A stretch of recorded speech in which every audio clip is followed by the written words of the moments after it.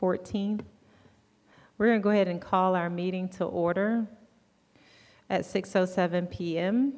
Dr. Thomas, if you would conduct roll call for us. Yes, ma'am. Mr. Davis? Here. Ms. Gallagher? Here. Mrs. Davis? Dr. Yeager? Here. Dr. Dykeman? Here. Dr. Anderson? Dr. Gant? Here. Attorney Hull? And Dr. Maddox? Here. Okay, thank you. So we do have a quorum. We'll move forward to item 3 on our agenda, and that is a moment of silent meditation followed by the Pledge of Allegiance. If you would join me for a moment of silent meditation.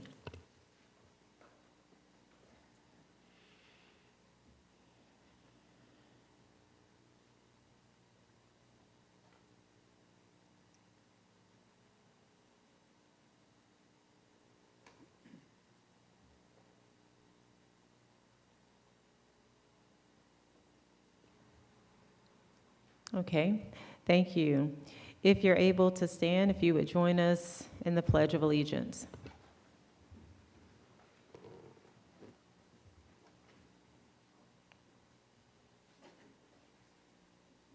Allegiance to the flag of the United States of America and to the republic for which it stands, one nation, under God, indivisible, with liberty and justice for all.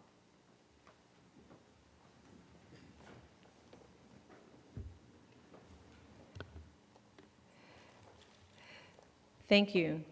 Moving forward to item 2, these are our recognitions and awards. We'll start with the district recognitions and then the board announcements. Dr. Thomas? Yes, ma'am. Thank you, Dr. Gant. At this time, we have Dr. Lawrence Harris for our board recognitions.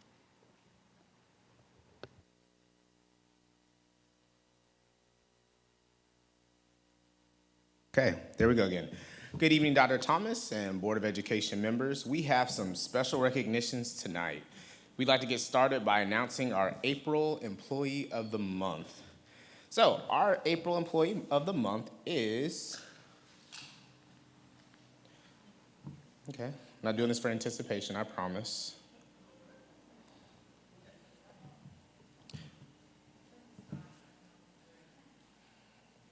Got it, thanks, Lisa.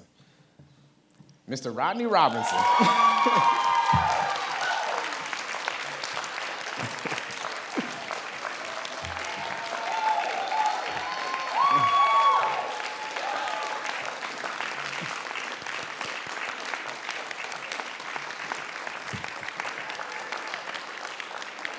Congratulations. You're going to stand here while I read about you, sir. So Rodney Robinson is a family engagement specialist and the communities and school coordinator at Gaines Elementary. As a family engagement specialist, Mr. Robinson is at the forefront of providing Gaines families with the information they need to help students achieve their academic goals. But his work doesn't stop there, as he is the school-level coordinator at Gaines for Family Connection Communities and Schools of Athens, a local nonprofit that serves at-risk students in Athens and Clark County for the last 30 years by surrounding them with a strong network of community support and empowering them to stay in school and achieve in life. School site coordinators like Mr. Robinson are tasked with responding on a case-by-case basis to get children what they need when they need it.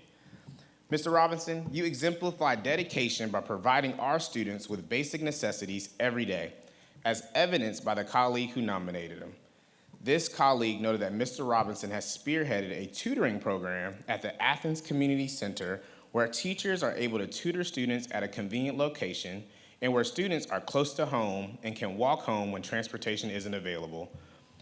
During the COVID-19 pandemic, and even now, he has gone to community partners to provide furniture, clothes, and other items that students needed at home. He also has a mentoring program at Gaines where he checks on each child in his group every morning. According to this colleague, this small visit every day makes a big difference in the lives of those students as he's able to help them start their day positively with his words of advice. Mr. Robinson is a great asset to our school as he is always willing to go the extra mile and find the best solution for any situation that a student encounters. Our students love Mr. Robinson, and he loves them. And our school is a better place because he is here. Congratulations.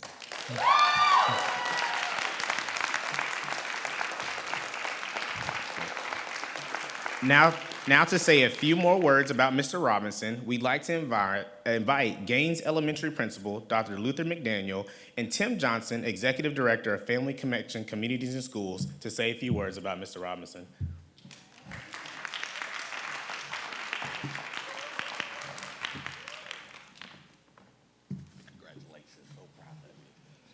Thank you. It's my pleasure to stand here as representative of the Gainestown community and the Golden Eagle Nation, and we're so proud of Mr. Robinson. For the entire time I've been at Gaines Elementary School, I have consistently referred to him as a godsend.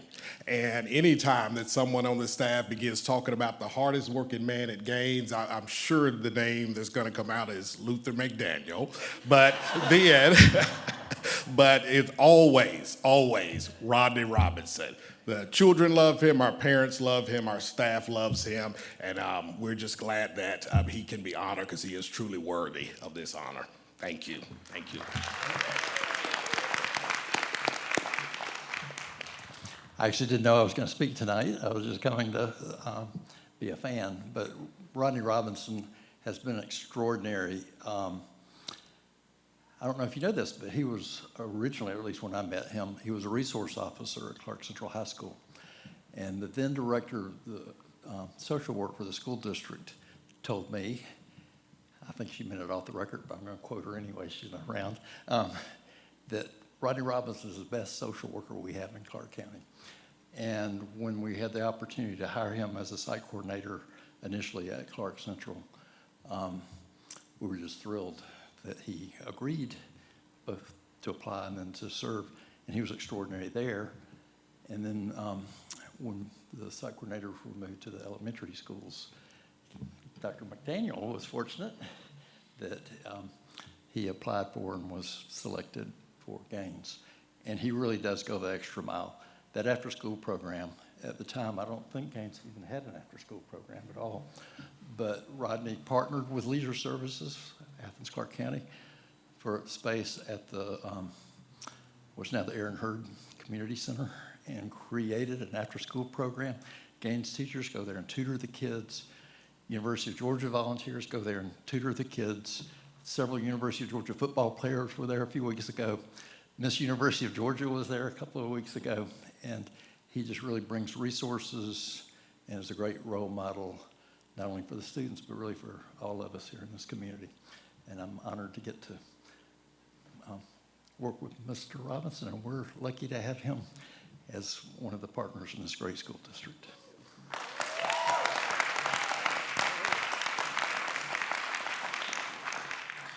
Thank you, Dr. McDaniel and Mr. Johnson, and congratulations again, Mr. Robinson. I'm going to give you your certificate, and you have a gift bag, thanks to the Athens Area Chamber of Commerce for all the many partnerships. There's about $1,000 worth of goodies in that bag that you can use as you're out here in the Athens community doing the good work. We're gonna have Mr. Scott Thompson take your picture, but again, congratulations on the honor.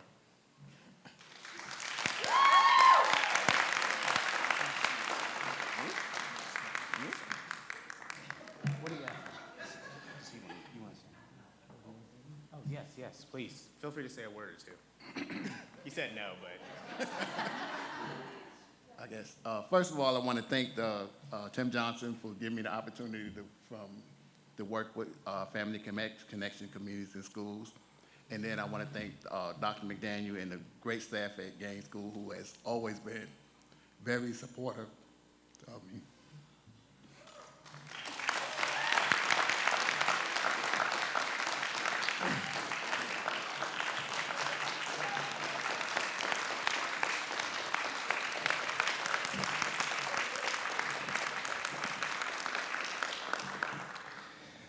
And again, I'd like to thank the Athens Area Chamber of Commerce, local business partners for supporting this program by providing products and services to our winners in the Employee of the Month gift bag.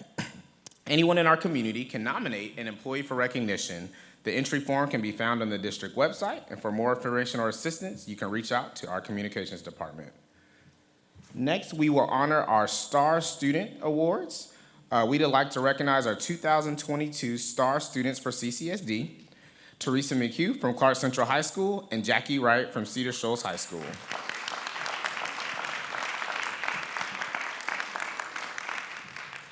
So the STAR, which stands for Student Teacher Achievement Recognition Program, sponsored by the Professional Association of Georgia Educators, PAGE, recognizes the senior at each high school with the highest score on any single test of the SAT, who is also in the top 10% of their class based on grade point average.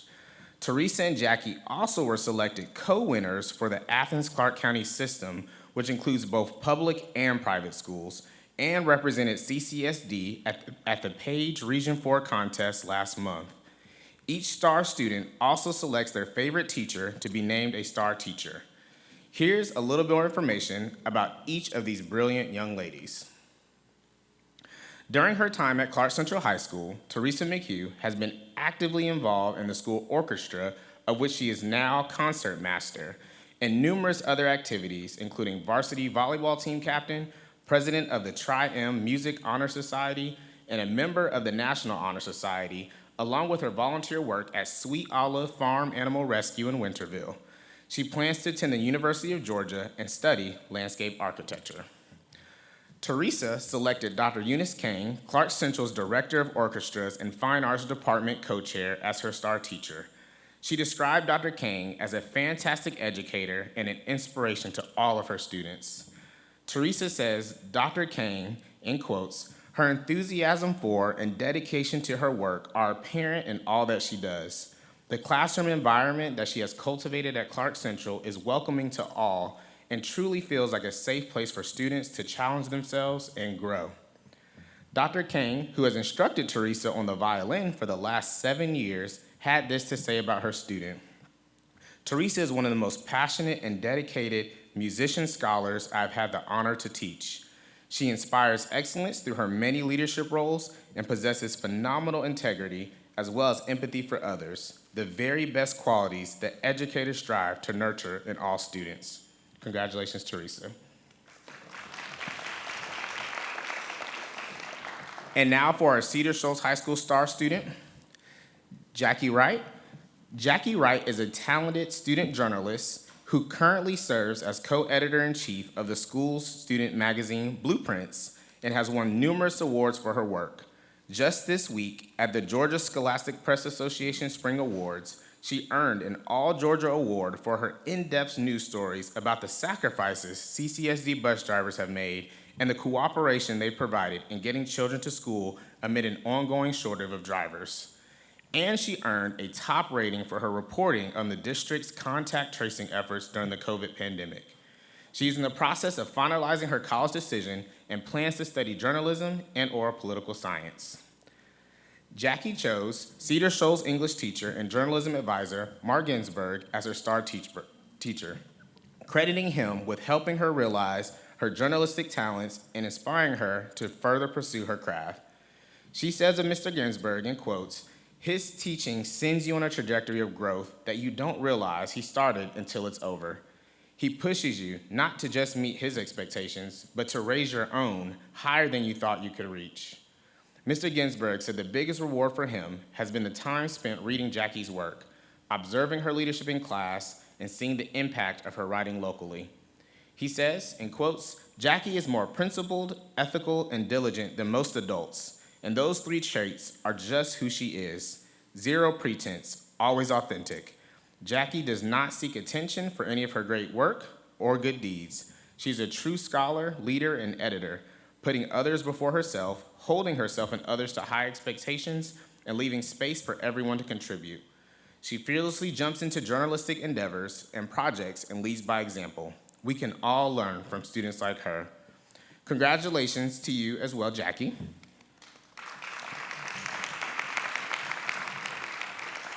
And ultimately, we'd like to give a congratulations to these students and teachers, and thank you to the Athens Area Chamber of Commerce for sponsoring the local STAR Awards. We'd now like to invite Mr. David Bradley, president of the Chamber, to say a few brief words.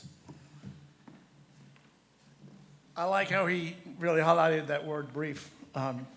Dr. Thomas and the board, y'all, There are great things that happen in the Clark County School District, and thank you guys so much for your work. It's such a pleasure to support not only the Clark County School District, but the Page Star Awards. Look at these guys. These students are gonna go, who knows how far they'll go. But I think the coolest component of this is the fact that they have the opportunity to offer a debt of thanks and gratitude to the teachers that inspired them. So I just want to say thanks to you guys, because you're an inspiration to all of us. And we look forward to better days ahead for the whole community, and it's going to be on their shoulders, we hope. Thank you so much.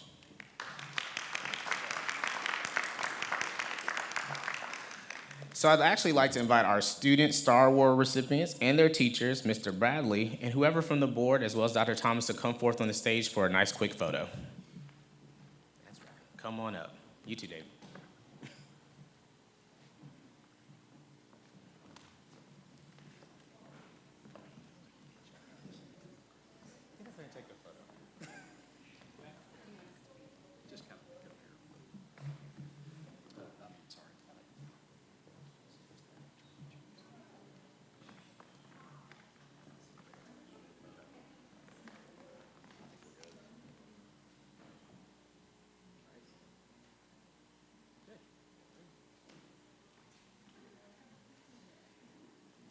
Perfect. Thank you all so much.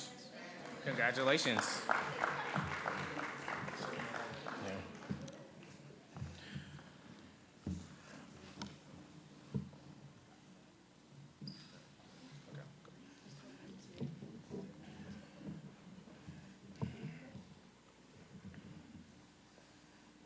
So finally tonight, although they are unable to be here with us, we'd like to recognize 13 Clark County School District middle school students who competed to win 9 first-place awards in the Regional National History Day competition in February at the University of Georgia Center for Continuing Education. National History Day, NHD, is a nonprofit education organization that offers year-long academic programs that engage over 500,000 middle and high school students around the world annually in conducting original research on historical topics of interest. The largest NHD program is the National History Day Contest, which encourages students from around the world to conduct historical research on a topic of their choice. Students enter these projects at the local and affiliate levels, with top students advancing to the national contest at the University of Maryland at College Park. At the state level, the contest is a program of Georgia Humanities and LaGrange College. A total of 31 CCSD students qualified for the virtual state competition on April 29th, with a chance to compete in the national competition in June. Among the 13 students being recognized tonight, Bernie Harris Lyons middle school students Carlos Flores and Alexandra Karamko were named the overall junior division winners for their exhibit on the Dakota War of 1862. The pair also won the Exhibit Junior Group Award for their project. The other 11 first-place winners from BHL for their documentary junior group submission, David Walker, we have Kayla Walker, Cameron Lawrence, and Donovan Acuna. Also from BHL for her paper junior individual submission, U.S.-China Trade War, Ms. Senya Caro. Also from BHL for their website junior group submission, Boston Tea Party, Teresita Humana Vega and Makai Gaines. Also from BHL for her website junior submission, Iran Hostage Crisis, we have Miley Tenes Balderas. From Clark Middle School for performance junior group admission, Atlanta Race Riot Conversations, which also won the Southern History Award, was Zara Buyen, Samaya Ellis, and Aya Edwards. And finally, from Clark Middle for his exhibit junior individual submission, Georgia's Hostage Crisis, Zaid Delane. Congratulations to all of these students, and that concludes our recognitions and presentations.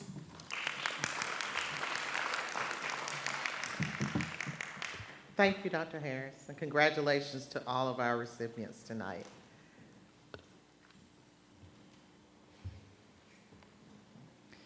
Thank you. And yes, I want to echo on behalf of the board, congratulations to our students and our colleagues in their efforts and work in Clark County. So we'll move forward with board announcements. Are there any board announcements? We'll just start here with Mr. Davis and work our way towards this end. Mr. Davis? 3 minutes. I'm sorry, did you say 3 minutes? 3 minutes. Yes, 3 minutes, Mr. Davis. Put the timer on. I'm expecting that tonight will be my last regular board meeting as a board member. There are 2 people running for District 1 School Board, and I have asked each of them if they would be willing to be sworn into office in time for the June work session. It is my hope that this will make easy work for finding a replacement for the remaining 7 months of my term. My reasoning for resigning as of June 1 is thus. First, I have never agreed with lame duck elected officials serving month after month following the election. At least in my case, I believe that I would be ineffective as a school board member in such a situation. Second, the board is starting the process of hiring another CCSD superintendent, and the new District 1 school board member should be on the ground floor of the decision. I do not wish to weigh in on long-range decisions that my replacement will experience the consequences. Third, I am still pained by the contentious experience of removing a previous superintendent. Under his leadership, I experienced my greatest hope and my greatest disappointment as a school board member. Fourth, I am beyond frustration with a bloated central office staff that takes away resources that should go directly to the schools. The challenges of treating the emotional social needs of our children and families can only be addressed through school staff interaction day in and day out. I believe the many more teachers, parapros, behavioral specialists, social workers, and counselors we have in the schools, the better we can address the behaviors that interfere with teaching. For instance, restorative justice practices is not a program taught virtually, but a lifestyle change in a school that takes much human capital. Fifth, I'm not sure that this board fully appreciates that teacher-student relationship is mostly impacted by the principal-teacher relationship. Thus, as a consequence, we evaluate on statistical data, not empirical data. Cut off from visiting schools, this is to be expected. In conclusion, I do appreciate each of my fellow board members for the many hours they put in trying to find the best ways to address the needs of our students, parents, and community. I appreciate our superintendent for stepping into a position for which he did not seek, but was best suited for given the circumstances. Lastly, I so much appreciate the hard work of our teachers and staff at all levels. Thank you.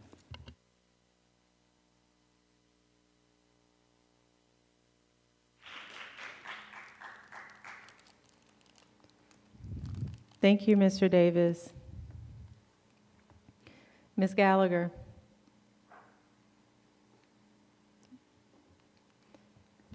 Dr. Anderson. Dr. Yeager.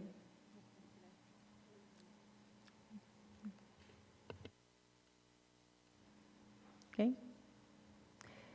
Thank you. We'll move forward to public comment. That is item number 3. And as a reminder, the public commenters, first of all, thank you for attending our board meeting and sharing your public comments. We'll have 3 minutes. You will have 3 minutes to read your comments. And just a reminder that no personal attacks will be tolerated. If within our discretion there are personal attacks, we will ask you to discontinue your public comments. And so we are going to start with, according to my records here, we have 4, the most updated that I have. We're starting with Emily Krim.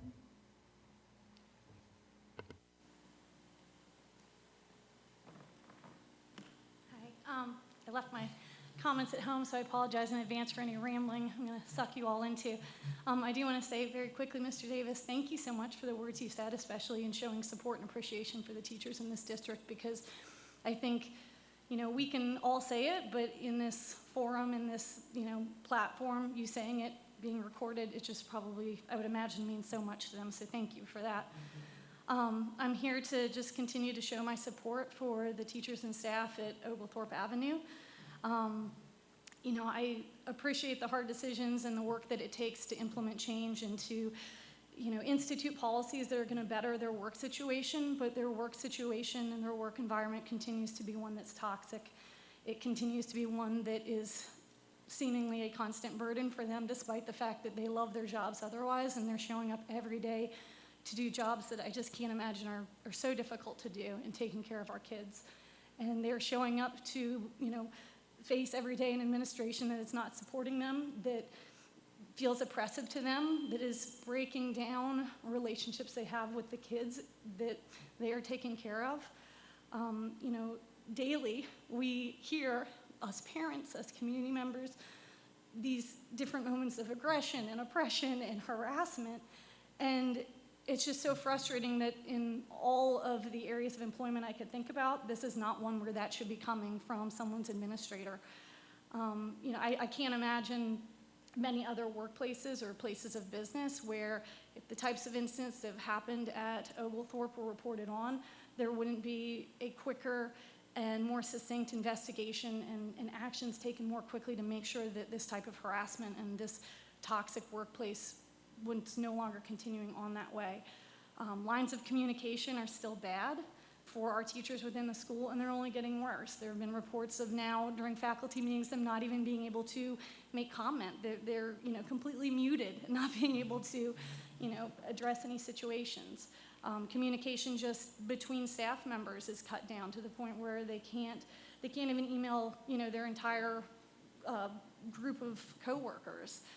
And then safety, of course, is, paramount in any situation, especially when you're taking care of hundreds of small children. They don't have walkie-talkies.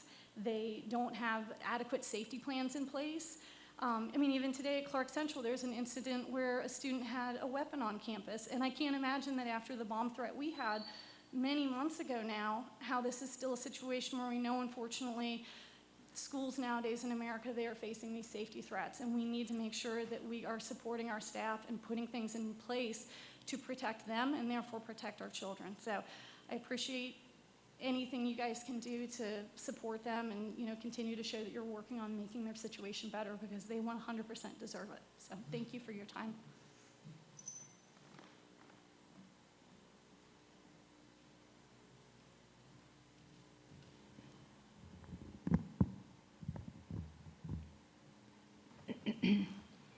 Thank you.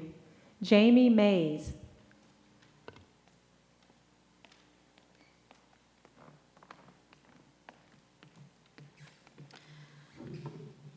Hello, board members, district staff, and CCSD community members in attendance and online. Today marks 118 days since a group of brave teachers and parents at Oglethorpe Avenue Elementary filed their formal HR complaint on December 17th, 2021. I set a weekly calendar reminder to email to find out the status of the complaint. Thankfully, Dr. Blankenship has been very communicative with me about the status of the complaint, but the fact is, this situation has taken too long to resolve. There have been too many steps, too many meetings, too many emails, too many phone calls that had to happen before we could see results in action. 118 days ago, our community informed the HR department of some really serious civil rights violations happening by our building administration. 118 days ago, if the complaint had been taken seriously and immediately looked into by our district, we could have avoided what happened 77 days ago when a child's artwork was compared to a swastika and removed from the classroom. I am pleased that after months and months of speaking up, organizing, and advocating, it finally does feel like our voices are being heard. This week, when I realized an important cog in the operations of our school district was falling through the cracks, a simple email sent to Dr. Thomas and Dr. Harris resolved the issue in record time. I believe this is due to a combination of being a persistent, quote, squeaky wheel and developing relationships with some of the people working on the district level. It's easy to dismiss someone when you don't take the time to get to know them. It has become too easy for some folks working in our district office to ignore the voices of stakeholders, to demonize the messenger and therefore ignore the message. Even if there comes a conclusion, even if something finally gets resolved, the ripple effects of these mistakes persist. Our school community is suffering. Our teachers have done everything in their ability to shield our children from what has been happening in the hallways. Teachers are still feeling targeted by our school admin. Is it any wonder that after 118 days, it doesn't feel like it's even worth it to file an HR complaint anymore? That it's just easier to pop another Zofran to help you swallow the vomit back down so that you can just set your eyes back on the children so that you can just set your eyes back on the children that are your reason for getting up each day? I'm grateful, however, for some of the after effects of this traumatic experience. We have had more parents engaged now than ever before, asking questions, following up on things, learning about operations and processes, engaging with district leaders, and signing up for opportunities to serve on our LSGT. Teachers who were just weeks ago considering leaving our school have found renewed strength in standing alongside community members, parents, and even the students that they teach. This is our home. This school is our home. I only hope that this experience can serve as a warning. When the school district becomes so disconnected from the stakeholders that it takes more than 118 days to reach a conclusion, that demonstrates a real disconnect to the community that the public school is meant to serve. When all along, if the district had just listened to the voices of the teachers and parents who had been sharing their experiences, how much trauma and grief could have been avoided? I just hope this never happens again. Thank you.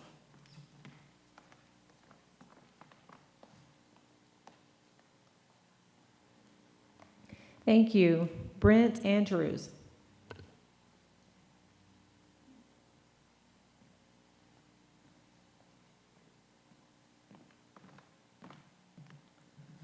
Good evening, board members and Dr. Thomas.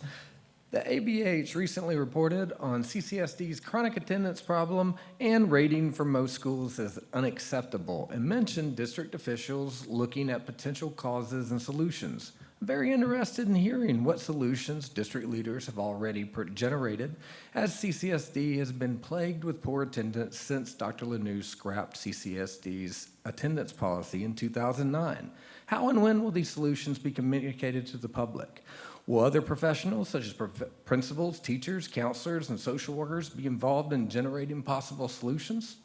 Or will these discussions strictly be a roundtable of district leaders with big salaries and big titles deciding how to scapegoat teachers rather than doing the more difficult work of solving these problems? 21 years of experience in CCSD and quotes from the article suggest the latter.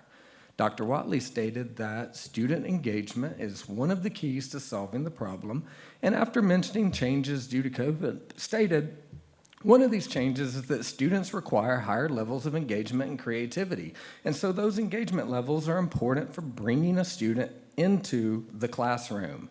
This is reminiscent of comments by a former Cedar instructional coach who lasted 1 year.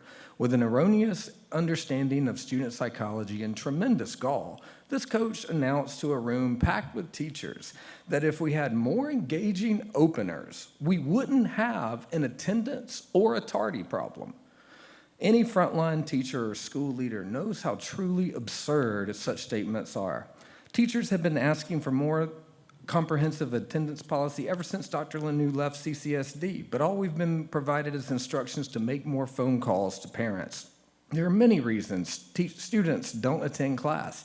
Family struggles requiring them to work or help out at home, anxiety, lack of motivation, complete disconnect with the academic world, or the simple fact that it is more fun to skip class than it is to learn how to apply Avogadro's concept of the mold, memorize the properties of logarithms, or write an essay. We're competing with cell phones, social media, Netflix, and a never-ending party in the hall. Leaders must also consider the impact of a looming pandemic, environmental disaster, and the threats of autocracy and nationalism on student psychology. When discussing solutions to attendance and other issues, please don't insult frontline educators or make yourselves look foolish by suggesting that teachers can solve every problem in education by being more entertaining or working harder. Instead, try devising an actual attendance policy for high schools. You could begin with a research-based approach by studying the policies of both surrounding districts and districts throughout Georgia with similar demographics. And not having attendance policy and enabling students to fail courses is what's truly unacceptable. Thank you. Thank you.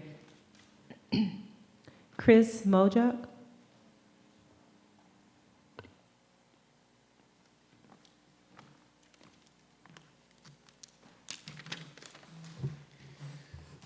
Good evening, members of the board.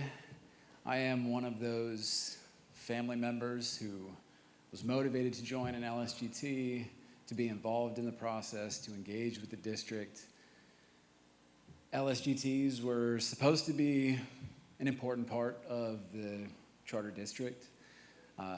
We were supposed to have LSGT elections that started on Monday. The people who were on the ballot were notified last night that the elections would occur next week. Those of us who plan to vote have received no notification as to what's going on with the LSGTs. If the LSGT system is important, what's the plan to support what seems to be the only person at the district who's overseeing all LSGT operations, the Government and Flexibility Specialist? I've asked questions about who currently sits on LSGTs. Ask the Government Flexibility Specialist. Questions about the LSGT Executive Board, ask the Government Flexibility Specialist. Questions about the elections, ask the Government and Flexibility Specialist. Questions about the Charter District Advisory Committee, ask the... With all the LSGT-related responsibilities required to manage these 21 governing bodies, how is this one person's sole responsibility unless the design is to allow for a district scapegoat when the community says, I feel like we're not being heard, I feel like we're not being brought into conversations. And if all they have to do is point to this one person, I hope at least this one person is being compensated adequately, but since that person has changed every single year for I don't know how many years, I'm guessing that's not the case. This organizational audit has been requested for future business of the central office. I've heard of this bloat and all of this exorbitant salaries. They don't seem to be in this role, in this office. I noticed that the organizational charts are now available on the website. I appreciate the step forward. Has the audit happened? If the audit has happened, how and when will the results be shared? What's the plan to actually engage the community in any of the conversations, in any of the operation, and hopefully the design of this charter system district? Thanks.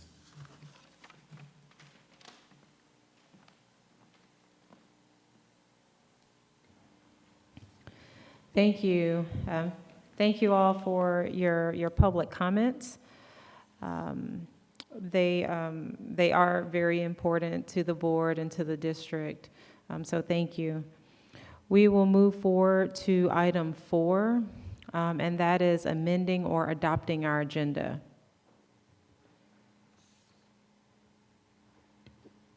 I move that we adopt the agenda as outlined. Second.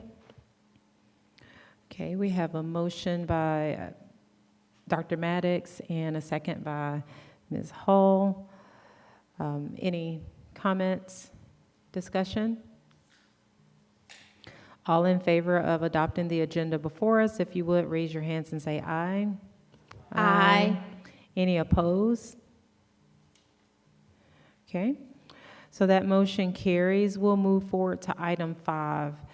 And the first item under our informational items is the Early Head Start Policy Council meeting minutes.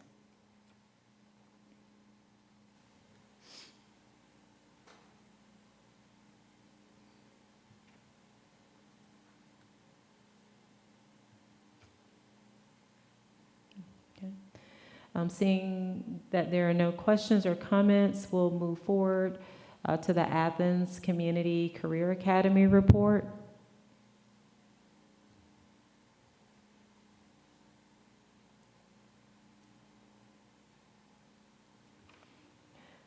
Okay, we'll move forward to the SPLOS report.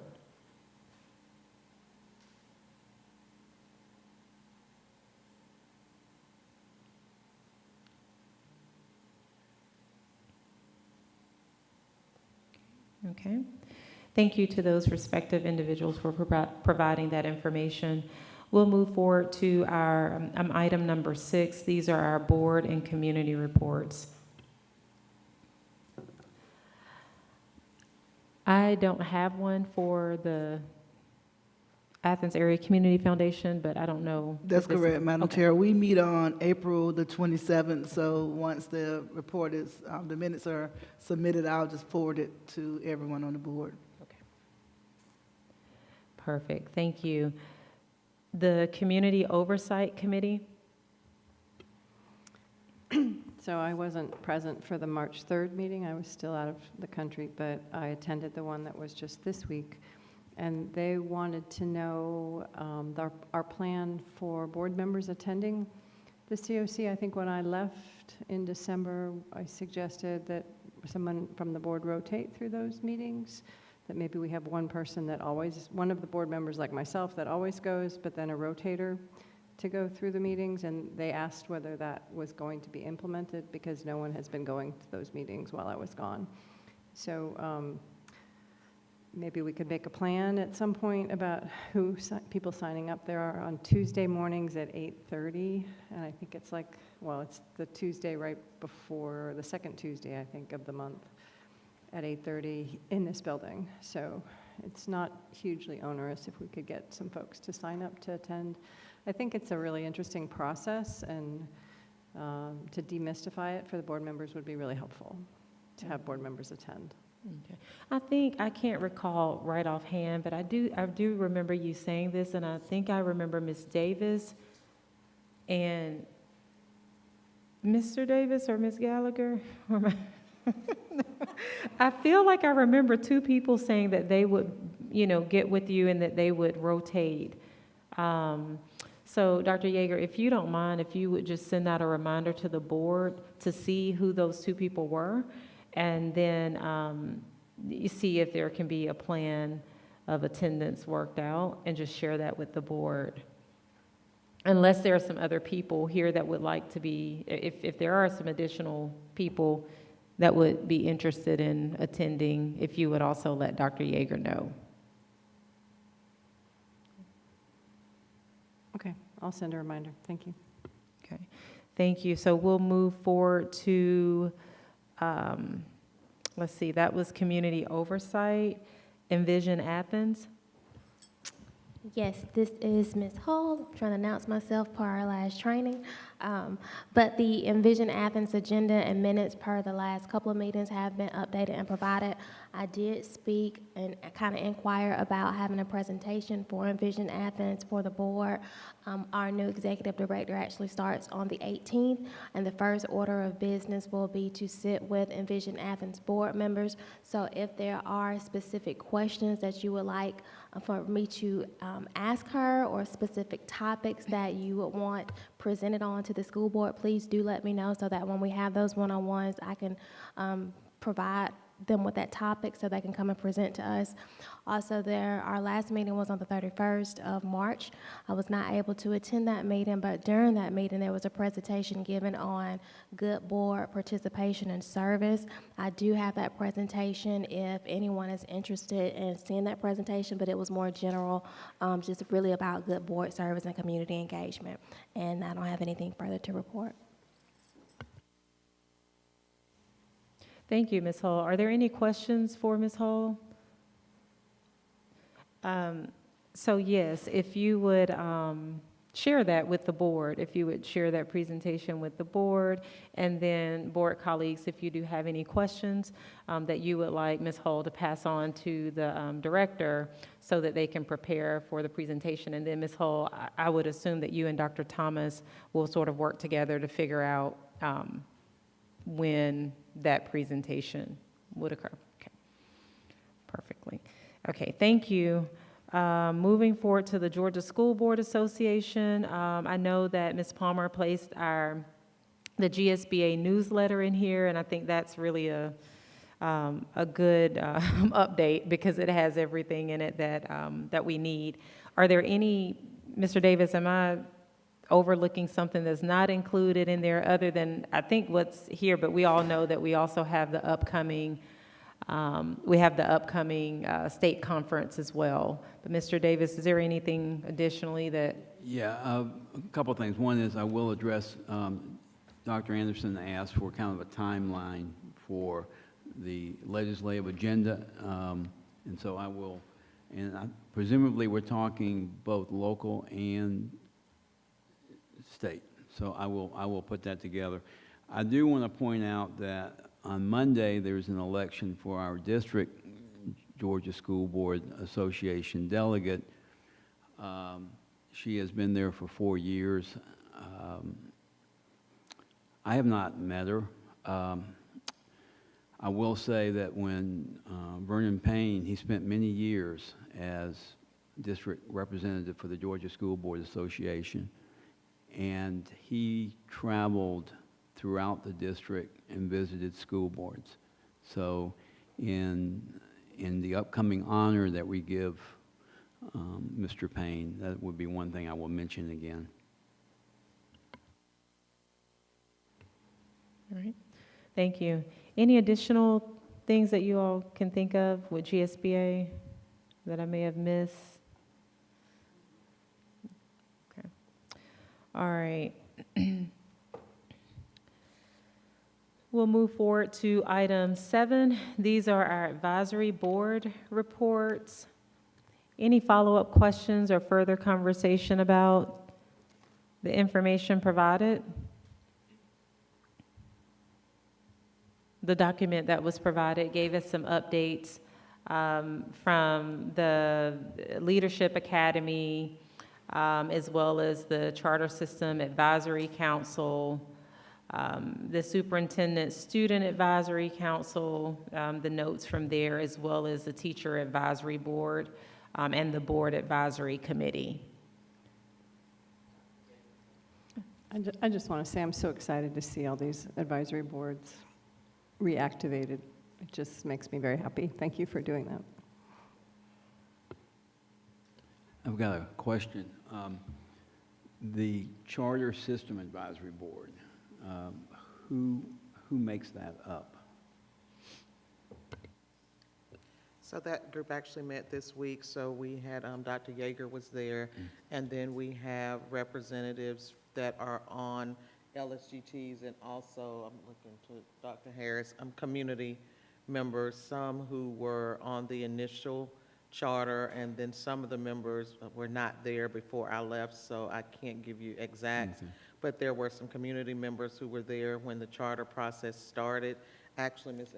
Emily Bonas was there, and she was part of the original training when we started the charter process. I think there's a principal on that, 2 principals on the group, and so representatives from some of our LSGTs across the community, but not like an LSGT advisory, not the, there's another group that has been meeting that was like members from every one of the LSGTs. It's not that large in scope. It's a smaller group that has started back up, and then they're looking at roles, responsibilities, and what the scope of work will be for that oversight group.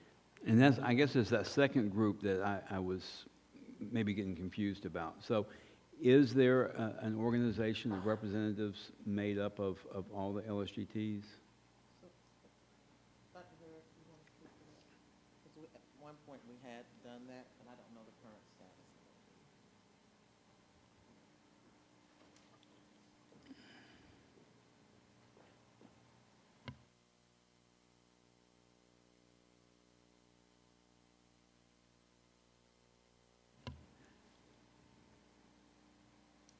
At What? one point, Dr. Harris, we had, we were pulling representatives from all of the LSGTs to kind of have like a large group that had representatives from across, and at one point, we'd also talked about doing it from a quadrant standpoint to have groups that represented each quadrant, so I did not know the status of those. Yes, so we discussed that at the Charter Advisory Council, and we're looking to bring the quadrant model back. But currently, there is no large LSGT group. The council is, one of the recommendations was that we bring the quadrant model back. So no, not currently. Okay, so we did have it for a period of time? Or was it just in talking stages? So since I've been in the role, we have not had actually even my predecessor, because I met with her prior, I have not seen that since I've been in the role, no. But I do know in the beginning there were quadrants, because the council mentioned quadrant training, quadrant cross collaboration, and they recommended that being something we bring back. So I don't know if it was in the beginning when we were charter for the first 2 or 3 years, and it slowly kind of waned away, but that's why the council recommended we bring it back. Yeah, I do know that with the training was done that way by quadrants. The reason I'm asking is that I thought that a number of months back there was an attempt, kind of from below to form such a representative body of all the LSGTs, and that's why. And I just didn't know, was that an initiative from the central office or from the bottom up, and what happened to it? But it sounds like it's being discussed up here. Potentially. Sounds like we may be talking about two different things, but I would say I think we're talking about, the quadrant model is more for the training, cross-collaboration, and support. Right. But now we're talking about a kind of a monthly, it would be an advisory council makeup is what I would see it, similar to these others, but that's just my. Well, the other group is actually, would be the advisory council, so you would almost have some redundancy with two groups. If I recall correctly, and someone may remember better than I do, there was some, I don't even want to say issue, there was some thing we were attempting to address a few months back, and it may have even been a year ago, and we talked about how it would be beneficial to have input from different charters and maybe having, so I think it was one of those potential solutions that came up when we were trying to solve for something and trying to determine the best way to get feedback from a broad representation across the county. And so in that conversation, we talked about it would be beneficial maybe to have someone from different LSGTs to come together to help give us input on whatever it is we were attempting to solve for. And honestly, I can't remember what the problem was at that time that we thought it would be beneficial to have multiple perspectives on. And I think that was when the conversation came up that was a potential model to help us address that issue. But with the charter advisory group that started back meeting this week, that would be the group, because otherwise you would have two kind of advisory groups, and then that group scope of work would be some of the things you're talking about. Dr. Thomas, I just want to be clear. So are you saying that we're considering having two groups? Are you, I'm confused on that part of it. No, so if I recall correctly, Dr. Maddox, one is a advisory kind of board that would help with the oversight. The other was something that we talked about doing, not for like an advisory board, but to have a place to come together when there were decisions that might need to be made, and we wanted to have multiple stakeholders from across the county. So there could potentially be two groups, but serving totally different roles. One would just be a place where, where you couldn't necessarily get all 120, however many, 248 members together at one time. So if there was something going on in the county that we thought, well, this would be really helpful to have kind of input from LSGTs, then we could have representatives from either each one to come and address whatever that. So it would almost be like a group that only functioned when there were things that we needed, but that group would already be compiled. And so, but that is not an official recommendation. Like I said, if I just recall correctly, it was around something we were trying to solve for, and we were trying to determine the best ways to get multiple perspectives on what it was we were trying to do. So that is possible, and to me, practical and logical and a good way to get input from across CCSD, but it would be different than that other group. Does that clarify a little bit? Yes. Which schools are represented in the advisory board as we have it now? Because, you know, I'm always concerned about the rural schools not really being represented. So which two schools are on this advisory council? Bernie Harris Lyons and Barnett Shoals. Those were the two principals. Can you come up?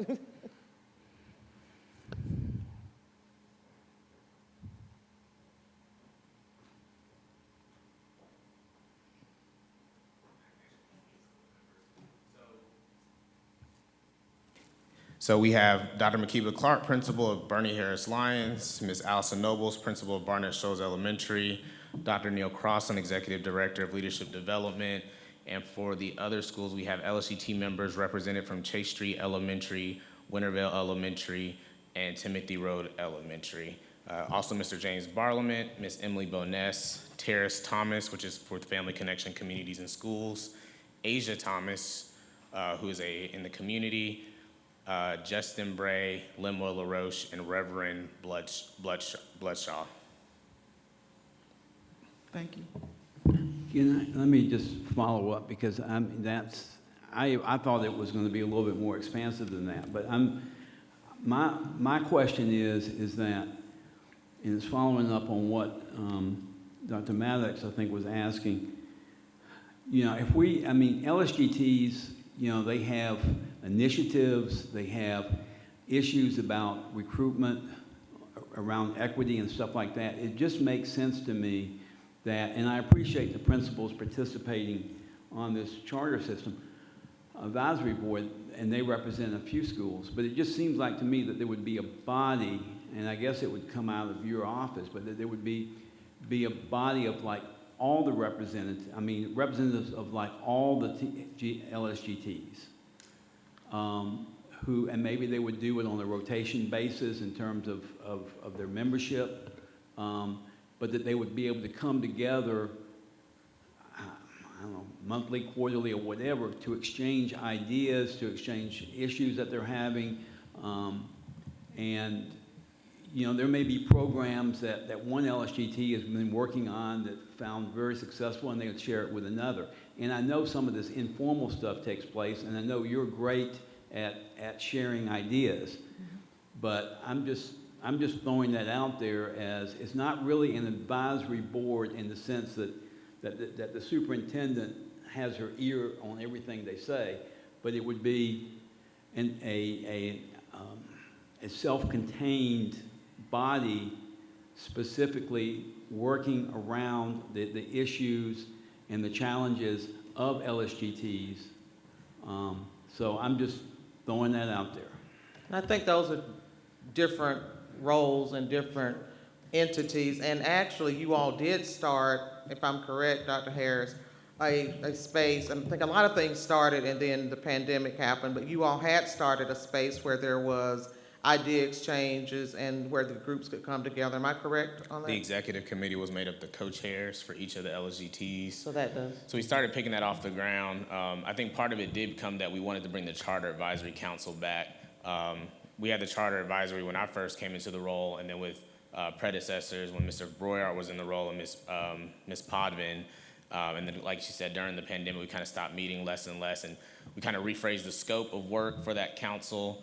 Actually, Ms. Gallagher was on it previously before she became a board member. And so I think part of it is we saw the value in bringing the council back to the school system, because we wanted to have people who could help from different perspectives, help us figure out how do we make sure that we not just implement what we say in our charter system contract, but we are providing that training support. So the idea is that the LSGT members and principals kind of serve as a mouth to those LSGTs, but our goal is also to go back to the cross collaboration. I think that is the quadrant. So I do think we're talking about the same thing, which is where LSGTs come together to share ideas. It just is not as, I think, like formal. I think we're using advisory council or board as the word, but it's really more so those are kind of cross collaborative spaces. If I'm saying what you're saying correctly, is you want the LSGTs to get together, and that's what we're working back towards, is how do we bring people back together. And you were doing that pre-pandemic. They were coming together, sharing. Trying to, yeah. Yes, they were trying to start that process where they shared innovations, shared strategies. What are you doing with your grant funds? What ideas do you have? So that process had started.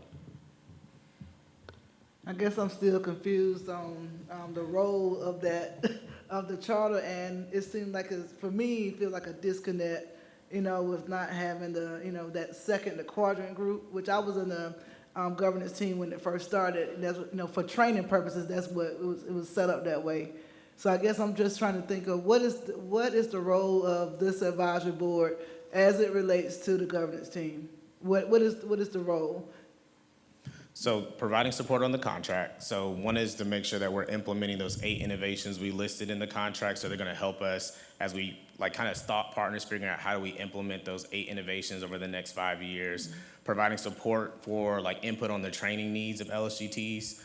So as public comment mentioned, myself and Mr. Nobles kind of works with the charter, but making sure we have ears to the ground. We can't go to all 21 meetings every month. Yeah. That's just a lot. So having those members who are able to be those representatives to say, hey, such as the quadrant model, have you all considered doing this? This seems like a best practice or a need. One of the things that came out of the meeting was that we should align our LSGT grants to the 8 innovations. And so that's something the council helps us to think through, and it's things that we need that information and we need to know. So, I mean, we only meet, I think we decided we're gonna meet monthly or every other month, but mainly it's to make sure that we're actually doing what we say we're gonna do as a charter system.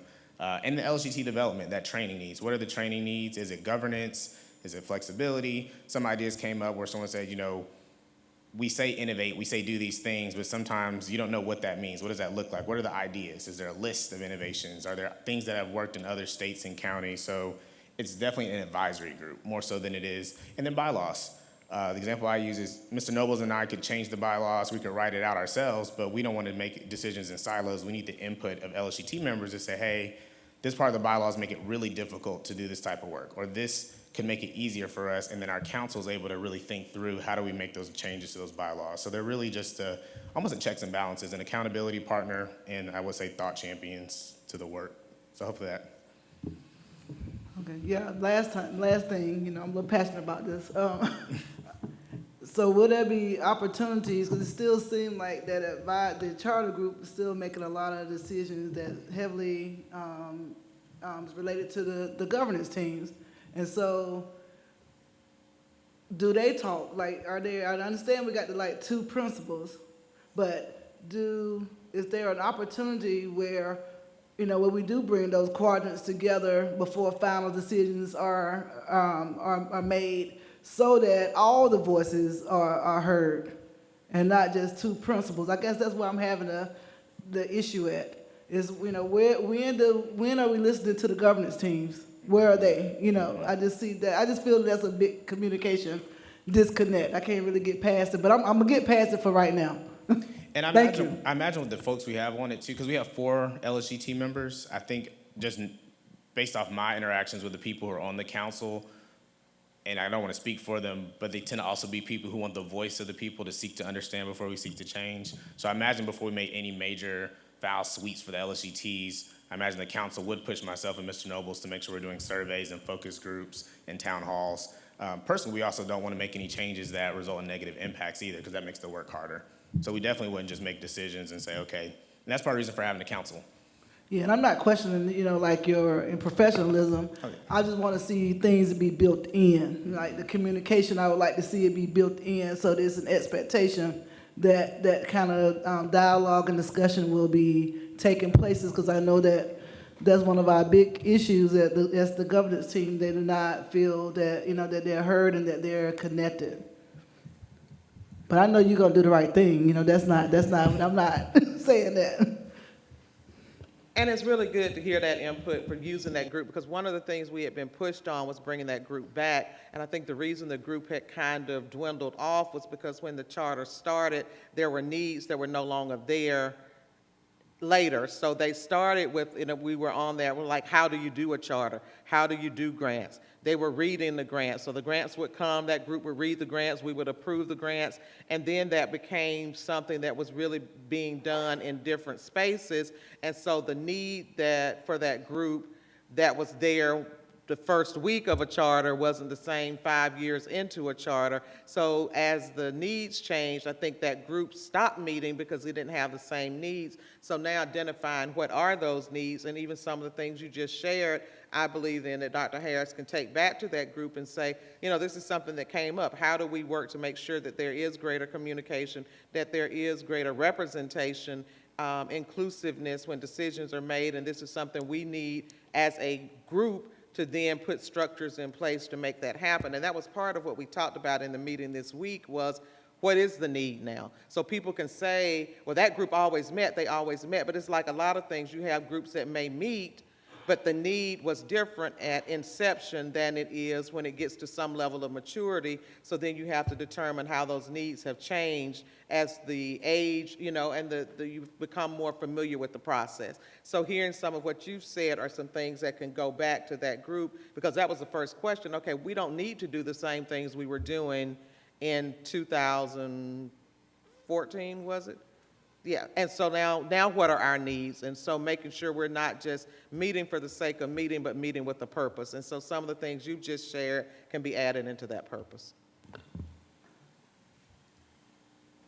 We're also one of few districts with a charter advisory. I will also say that. I think that just shows the value that we are placing in voice. I just wanted to say that because actually we were advised not to have a charter advisory. Most districts, you do it when you do your first contract and you get rid of that team. The purpose isn't defined, and so I think that just also shows our value, that we care that other people's voices are important. I've got another question about the Teacher Advisory Board. Now y'all met March 3rd. How are those, first off, was the attendance, I mean, was every school represented? Or, you know? Every school has a representative. I honestly can't tell you who was present. Okay. I mean, that's something you can reach out. I can pull the list offhand. I can't tell you Okay, who because was represented. I'm trying to find some stuff out kind of, that We I've have been wondering about. representatives. We have two groups. We have the leadership kind of board of that group that are the officers. They meet with us first. 2 representatives per each school. So if someone isn't able to come, then they can always have a backup, or they can have 2 people there. Okay. And so we meet with that leadership team first to kind of do agenda setting kind of work, and then we meet with the whole group. And how are those teachers selected? It's by the schools, right? The schools select those. Schools will have elections. So they hold the elections for them? Okay, thank you.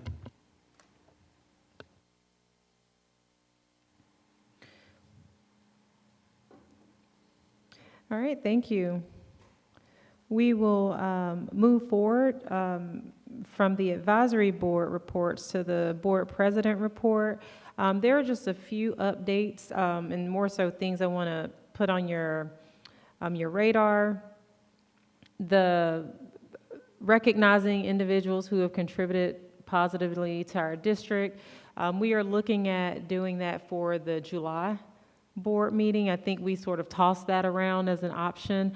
Dr. Maddox, one of us will get back in touch with you, I know as chair of that ad hoc committee, just around like the process. Now that we have like a date in mind, sort of what you all think should be the, you know, just the process, the deadlines and things like that for us to get those names to you.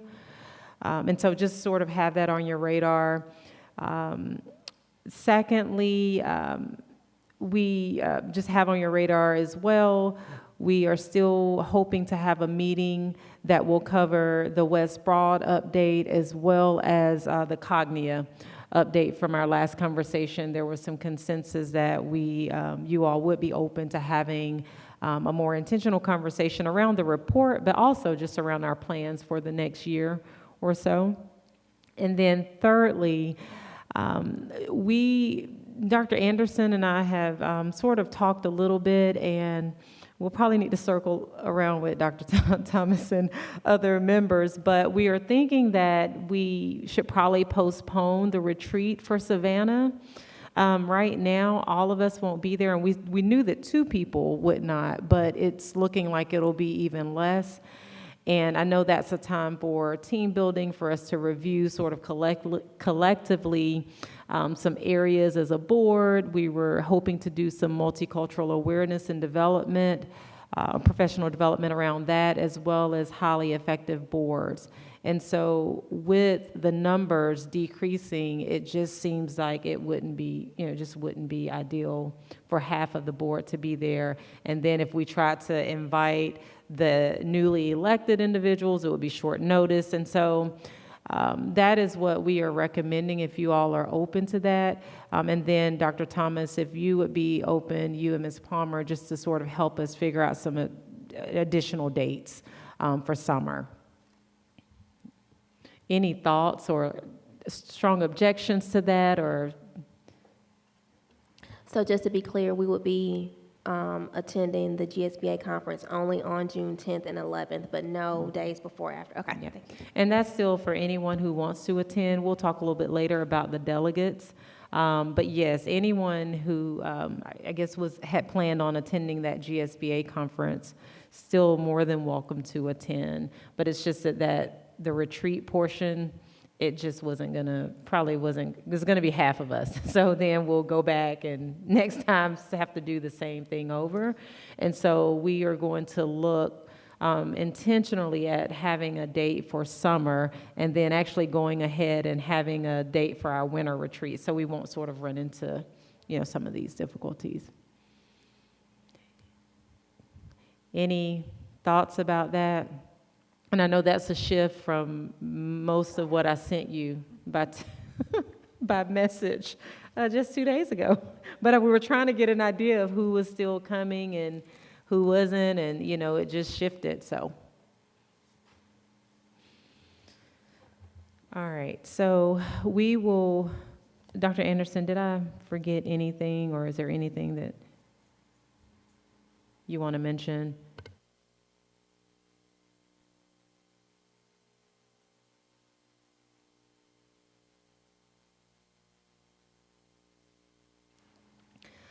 All right, well, we will move forward with the superintendent's report. That's item 9.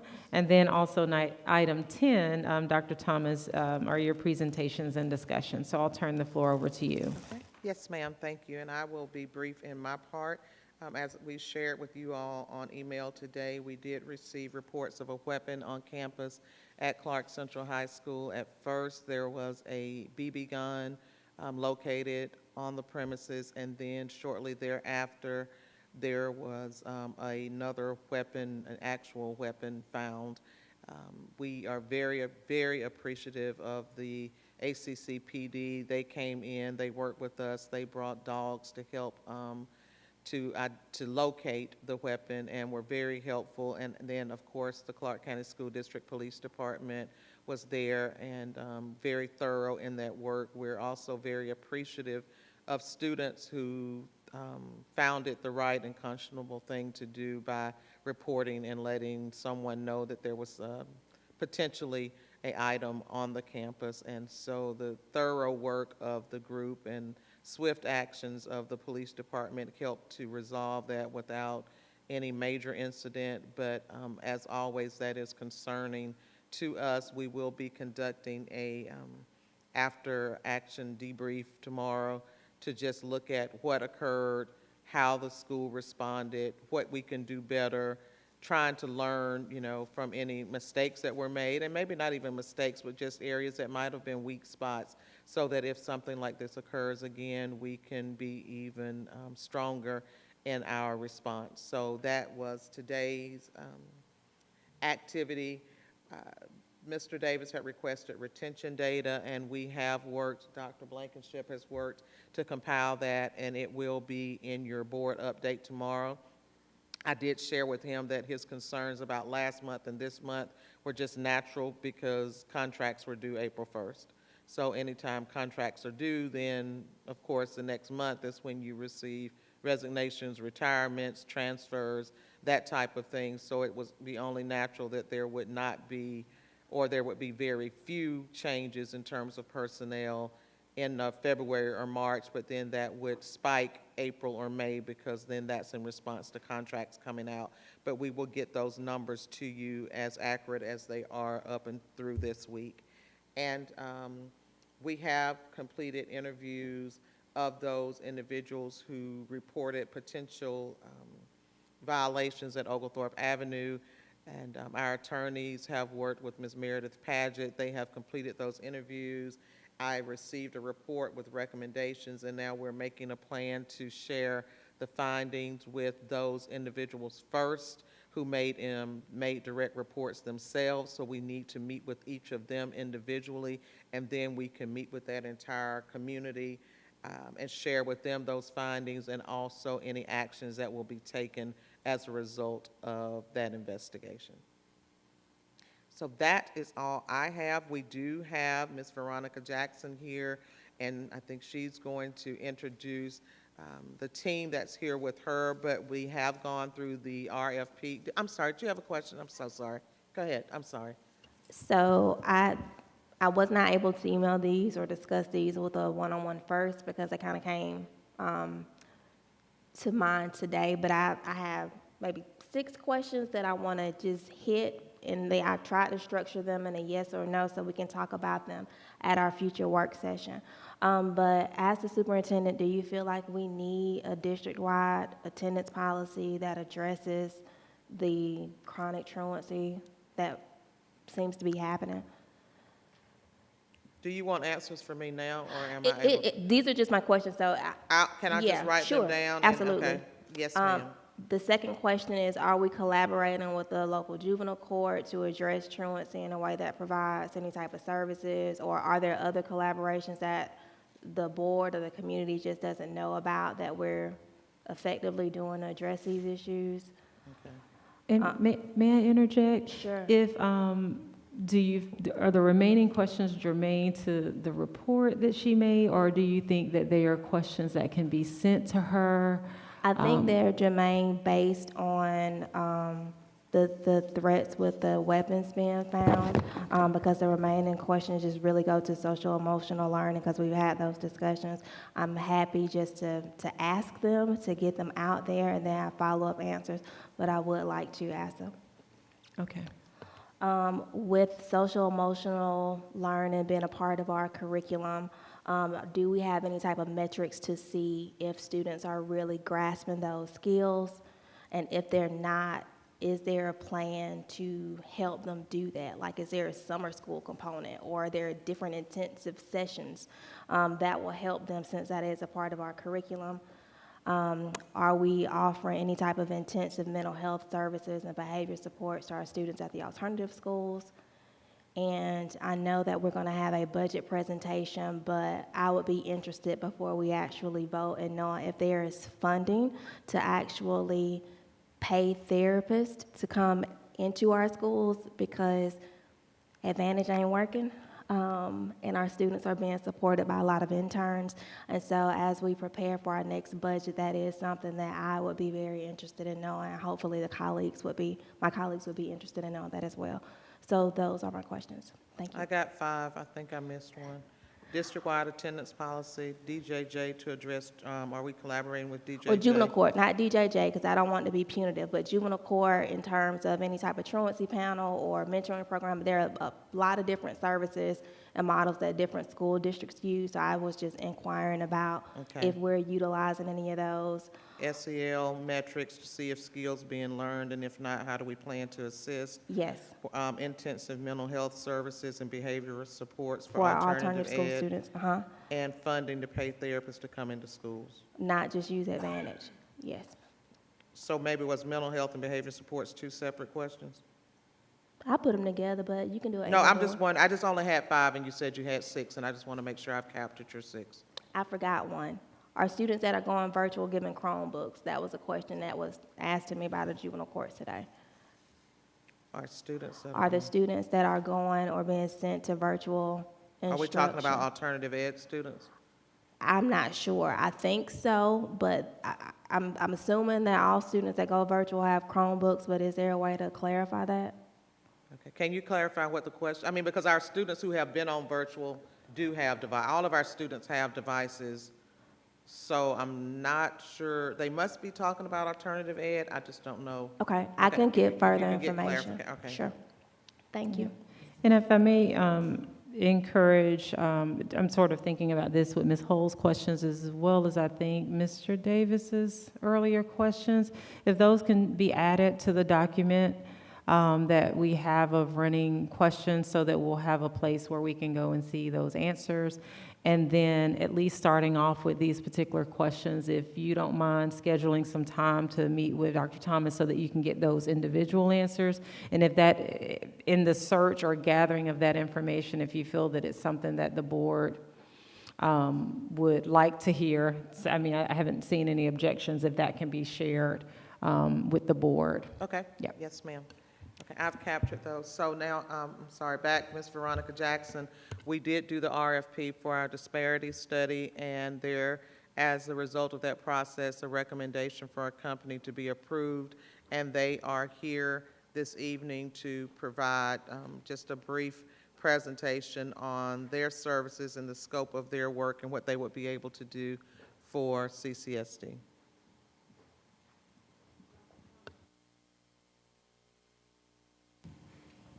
Dr. Thomas, thank you so much.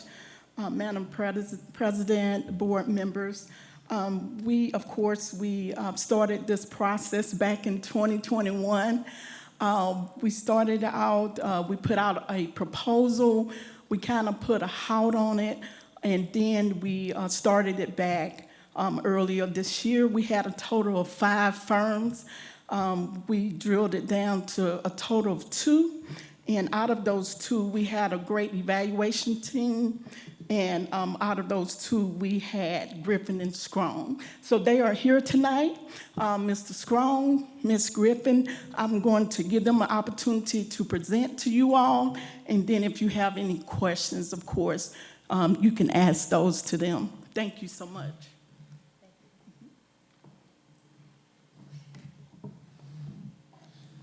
Good evening. I'm Del Marie Griffin, and I am president, thank you, and co-founder of Griffin and Strong PC. And I have with me my partner, attorney Rodney Strong, who is our CEO and the co-founder along with me. Thank you so much for allowing us to come and introduce ourselves to you and just let you know that you will be in good hands with us should you decide. You can't hear me? Sorry. Is that better? Okay. Thank you. Should you decide to approve the procurement that's before you. I'd like to tell you a little bit about us.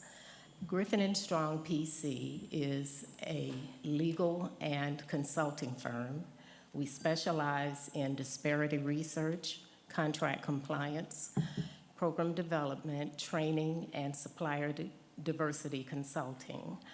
We're confident in stating that we have the most qualified team in the industry because in addition to our very well-trained and dedicated staff, we have on our team 5 Juris Doctors, 2 PhD economists, a PhD in social psychology, and a PhD in anthropology.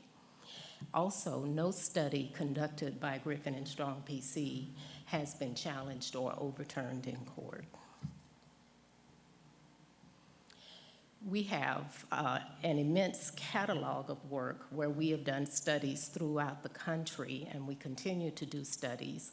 What we're highlighting here on the screen are some of the studies that we've done in the 11th Circuit, disparity studies around the Atlanta metro area, as well as other parts of Georgia, Florida, Georgia, and Alabama. We're currently completing work in Birmingham. We've done work in Atlanta. We've had ongoing follow-on projects with Clayton County, Georgia. And again, we're down in Florida doing work there. And we've done work in Henry County as well. Also, we wanted to highlight some of the areas where we've not only done studies, but we've also done program development, because that is an area where our firm, if I may say so, shines, and where we've done a lot of good work, and we do work side by side with our clients to ensure that whatever we do for them by way of a study, we leave them with something that is actionable and the tools with which to go ahead and implement on behalf of the constituency. So in addition, I want to point out that should you select us, as I said before, you will be in good hands. We have, as our principal researcher, Dr. Vincent Egan. He is one of the foremost experts nationwide who's conducted over 120 studies, and he's successfully defended 6 studies, one of which is the controlling law in the area in which that study was performed. Also, our project executive, Attorney Rodney Strong, has unmatched expertise because he served as the director of the City of Atlanta's Department of Contract Compliance.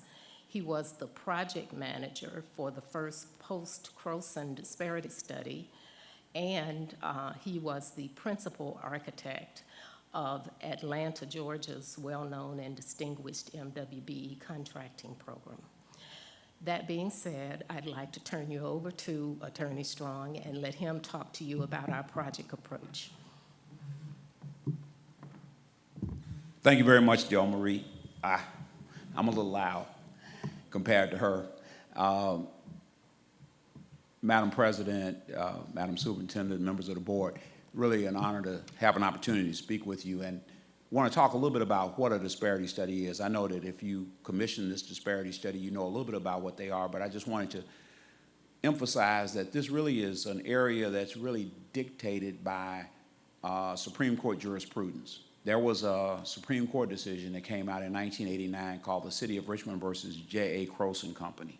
And it basically said that if you have any type of program to ensure that you're dealing with equity in the area of contracting, to ensure that African Americans, other minorities, women are not suffering the current effects of or the present effects of past discrimination or any discrimination in the process, that you have to undergo a constitutional process which they call strict scrutiny. Initially, that was just applied to state and local governments.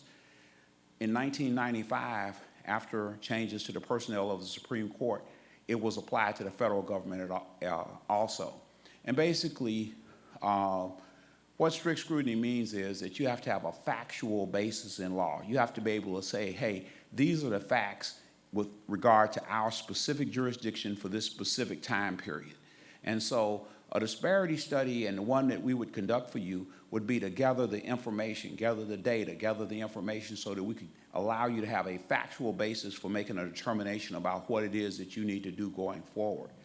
And then, of course, in developing this factual predicate, we would go through a number of steps. And so we're going to talk to you a little bit about the study process. And so one of the first things we do is a legal analysis. What's the situation in this marketplace? What is going on right here in Clark County with the school board, with the school system, with the school district? What's going on here? Who's doing the purchasing? Who's doing the vending? What is the history here? And we also look at your purchases, policies, and procedures. What currently do you do in terms of purchasing policies and procedures? And then we go through a number of other steps. We collect and clean the data. We conduct a relevant market analysis. We do a utilization and threshold analysis, an availability analysis, a disparity analysis, a private sector analysis. We look at anecdotal evidence, and we produce a final report. So I'm going to spend a little bit of time talking about each one of these. With the policy review, the question is, do policies as written present a barrier to minority and women business enterprises? does the staff actually understand what the policies are? Is there a discrepancy in policy as written and policy as implemented? And then what policies can be modified to promote inclusion of historically left out firms? Now, one of the things about doing a disparity study is there's a lot of data that has to be collected. And as a former government official, I know that everyone who works in government already has a job. If you work for the school board, you're busy doing your job. And so you don't need a consultant to come in and give you a data request and ask you to go collect the data for them while you're still doing your job. So one of the things we've developed with our firm is a process by which we do the work. We basically determine what the data sources are. We collect all the electronic data. We fill in any manual data that we have to fill in with our own manpower.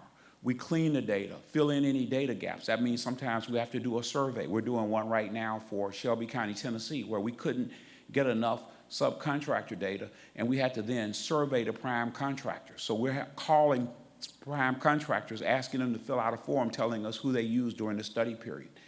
We basically do all of this because we know that ultimately, if there's a challenge, we want to be able to show how we got the data, and we want to be able to maintain a chain of evidence. And we're going to keep you informed. We have regular monthly meetings, and we're always available. We are always transparent in our processes. A lot of that comes from my experience as a government official who learned that sometimes consultants think they know best, and they're not always talking to you and always telling you what's going on, and you can't always communicate that to the elected officials that you're responsible for. And so we work hard at doing that. Very quickly, in doing the relevant market analysis, we're basically looking at where the district spends 75% of your dollars or more. For instance, where do you buy all of your primary goods and services? Some things like, certain types of office supplies, probably there's a national market. It might be shipped to you from Washington State.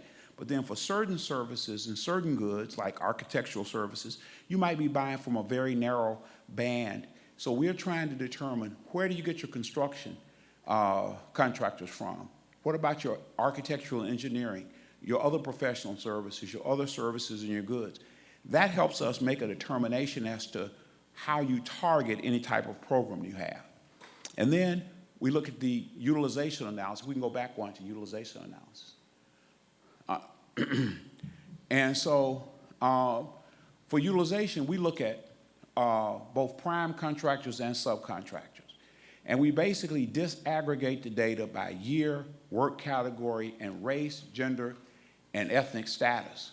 And we also do a threshold analysis, which basically means that we look at the total level of contracting by award interval. Sometimes when you do a threshold analysis, you can determine that you have a lot of really small contracts.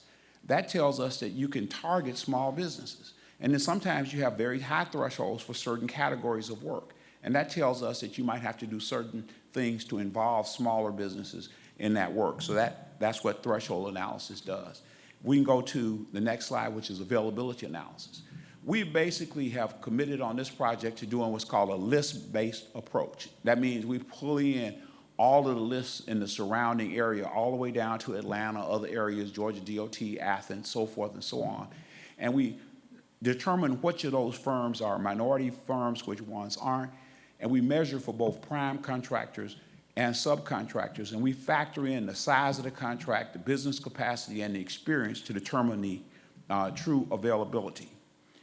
And then finally, we conduct a disparity analysis. And this is what the courts have basically said.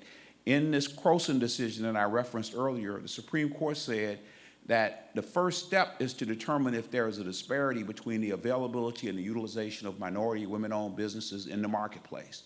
And the first step to that is to do the disparity analysis, where you compare availability, utilization, disaggregated by ethnicity, race, and gender.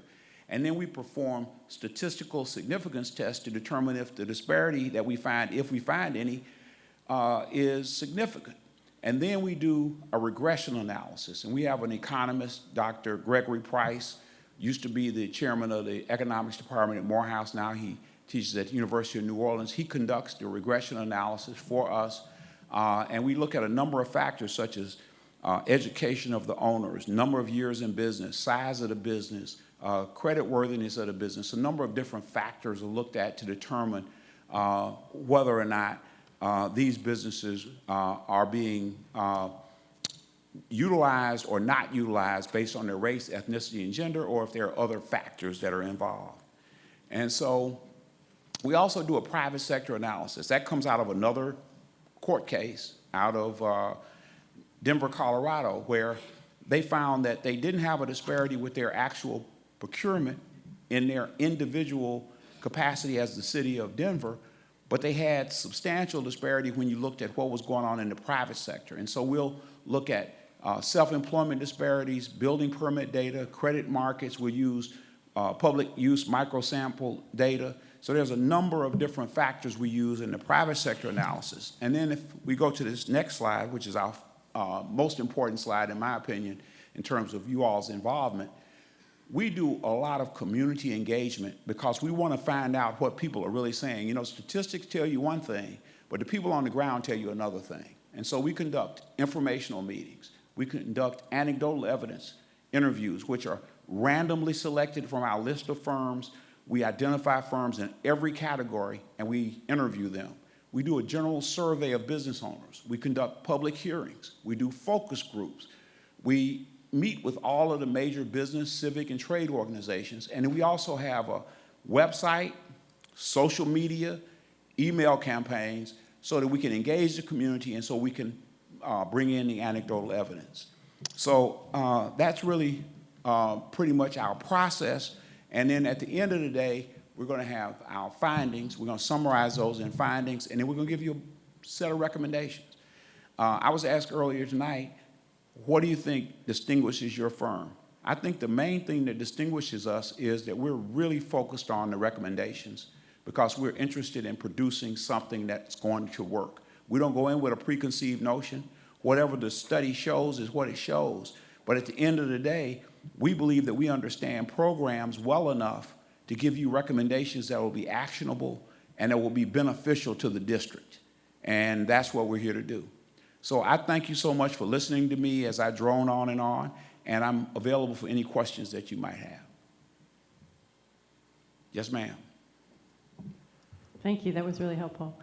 I have a question about how does your study or your approach weight local versus regional versus state in your, especially in your availability analysis?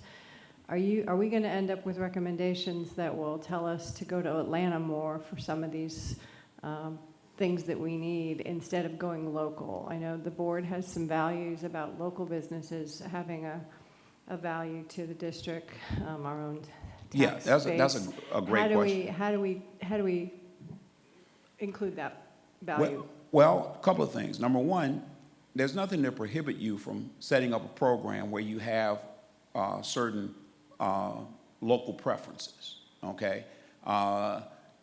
I talked a little bit about strict scrutiny constitutionally. The Supreme Court has ruled that you can have local preferences and it falls somewhere around intermediate scrutiny, you know, and it doesn't require a whole lot of findings for you to decide you want to do some type of local preference. Okay. The relevant market, though, that we're using for the disparity study is based on some language that was in this Supreme Court case that I referenced earlier, where Justice O'Connor, who wrote the opinion, said that the city of Richmond had a preference for minority-owned businesses, and they used the same definition that the federal government used.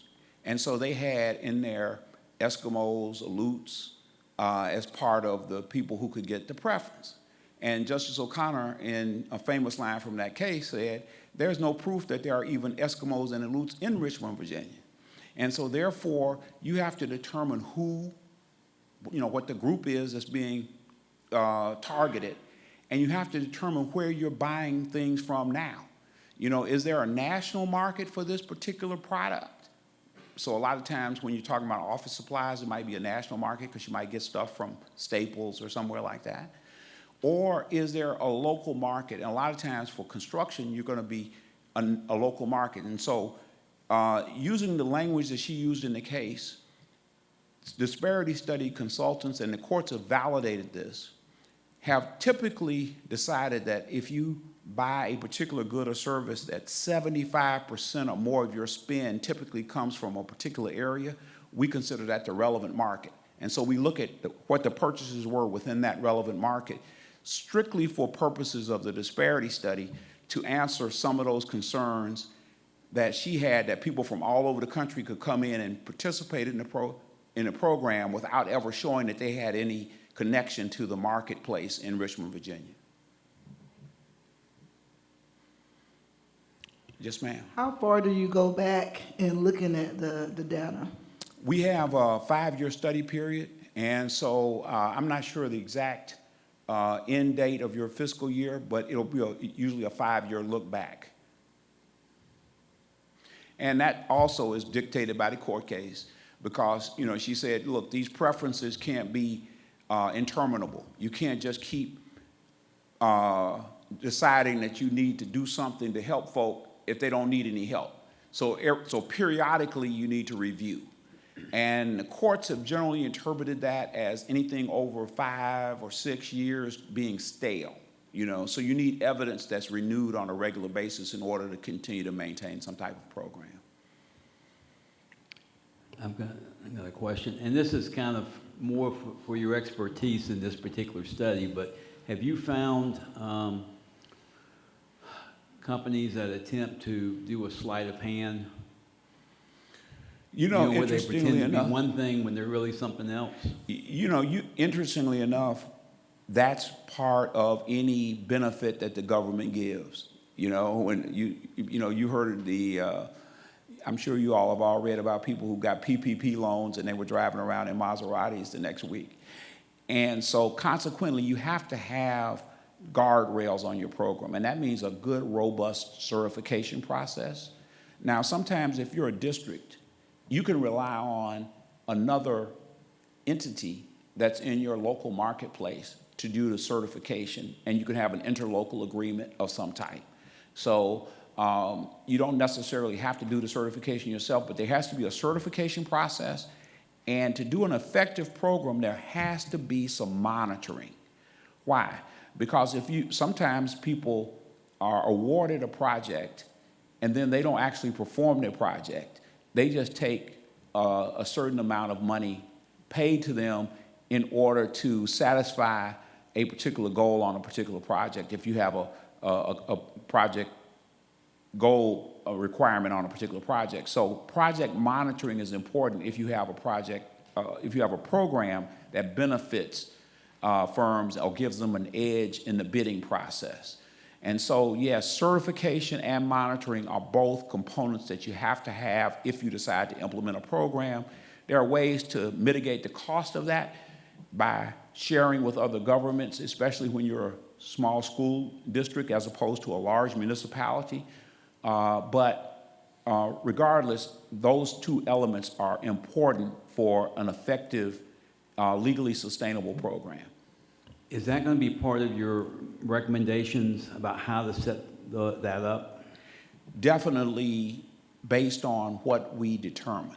You know, I mean, it could be that we determine that there's no need for anything, or we could make certain recommendations such as, you know, we've had programs where we've recommended that the government, because it was a small entity such as a school board, that they primarily serve an ombudsman function, that they bring firms in, they talk about what they do outreach, and they refer to the municipality for certification, other kinds of things. We're going to look practically at what really works in this situation, which we have, you know, obviously at this stage of the game, we don't really understand your marketplace completely, but by the end of the study, we will understand it probably better than anybody.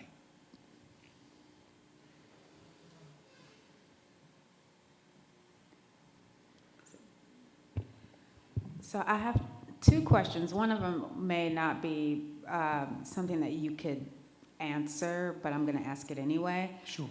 So for me to get like a bigger understanding of the impact that this could have on us as a county, could you perhaps provide some experience that you've had in the past with working with communities who needed to do these disparity studies in order to open up their sort of proposal process to minority businesses and underrepresented business owners, and how it might have impacted they're purchasing and acquiring contracts after the fact.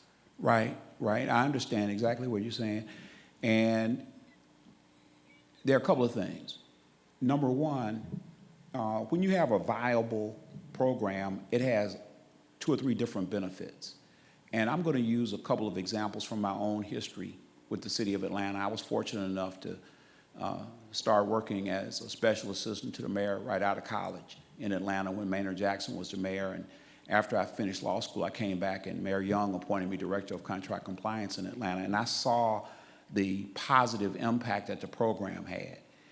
And what do I mean by that? When you have a program where you're breaking up historic patterns of doing business, you find that people have had cozy relationships.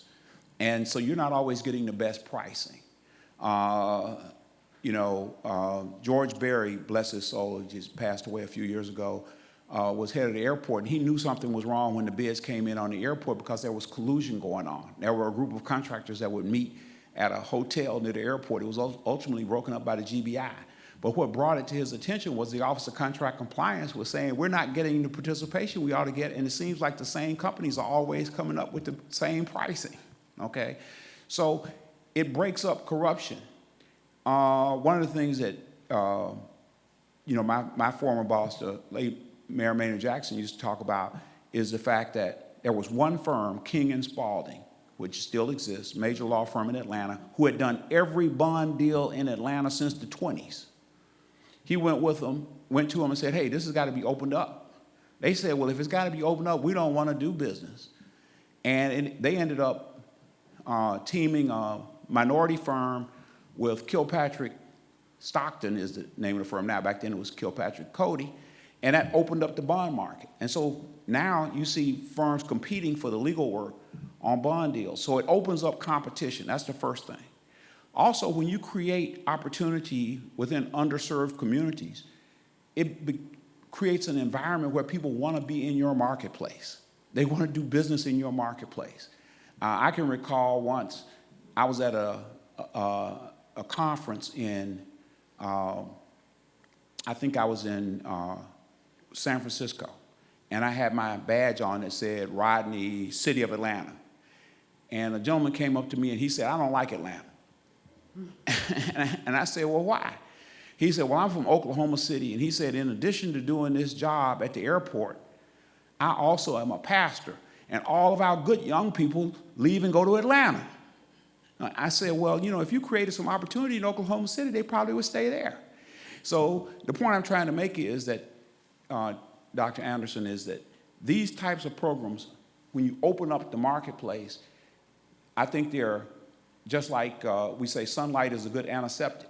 Opening up the marketplace is a good antiseptic for nefarious practices. That's number one. And number two, when you create opportunity, you become a magnet for talent. You become a magnet for people who are trying to do startups, trying to do things. And you see the growth that can occur. And I've seen that happen in city after city after city that we've worked in. We've worked in cities all the way from Tacoma, Washington to, Cambridge, Massachusetts. So we've worked all across the country. And those cities that have really embraced this have had a benefit. And those school boards that have embraced it. We did work with the Atlanta Public Schools in the past, and they've seen a lot happen. We've worked with the school board at Jackson, Mississippi in the past, and they've made a lot of strides. So we do believe that this is an important area. We think it's worthy of your attention. We understand that this is not your mission. Your mission is to provide quality education.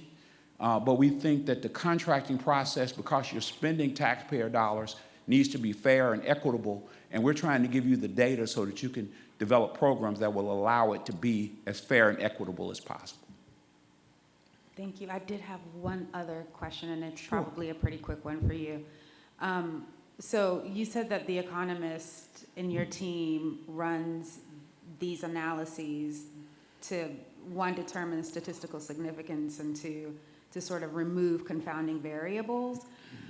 I wonder, if you could, I don't know if you can, speak to how you would remove confounding variables like seniority and favoritism and nepotism and, you know, corruption and all that. Like, how do you remove those confounding variables that are just so? Yeah, what happened is that, in the initial years after the Croson decision, there were programs that were put in place based on disparity studies, and there was litigation in various jurisdictions. And then after the Adjournment decision that I referenced earlier, there was litigation on the federal level, looking at the federal DBE program and at the federal 5% DOD set aside. And the course of the litigation has been such that the circuit courts have basically said that you have to control for certain things like these arguments were being made that, yeah, you show a disparity, but the minority firms are really small. They don't have the capacity to do this work. They are limited in terms of their capital ability. And so disparity study consultants said, well, how do we answer these questions so that if our expert has to get up and testify, they can deal with these? And several courts have looked at some factors that are generally considered to be critical in small business formation and development. One of those things is the education of the owner. So if you could keep everything else constant, what about the education of the owner? Is the owner less educated? Are they less well trained? So that's one of those things. How many years have they been in business? What kind of experience does the owner have prior to going into business? If you're an electrician, you start an electrical contracting firm, where you're an electrician prior to going into business, those kinds of things. So you don't control for everything, but you control for a number of things that have been generally accepted as factors that allow small businesses to grow. And when you control for those things, what you'll see is oftentimes that race and or gender tends to be a factor even when you control for the number of years you were in business, the number of employees even. Sometimes it will still not be enough to control for the difference or the variation you see based on race and gender. Thank you, that was very helpful.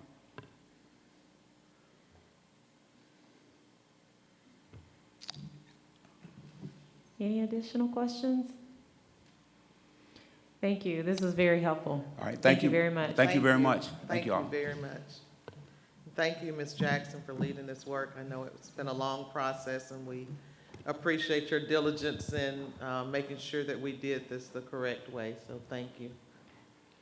Yes. Dr. Thomas, earlier I asked you 2 questions from the perspective of the district. Do you have those answers, or should I postpone those questions? Yes, so one, and Mr. Schoeneman is down there, but Dr. Yeager and I had our one-on-one today, and we discussed the opportunity to have worked with ACC, and what we found was the cost of the disparity study they were having done, and then the cost of adding us in, even though my assumption was that it would just be like one cost and split in half, but it wasn't. So the cost for the company to add us on was more expensive than any of the RFPs we received back.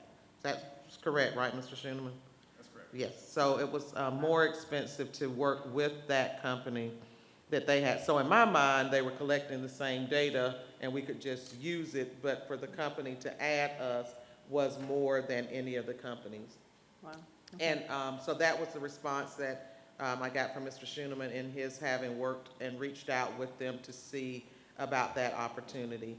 And then we did just discuss making sure that the board is aware that we will probably, in order to gather all of the information that this company or any company would need, will probably cost us at least a temporary position to have someone to come. It just takes a lot of copying, pulling files, records, what's been done, and so that ad is something we just need to keep in mind moving forward. And then Mr. Schoeneman also said it may even be an ad afterwards. It just depends on what they find that we have to do in terms of additional steps now in order to incorporate their findings and recommendations. That's something we won't know until we get the recommendations, but we do know that at a minimum, we will probably need just a temporary staff person to help with gathering the data, the records, the, what we've done in the past, copying information and researching that material. So just to have that as a. Yeah, so even though they say they're going to do all the data, we still are going to need to hire somebody. We have to find some, that's right, Mr. Schuman, okay. Yeah, okay, Yes, thank you very much. to get the access to the information. So they will disaggregate the data and will assess what we give them, but we have to be able to pull all of that information for them. Yes.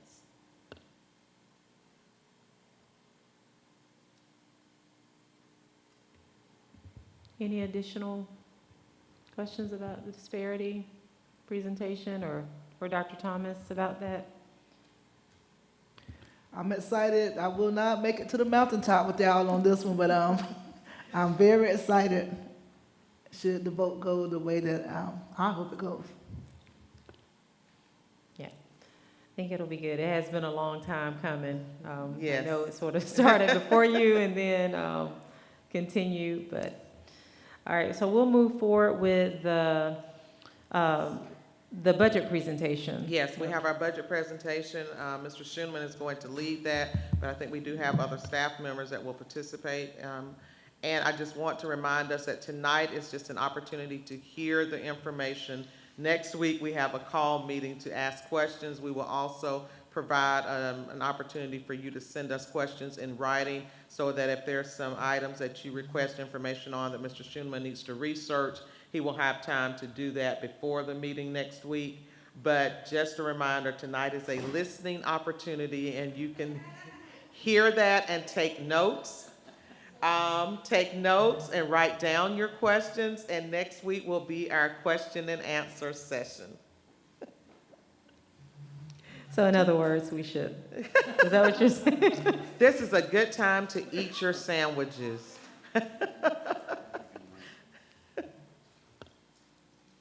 Thank you, Dr. Thomas. Can you hear me? Can you hear me? Okay. Veronica, I'm glad you came back in. Dr. Thomas did thank you, but personally, I'd like to formally thank you as well. You did a fabulous job on the disparity study. Yes. Just helping guide us through that process. It has been a long time coming, and just very impressed with the work and professionalism that you exhibited throughout. Okay, on to our first presentation of the fiscal year 2023 budget. Tonight, we're going to cover 5 main areas. The first, I'm going to touch on the general fund budget. What is it? What funds does it? What funds are in the general fund? What's the time frame? After that, I'm going to talk about what are our revenues, the various sources that we have that go into the general fund. Number 3, we also have additional resources. You know, we've got SPLOST funds, we've got ESSER funds. Those are the CARES, the CARES 1, CARES 2, and ARP funds. And we're going to kind of talk about those and how we're going to leverage all of our various funds in order to promote our strategic plan.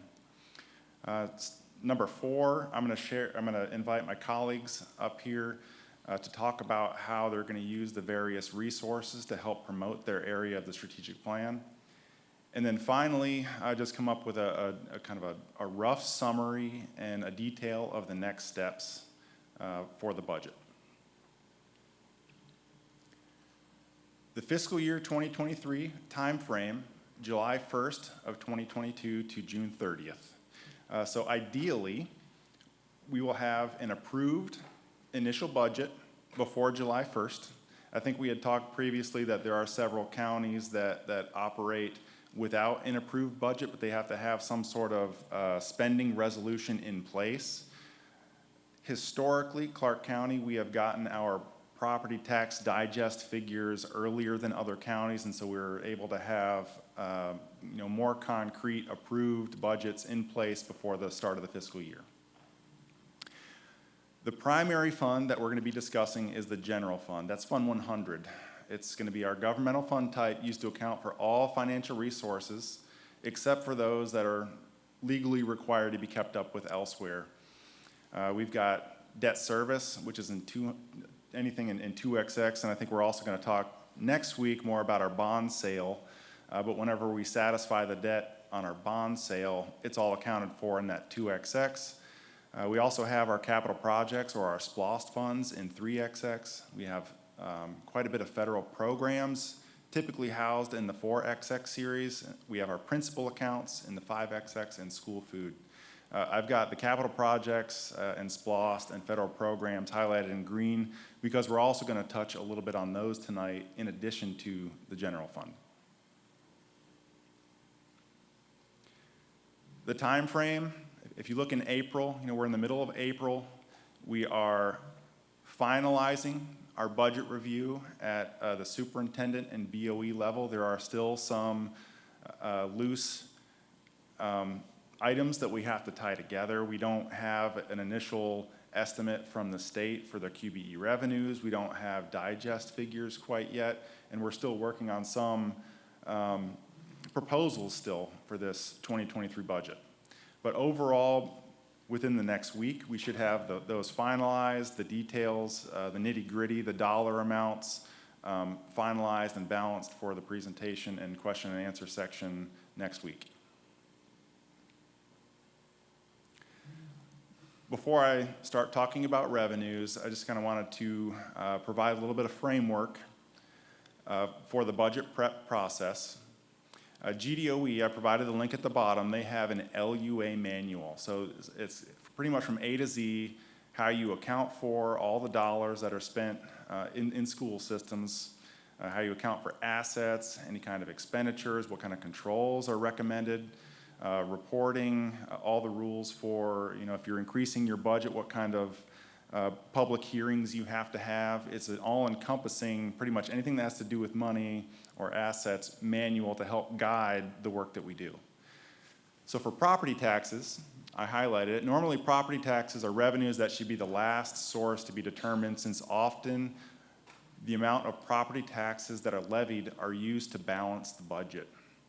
So if you look down below where it says the amount of resources needed, for example, $500,000, that would be our budget. So first, Dr. Thomas and the rest of cabinet and I, we would work together to develop a budget. What do we expect to spend our money on? What is that going to cost? And then the second step is, what resources are we going to use to pay for those anticipated expenditures? So we're really deep, like I said, at the 99% of the way done with the amount of resources that are needed, the anticipated expenses that we're going to have. We don't have yet, but I anticipate by tomorrow, if not early next week, our QBE allocation. I've gone in and I've done my own calculations based off of the amount of teachers that we have, the amount of students that we have, and other factors that go into that QBE formula. I've got a pretty good grasp of what we're going to get, but by no means is it official. The other thing that we're going to account for and kind of use to back off or subtract the amount of property taxes that are needed are other non-property tax revenue. We've got TAVT revenue, the title ad valorem tax, which is kind of a big chunk. This year, or next fiscal year, we're going to have indirect costs that are going to kind of be through the roof, really, for indirect costs, just because we have tons of ESSER funds that are being spent. And indirect costs, we get a portion of those funds that are spent to help offset additional expenses that we may incur. And then finally, after that's all said and done, we use the amount of property taxes to balance the budget. And that's going to be the process that we're taking this year. And kind of a spoiler alert down, when we get to the property tax section, we had initially anticipated 7% growth. That was my first discussion with the tax appraiser for Clark County. The next discussion that I had with him a month later, it went up to 12%. And I called the tax commissioner on Monday this week, and she says, it's more than 15. So really our tax digest has really blossomed and grew primarily because of reassessment growth this year. So we're looking at more than 15% growth, so the amount that we're going to need to balance our budget is not going to be that 15%, the whole 15%. So hopefully we can kind of meet the taxpayers in the middle and roll back our millage rate some. Our QBE, if you recall, it is driven by FTE counts. And you see highlighted there, it's not FTE counts for next year, what we receive in terms of revenue from the state is driven by the kid counts this year. So you see they're highlighted in yellow, 0% growth. The FTE is really held stable from FY21. We were kind of hoping that that 4% decline we saw in the year past, we thought that it would return, and we really haven't seen the return of students that we had anticipated. So what that means in terms of revenue, you're looking over there in the blue, last year we had budgeted $68.9 million of QBE revenue to be received. We earned more than that, but they withheld $3 million in austerity. So this was our initial budget for last year, and we know at this point, last month they approved giving us back that $3 million. But right now, if you look in the column for 2023, we don't anticipate any austerity. So the entire column is blue, and we're looking at receiving $74.3 million in QBE revenue. And it's more than it was last year, primarily because the governor had approved that $2,000 increase to teacher salaries. Not only was it in effect this fiscal year, but it is to impact teacher salaries going forward. So that means each earned position that we have, the amount that we're getting from the state per earned position is increased by $2,000. So that's why even though our FTE is kind of staying stable, we're seeing a little bit more money in QBE revenue. So just basic assumptions with our QBE revenue, 0% change in FTE. We're eliminating the austerity. TRS is going up a hair from 19.81 to 19.98%. It doesn't seem like a lot, but it's a few $100,000 for us. And then also sustaining that $2,000 increase. And so our net budget for QBE right now is $74.3 million. Just once again, based off my estimate, we don't have anything official from GDOE as of yesterday, and we did push GDOE. One of our RESA CFO representatives pushed GDOE. When are we going to get this? Because she's got to do her presentation next week, and they had hoped to have it to us by the end of this week. The other bucket, I talked about TABT.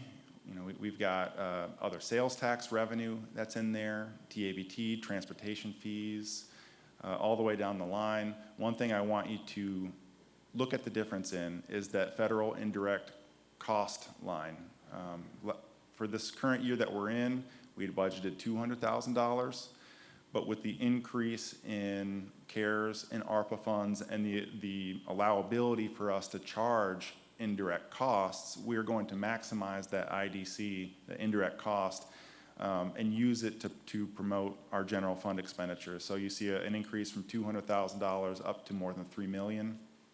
Just a little caveat, that is not ongoing forever. We'll receive this increased amount of indirect costs for next fiscal year and the year after, but then after that, with the ESSER funds kind of being depleted and going away, we're kind of expect to go back to a normal rate of indirect costs.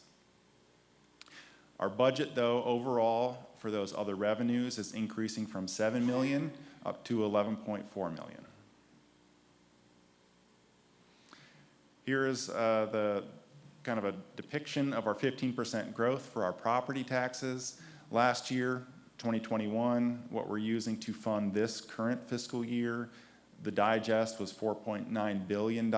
If we increase that by 15%, it's the orange bar there, $5.6 billion.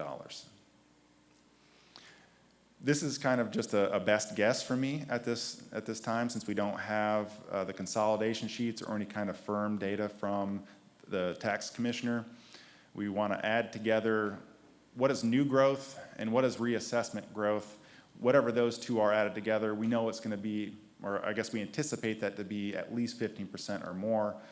So I kind of just kept the new growth consistent. We don't have any huge significant building going on in Clark County. So my assumption is that the vast majority of the increase in value is due to reassessment. So for our local property taxes, the assumptions that I've got going in are very similar to last year, or last year's budget, which is this year's budget. 1.5% new growth rate, plus that 13.5 reassessment growth, overall 15% growth. Delinquency estimates, so those that don't pay their taxes on time, we've got to decrease that by 1.5%. Also, the tax commissioner fees, they withhold 2.5% of what we tax. And then if you recall, we also have to repay a tax overpayment. So we got to calculate that in or subtract that from the overall amount of taxes that are owed to us. And then also, we anticipate previous delinquent taxes to be repaid in next fiscal year. So you add all that up, that's going to be our budgeted property taxes. And right now, we don't have concrete data. And if we're using that to close our budget shortfall, this is going to be not budget shortfall, let me back that up. If we're going to use that to balance our budget, that's going to be the last piece of information that we know. If you look at all of our general fund revenues in totality, this is kind of how it stacks up from year to year. I pulled out the property tax increases there in yellow and put them down at the bottom, just so it didn't kind of skew what we're looking at. And you can see the either increase or slight decrease per line item in revenue. And one thing I want you to focus on just for a second is the CARES 2 down at the very bottom. You know, this fiscal year that we're working in, we had used $6.5 million of CARES fund money for continuity of core staff and services. We used those funds to anticipate the $3 million of austerity, as well as continue employing teachers and other staff at a current level, even though we had that 4% decline. For FY23, we're not going to utilize any additional CARES or ARP funds to provide additional revenue to the general fund or offset any type of expenditures. So even with that $6.5 million shift, backing out our property taxes, we're looking at almost $3 million more in revenue next year. And then the last line item, just the capacity of the increased property taxes. In 22, our property taxes were $94.2 million. In 23, in theory, if we kept it at 20 mills, it would go up to $108.3 million. That's $14 million more in potential revenue if we kept the millage rate at 20 mills. So other resources, not only do we have our general fund, but we also have our 3 big ESSER grants. We also have SPOST funds that we can lean on. So we've got CARES 1 and CARES 2. Those are in Fund 420. We have our ARP funds that are in 448. And just a reminder, these funds must be maintained separately from our Gen Fund, and they're intended to support and not supplant or replace our general fund activities. And they actually have very specific uses that we're allowed to spend that money on. And so they're divvied up into 8 different categories. We've covered these probably in depth at previous meetings. The one that we're not going to use for next year is the one that's in the bottom right, that continuity of core staff and services. Since we have a fully funded QBE formula, since we have very strong local property tax digest figures, we don't have a need to dip into those funds to help prop up or provide additional support to the Gen Fund. So from here on out, hopefully we'll be using our CARES and ARPA funds for those other 7 categories. This is just the time frame that we're looking at for the FY23 general fund budget.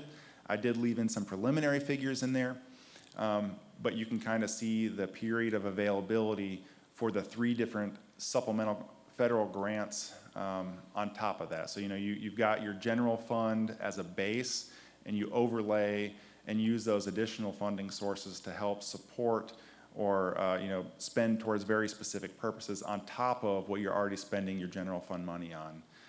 So the time frame wise, you can see CARES 1, we're on the very end of wrapping up with that budget.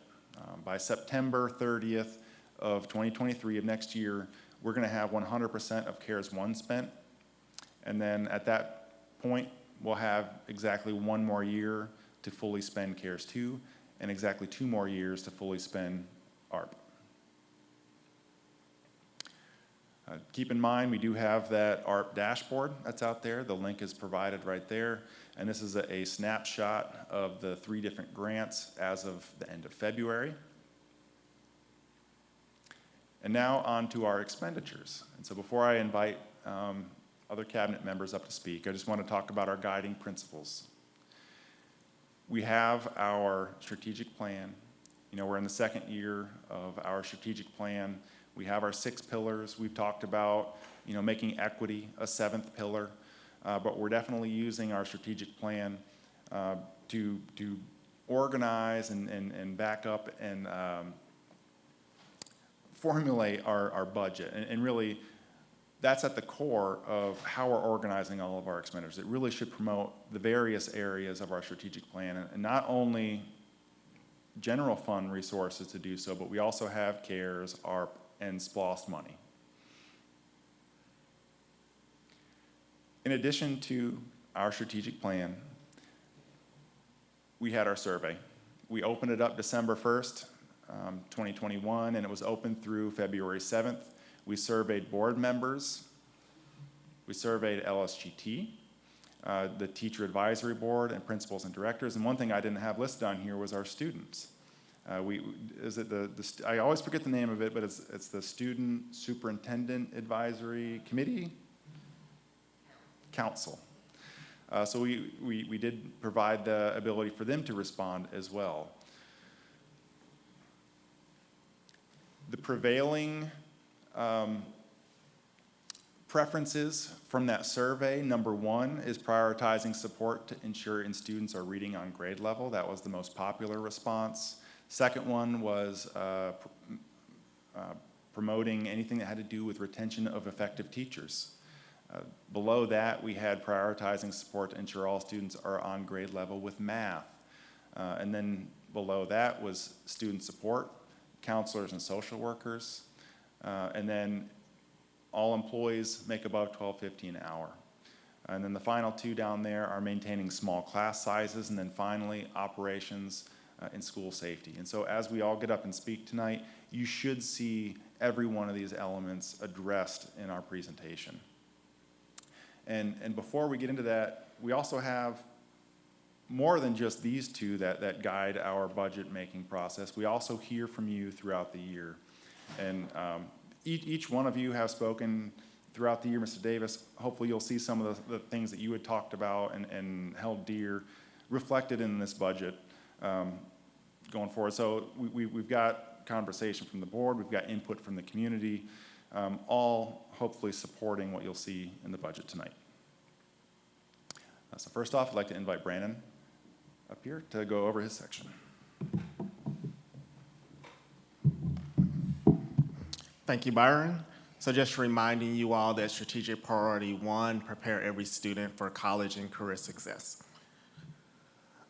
So looking at our general fund budget, we have added additional things or continuing some of the initiatives for student achievement. The first is to continue to fund and promote smaller class sizes, and that is for elementary, middle, and high school. The table that we've included shows the state max for elementary school and our average for CCSD.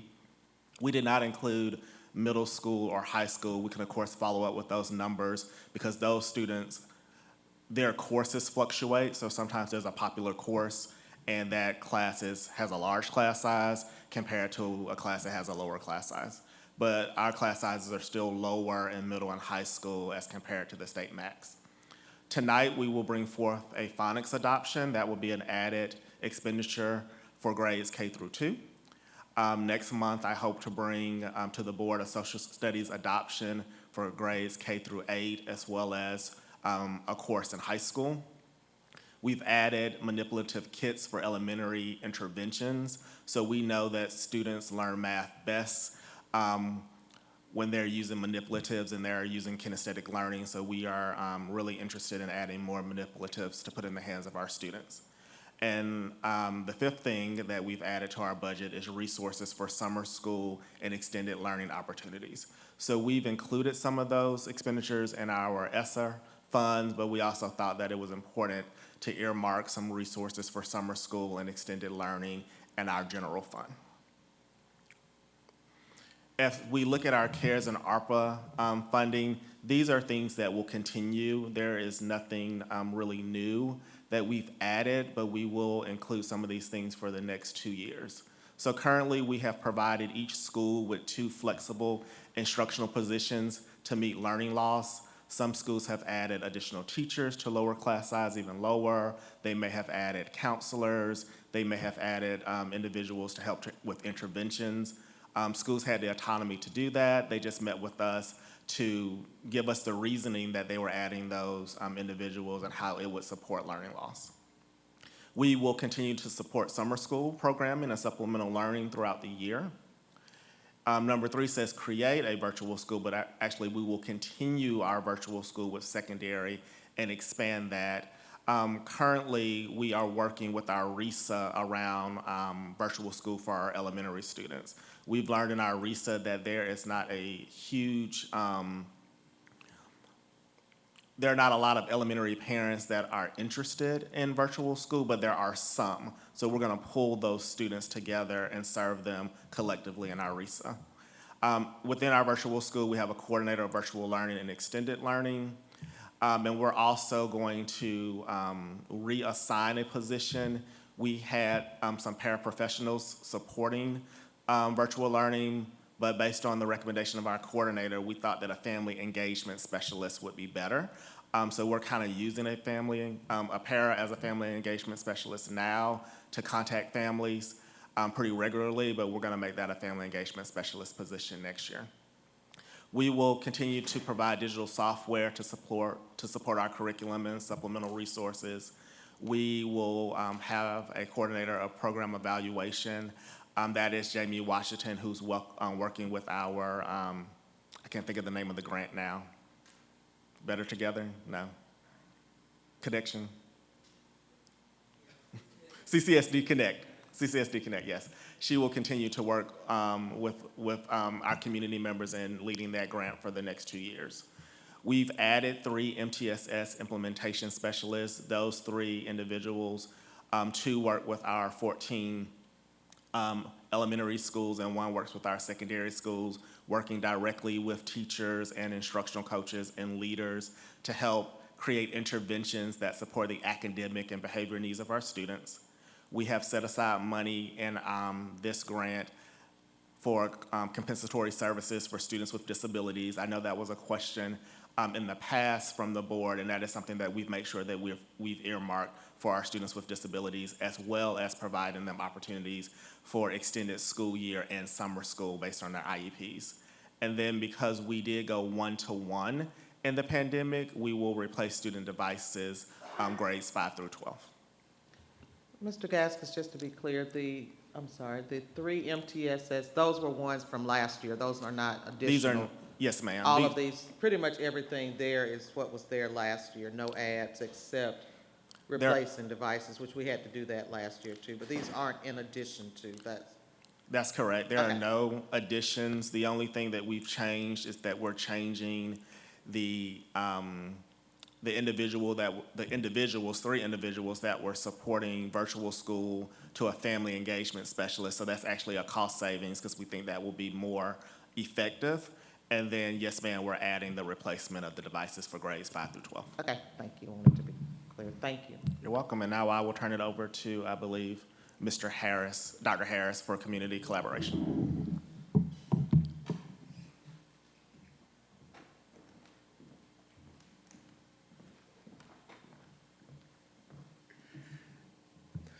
All right, so our second strategic priority is community collaboration. Of course, our purpose is to engage families, community members, and civic organizations as active partners.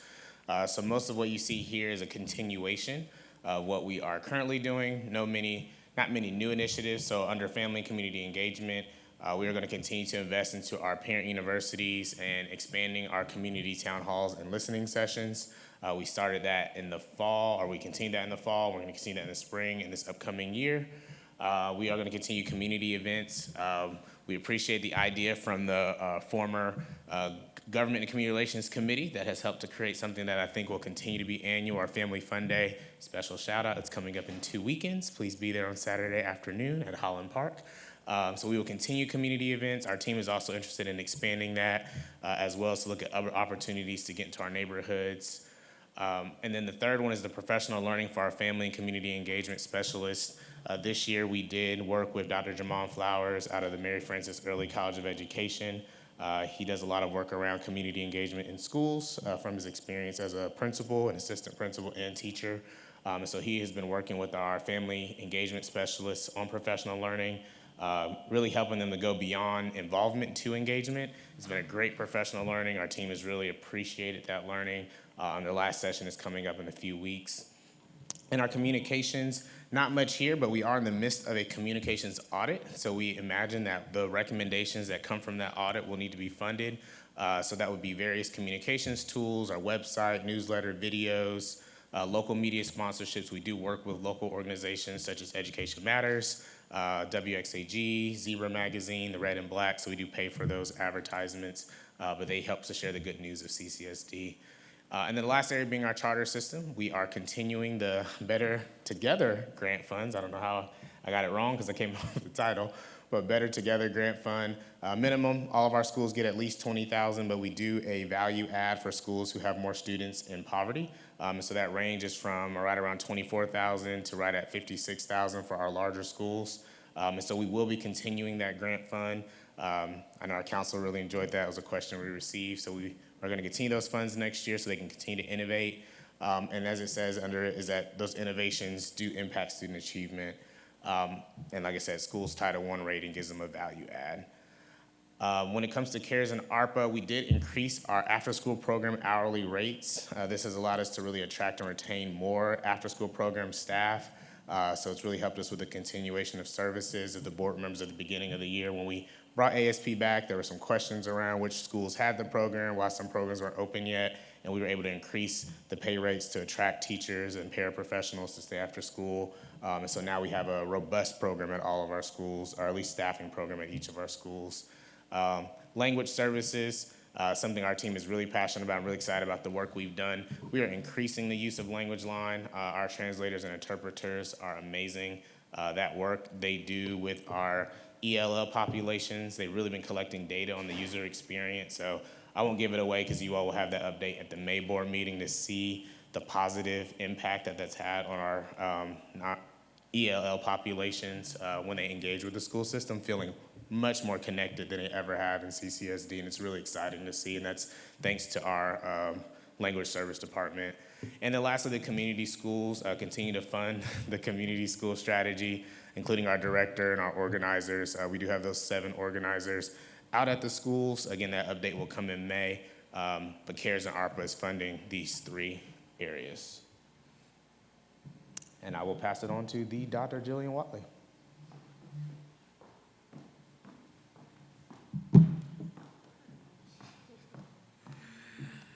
Good evening, board.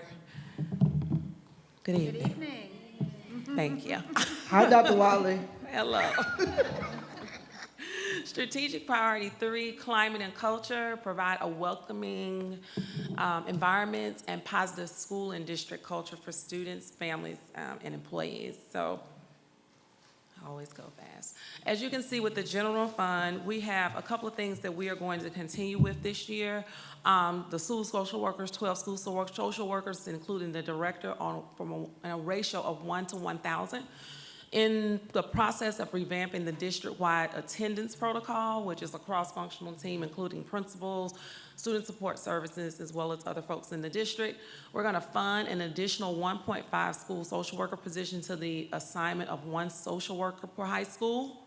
That's a goal for us. As it relates to school psychology, we have 1 school psychologist per 1,441 students, and we recommend that the recommended ratio per NAS is 1 to 500. In the process of hiring 2 more school psychologists, evaluations are for students from ages 2 to 22. That is also including Babies Can't Wait, which does not stop during the summer. Evaluation includes referrals from private schools, which we also evaluate those students as well, home schools as well, located in Clark County. School nurses, we have 1 nurse per school and 1 tele-nurse. new district support nurse and a new lead nurse. We're requesting that, and continue nursing assistant for each high school, which is 2. School counseling is going to continue to fund those school counselors above that rate, state ratio. As it relates to restorative practices, program in-house to serve the entire district, which I'm going to put something in the board update about something that we've had to pivot with that this year, but we're still doing that work. And then also diversity training for our staff. As it relates to what we're going to be using our funds for CARES and ARPA, mental and physical health. So the continuation of 2 mental health/trauma specialists. So as you can see, I felt like it would be good if we had a handout of what the trauma specialists have been doing. We have one for the east side, one for the west side. And as you can see, these are very highly qualified individuals who are skilled at doing classroom observations, office hours, staff consultations, student consultations, crisis in the moment, as well as post-crisis, focus groups, and external professional learning. And so what has been occurring right now is they've been doing a lot of, literally an organizational trauma assessment so that we can kind of figure out what schools may need individually, but as an entire organization. Right now, those trauma specialists are meeting individually with their principals and the leadership teams in their schools so they can design programs to help the students and staff. We actually have one school that's opening up a wellness room for her staff, and that's with the help of one of the trauma specialists for upcoming school year. Additional hours and support for nursing and contact tracing, 1 full-time contact tracing nurse, 2 full-time nursing assistants for each high school, 1 district support, which will serve as a floater, because sometimes when nurses are out, Nurse Amy Rourke has to go and serve, and thus she can't be there for other nurses, so she needs some more support. Student and staff wellness program, as it relates to mental health issues due to COVID, isolation, social unrest, and reacclimation to school. So we have support groups that are going to be starting for students that will be led by the trauma specialists. And those are specifically students who have like documented trauma. And these folks that I've showed you are skilled in managing and dealing with those types of challenges. And then also the trauma specialists have been partnering with HR to address the staff stress. And so they have some initiatives that will be rolling out this upcoming year. All right, thank you. And I'll toss it to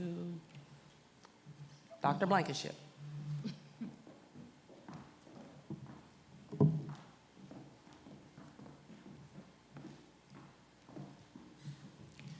Good evening, board members, Dr. Thomas, and members of the audience. As you know, our strategic priority 4 is to recruit, develop, and retain effective teachers, leaders, and staff who meet the diverse needs of our students.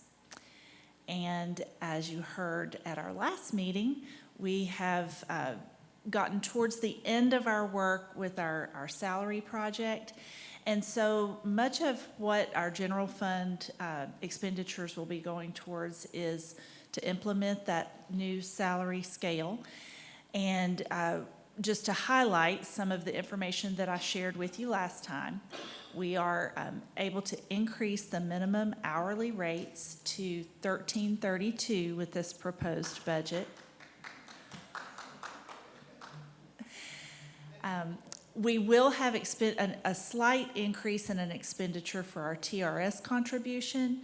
As you know, teachers and TRS employees are required to contribute 6% of their salary, but the district on their behalf contributes 19.81%, and that is going up to 19.98% this next year. So just a slight increase in our TRS contribution for those staff members. We will provide step increases in addition to the new salary structure. All staff will also get their step increase, anyone who's eligible. We are proposing to make the $2,000 salary increase permanent, not just for teachers, but for all full-time employees. We have consolidated and simplified our non-teaching salary schedule, And in that, we are proposing to extend the steps out to 22 steps per grade rather than 20. On top of that, we feel that we would like to provide an additional 3% increase to all salary schedules, in addition to those other changes that we've already discussed. To give you some examples of what those hourly rates look like, you can see some listed here, ranging from our lowest hourly rate currently of $9.91 for a transportation bus monitor. That hourly rate would go up to $13.39, which is a 35% increase in their salary. School food nutrition assistants are there as well. Campus security officers were also some of those that were below $12.50, paraprofessionals and custodians. So significant increases for our lowest paid workers. And we're very proud that the board supports us making those moves.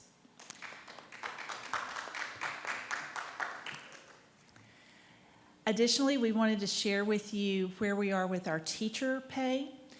Currently, $40,514 is the entry-level pay for a teacher in CCSD.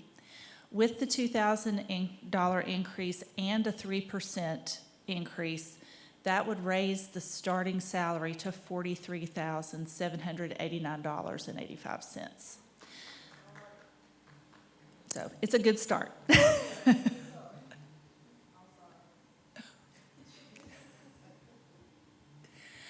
So in addition to general fund expenditures, we do want to continue with our expenditures through CARES and ARPA that we started last year. We have revised them slightly to be a little more strategic. So we offered last year signing incentives for high-need positions up to $2,500.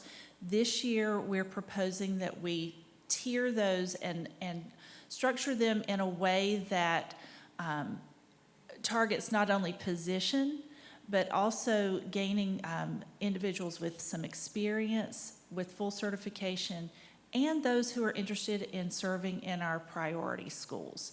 So the way that bonus will be structured this year for those individuals are first by position. Our high needs positions that we've identified would receive $1,000. If those individuals are going to a priority school, which are right now identified as Alps, Fowler, Gaines, Stroud, Hillsman, Clark Middle, Coyle, and Cedar, they would get an additional $500. If they come to us with full certification, that would be another $500. And then with 3 or more years of teaching experience would be another $500 to equal the $2,500. We are also going to continue offering the signing bonus incentive for special education paraprofessionals, and that is in an amount of $1,250. We also would like to continue the longevity supplements for certified employees this year. Current active permanent employees that have not submitted a resignation or retirement notice at the time of payment would be eligible. It's also the employees that are eligible are those that are currently on the highest step of the certified salary schedule, which right now is step L6. So they have 21 or more years of experience, and they have to have been on that step at least 2 years. But based on the availability of funds, we would propose permanently adding an additional step to the teacher salary schedule, which would be step L7. So step L6 would then become years 21 and 22, and L7 would be 23 plus. And that puts us more in line with a few of the systems that have added additional steps. Not all systems have done that, but there are a few in our area that have extended steps, and we would like the opportunity to do that as well. But until the board feels that we're able to do that, we do have funds in CARES ARPA to continue the longevity supplement. And I'll pass it back to Dexter or Garrick.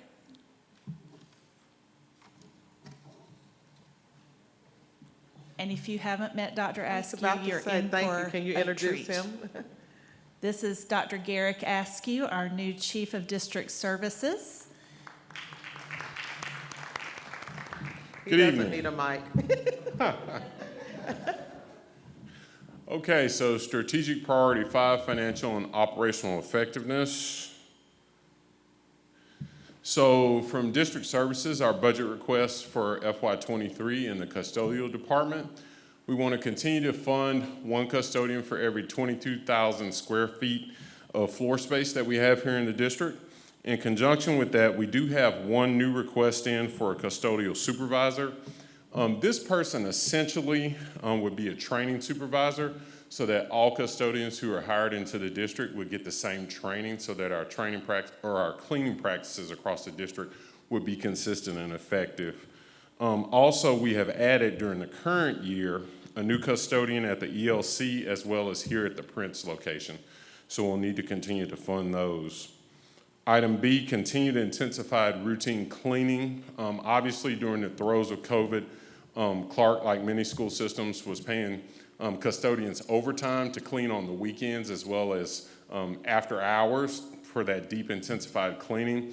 While we're not in the throes of COVID anymore, and schools aren't on pause necessarily, you do need to have funds in reserve in case you have to pivot for some reason to do that. So that's the point for B. For letter C, new equipment and techniques. We purchased in the current year 8 ride-on auto scrubbers and 52 electrostatic sprayers. Those are being used constantly. We also have requests in the budget for the coming year for new auto scrubbers, and those just allow the custodians to clean more effectively and efficiently. Under safety and security, new safety response equipment. The big thing there is we do have a new safety coordinator this year, Patrick Dyer, and in conjunction with his position, we are seeking to add some mobile safety response equipment, specifically a safety response trailer that would be outfitted, an enclosed cargo trailer with everything that a school would need, say if they were forced to evacuate, to support the students and staff. So that would include things like, where am I? Tents, generators, porta potty, first aid supplies, all those things would be enclosed in that trailer. So that's one of our requests within the budget. Also, we have our ongoing contract with Athens-Clarke County Police Department. Currently, we employ 6 officers. There's 1 at each middle school and at each high school. That's at a cost of $300,000 per year. And that contract has been consistent, that amount, for the past 5 years. And so, of course, we'd like to continue that into the coming year. As far as transportation goes, general fund, we are requesting 1 school bus out of general funds, and then out of SPLOST funds, there's about $1 million that's been earmarked for us to purchase new buses, somewhere between 9 and 13, depending on the size of the buses. Letter B, fuel cost. Everybody's aware of what's going on with fuel cost, and the school district's no exception in terms of the rising prices. Currently, we're paying $4.12 per gallon for diesel, $3.26 per gallon for unleaded, and $1.92 per gallon for propane. These are all plus bulk shipping costs that we have to pay on these fuels. We anticipate that costs are going to hold near steady as we move into the coming school year. So, of course, we're going to need additional funds to fund to pay that overage that everybody's feeling now in terms of fuel cost. Tracking technology for parents. This year, the district implemented the EduLog app, which was implemented for parents to track student arrivals in the bus location. That had a startup cost of $145,000.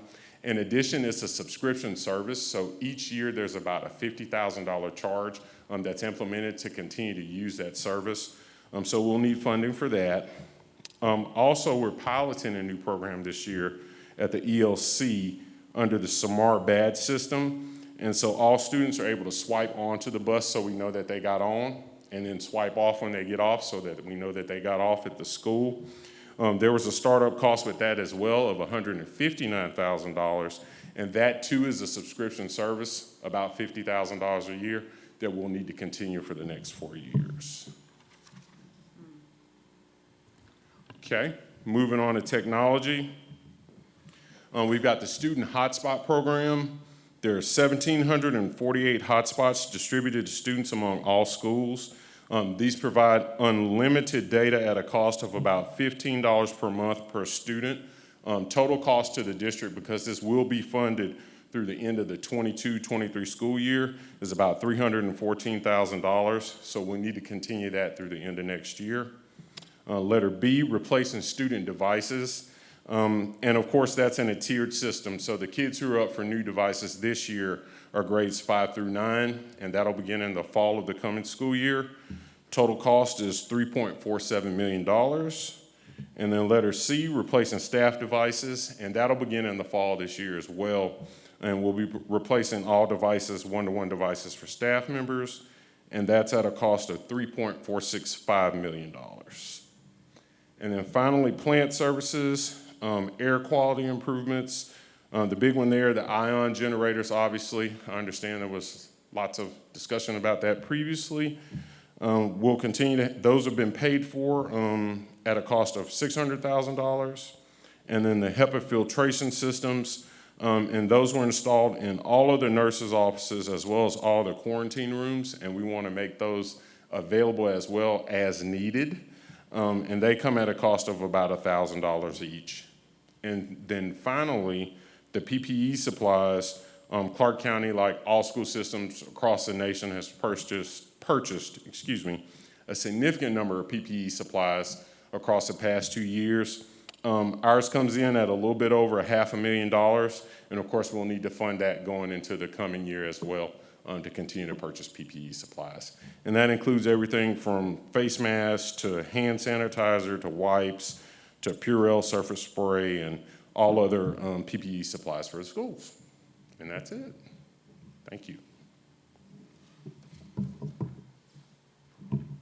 Thank you, Dr. Askew, and thank you, team, for coming up and providing your input on your respective areas.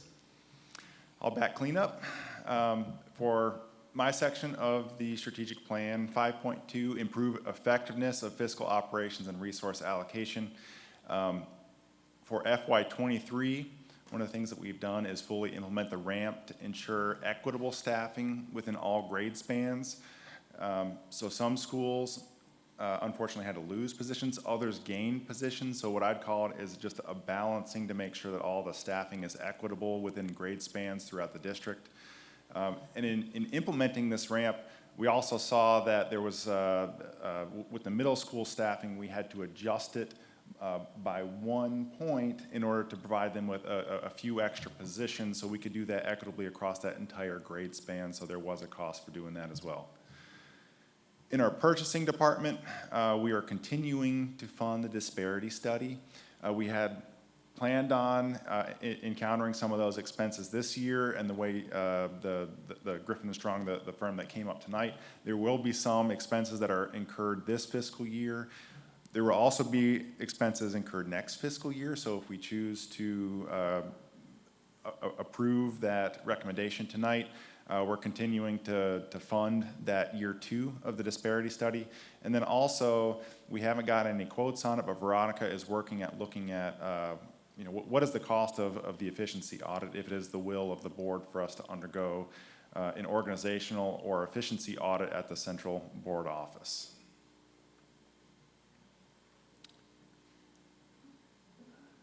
Dr. Thomas, would you like to cover your section, or would you like me to do it? You're doing an amazing job, but I will be happy to if you would like for me to. You want me to? You're tired of talking? Okay. So for under superintendent, we have graduation for next school year. So this year, Cedar Shoals did, they had a vote at both schools with the students, and it ended up that Clark Central will have their graduation at their field. Cedar Shoals will go to Stegman Coliseum. For next year, we will be budgeting for both high schools to be back at Stegman with hopes that, you know, with COVID, we will be able to do that. However, again, if the school comes back and says we really want to stay there, we will honor that, and that will be a school-based decision, but we wanted to budget for that. You will get the job description this evening for a Chief of Diversity, Equity, and Inclusion, and I think some of their work will be along with the disparity study as well as several other areas that we want to make sure we're intentional about in terms of supporting equity from every end in our school district. Mr. Schooneman did do a set-aside for interim superintendent. We had discussed some items that might be needed more long-term, but we decided, based on the board's decision to go with the interim, that some of those items could wait until the 2023 school year, but we did need to budget for the interim, at least for that half a year of overlap time. We want to continue opportunities for our transportation staff and school and food nutrition staff to work in schools when their routes end. That's been very helpful. I think our staff have enjoyed the opportunity to earn additional income, and our schools have really appreciated having additional individuals there. They've been very helpful. They've made good connections with our students. And even when we were at the old board office area, seeing some of those transportation workers coming in and working with those students in a different capacity was very helpful. So we want to continue that opportunity for them to earn additional wages as we work back up to having additional route opportunities with field trips and other ways that they were able to earn funds. And then having contingency for fuel. Hard to project kindergarten enrollment. You just don't know from year to year. So we may need additional kindergarten teachers. And then the new superintendent initiatives was one of the ones we talked about. That should not be significant this coming year, but just having some contingency funds there if it's needed, and then just wanting the board to think about that for this time next year as someone comes on. We still thought it would probably be about 2024 if someone came in and took time to kind of see what was going on. They hate the logo. I mean, just things like that that may need to be changed, but we probably have until around 2024 for that. But we knew that there would be some things that might be needed, so we wanted to just have that as a consideration. And I think that those were the major areas that we are aware of right now. And Mr. Schooneman, did you want me just to mention briefly about the tax millage, or are you going to cover that? I'll cover that. He doesn't trust me when we start talking money. I can talk letters, I can't talk numbers. You can have it. I'll talk numbers and not letters. Okay, so just bringing your attention back to that LUA manual, property taxes, one of the approaches to preparing a budget. We talked about the resources that are going to be needed. We have a kind of a general idea of the dollar amount that it's going to cost to accomplish the various things we're talking tonight. Clearly, the big theme for next year's budget is increasing those hourly rates beyond $12.50 up into the $13 plus range, as well as making those $2,000 increases to salary permanent, and then on top of that, providing a 3% across the board increase. All that stuff is pretty expensive overall. So if we had a theme for next year's budget, that would be the theme. We have a good idea, once again, of our QBE allocation and our other property taxes. So once we get down to it, how much do we need to, what do we need to set our millage rate in order to balance this budget? That's kind of the big question. So we have simplified the salary schedules. We increased it beyond $12.50. We're making those $2,000 raises permanent, and we added 3% to that. We've got a continual emphasis on low class sizes. We implemented the ramp for next year. Our revenue sources, we've got a good solid grasp on that. We should get the estimates tomorrow, hopefully and ideally. We have a sizable increase to those other revenue sources. We do anticipate that 15% growth in the digest. We're looking at getting more firm numbers early next week. And so right now, our current estimate is to use anywhere between 11 and 12% of that 15% growth. What's next? So April 20, or I guess April 14th, that's tonight, we gave our first iteration of this presentation. Once this is done, we're going to share a document with you where you guys can submit questions and we can answer those questions or prepare for those questions before next week's called board meeting on the 21st. Between now and then, I'm going to work on finalizing the revenue and expenditure projections at the superintendent level, getting down to the nitty-gritty and the exact dollar amounts on everything. We're going to meet on April 21st, provide all of the budget documents to y'all. If you remember and recall last year, it was in a Google Doc that you were able to download, and then you had all the line item expenditure detail all the way down to the object level. So I'll provide that to you, as well as all of the employee counts that are anticipated next year by school, by facility, and by cost center.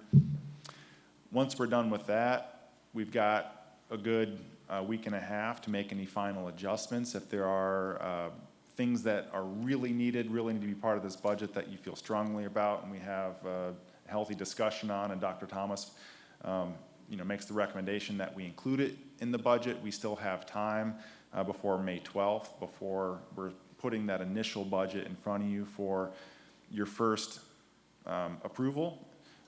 Once that tentative budget is approved, hopefully, fingers crossed, May 12th, we have to have 2 public hearings. We've got to advertise the budget in the newspaper and basically disseminate this budget before our June 10th final adoption and setting what that millage rate is going to be. Dr. Thomas, I said maybe half an hour. I don't know how long it took, but that concludes the budget presentation for this evening. Thank you, Mr. Schoeneman, and to the rest of the team, well done. Mr. Schoeneman, are we going to create a question document and get that out right this week? Is Yes, that ma'am. correct? Okay, I wanted to make sure I was correct on that. Thank you. We'll have that out and put the link in the Friday update. Okay. Ms. Gallagher needs her own document.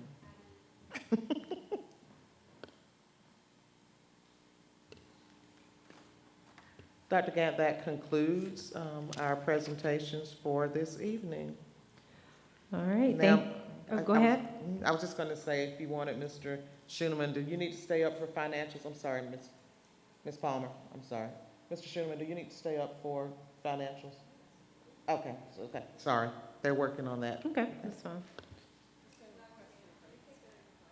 Okay, we're actually going to take a 10-minute break, and so we will we'll resume at 9:15.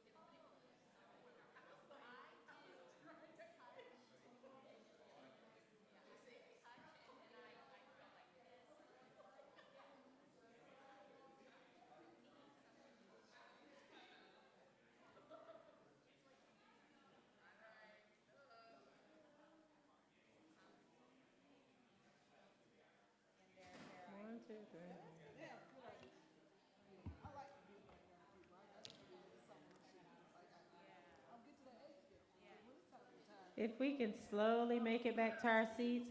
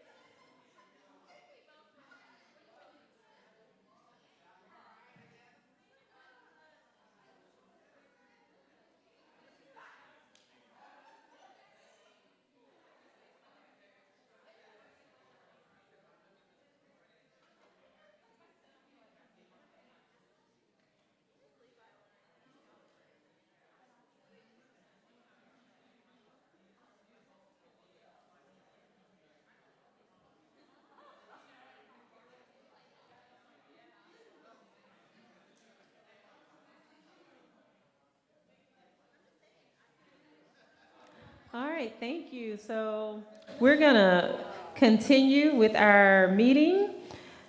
I think we stopped at item 11. These are our financial reports. And so we'll turn the floor over to Dr. Thomas, Mr. Schooneman. Yes, ma'am, and Mr. Schooneman is ready. Thank you. This is our FY22 financial summary through period 8. That's February. Through February, we received 78.8% of our budgeted revenues, a little bit more than where we were at this time last year. We're out in front due to strong property tax collections and TABT. Overall, we're looking at collecting about $1 million more than what was budgeted for the general fund. Keep in mind, this is the end of February. Last month, we know that the state came out with eliminating the austerity and refunding that. So this is just a snapshot in time and doesn't include anything that happened last month. So this is at the end of February, not March. For expenses, we're at 57.7% of our budget compared to 53.4% the previous year. And though we're ahead once again compared to the previous year, when we're looking at our monthly data, we're on track to save about $4 million. The bottom graph that you can look at there, you can see the orangish yellow triangle deviating from the blue line a little bit more. And although there's only a tiny sliver, you can see the dollar amount is relatively significant at $4 million. Our fund balance, once again, due to strong revenues and less than anticipated spending, both of our fund balance and our cash are well above where they were at this time last year. Another thing to consider when we're looking at next year's budget and how much to set the millage rate at is we know that we have a healthy fund balance. We know that if we have unanticipated expenditures or a loss in revenue, we have a healthy fund balance that we can rely on. So you can see it's been above that 15% threshold all year long, and we anticipate that orange line, the FY22 reserves, to be over that 15% benchmark all year long and extending into 23. At the end of the year, we've got 8 months in of actual revenues and expenditures, so that means we've got 4 months of anticipated or budgeted revenues and expenses to kind of fill in the gaps. We're looking at finishing the year negative $1.5 million. We have budgeted minus $6.9 million. But once again, that doesn't take into account the activity that transpired last month. And if you look at that, I fully anticipate that we're going to end this fiscal year in the green.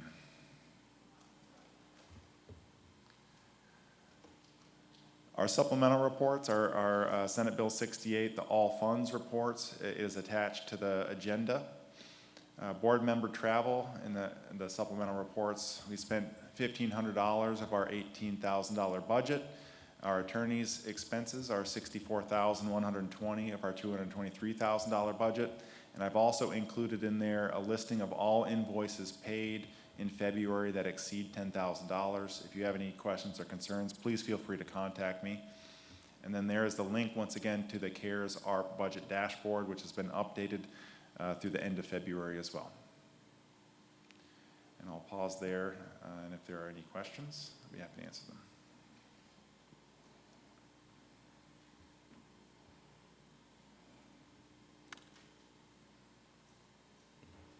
Thank you. Any questions? No? Thank you, Mr. Schooneman. Okay. And so we will move forward with with our February financials. Dr. Thomas, Mr. Schooneman, is your recommendation? Yes, ma'am, it is my recommendation that the February financials be approved. Okay. I'm going to open the floor for a motion. So moved. Second. Okay.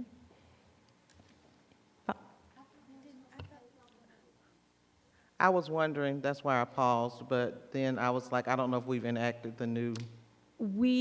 So I haven't spoken with Mike, Mr. Pruitt. Mr. Okay. Pruitt, yeah. So we'll just go with what we have? Yeah, I figured we would, just to put on your radar, in our last training, parliamentary procedure, it came up that we were not supposed to vote on financials, take action on financials. And so the recommendation was for me to follow up with you to get your legal perspective or advice, and then to follow up with Mr. Hartley from GSBA. I think we've had the conversation before, but I'm sorry? He said they just changed the law to require it be approved more often than in the past. So he's looking at Mr. Schooneman. So I guess we will allow our attorney to research this, and we will move forward with what we have done, and then we will know by the next time. Yeah, I figured, yeah, we could just take action and. I will support that recommendation. We follow the advice of our attorney. Yeah, I knew you would. We've had the conversation before. I think it was with a previous board, though. You said that, yes. Ms. Gallagher? And I may have misunderstood it. I thought that she was saying we don't approve we accept the budget or the presentation, not the actual numbers. I mean.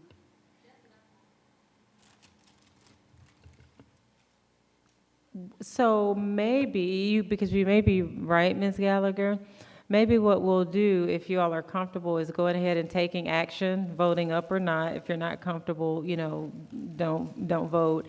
And then all of us can collectively go back. We did record the presentations, so we can go back and take a look. I'll also share it with Ms. Palmer. Yep.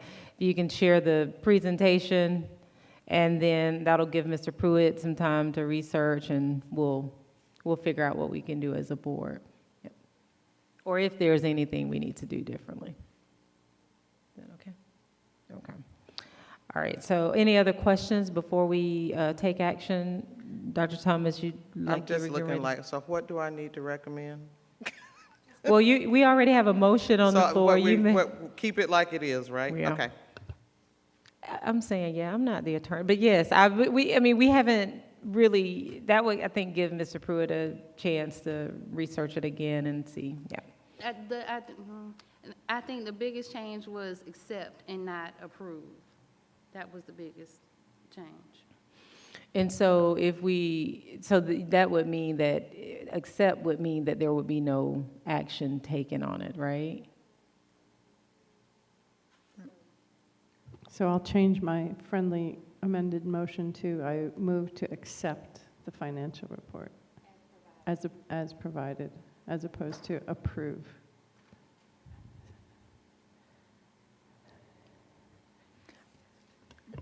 So I don't as know I that- ponder that, I don't think it changes anything. If it's the words, whether it's accept or approve, we're still gonna be voting on it. And I Yeah, we're think, taking Corinne, action what on you it. were saying, it was, we don't vote on it. She said that we just receive it as information. I think we are supposed to vote on it. Yeah, and I think that's the question, so that's what I would say, because Yeah. the discussion inside of the professional development was that it's sort of noted in the record, like we do like the community reports and things like that. Right. We don't take action on those reports. Because there's an audit anyway. Right, right.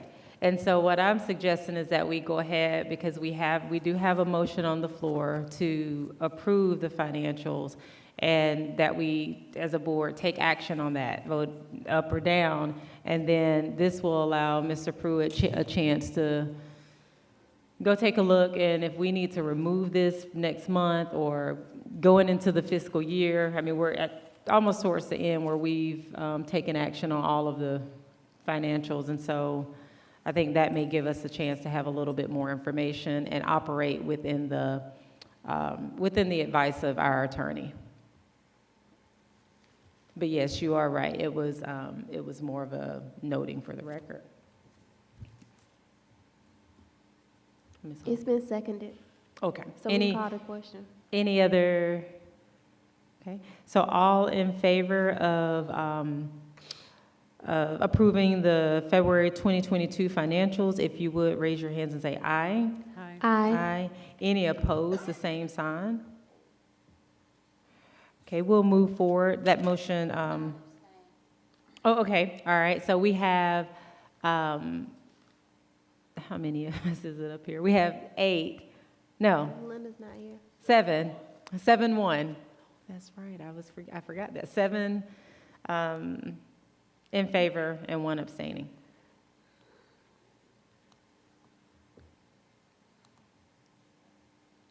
Okay. So we'll move forward to the personnel recommendations.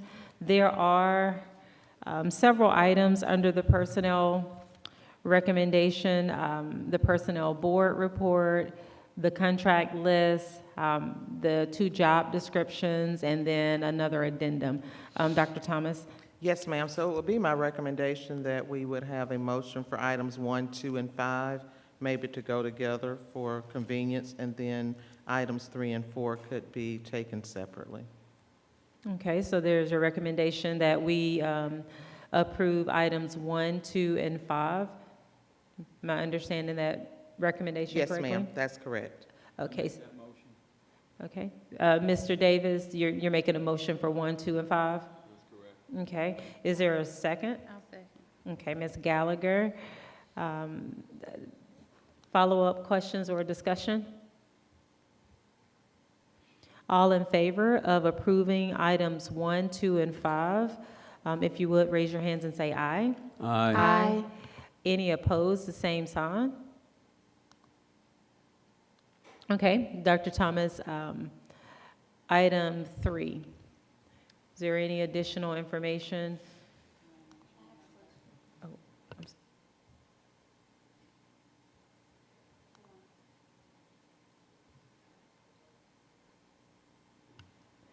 That previous motion carried 8-0. Okay. Thank you for that reminder. We are at item 3, which is approval of that first job description. Dr. Thomas, do you have any additional information? And then Ms. Gallagher has a question. Okay. Yes, so the Special Education Transition Specialist is an individual who works with our students at the 2 high schools who are, it's basically providing post-secondary support for students with special needs, very similar to vocational rehab services that are provided to students who are leaving our high schools and going into the workforce, but who need support due to IEP needs. And so those positions would be housed at the high schools. But they are just new positions to continue the work that was already being done. Is that correct, Mr. Gaskins? Okay. And then the second one is our diversity, equity, and inclusion. And we've had discussions around that, and it's also been included in our Friday updates. Ms. Gallagher? Okay, so for the first one, the special education transition specialist, who currently does that work, if it's a continuation? Mr. Gaskins, can you, Dr. Harris, can you pass Mr. Gaskins the?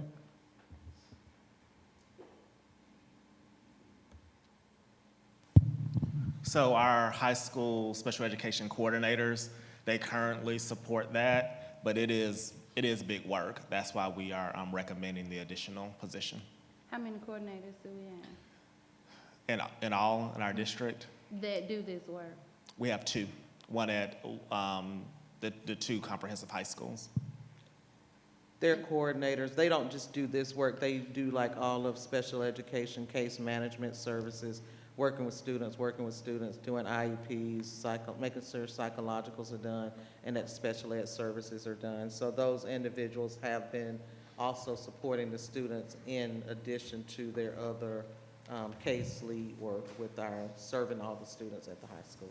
So there Does that won't help? be a reduction in what they currently do. There'll just be another person who's filling in the rest of the gaps. Yes, and those high school coordinators also have multiple schools as well. So although they support the two high schools, I just can't remember offhand, they also have additional schools that they support. But they'll still continue that same Yes. level of work. Yes, ma'am. Okay, and then coordinators.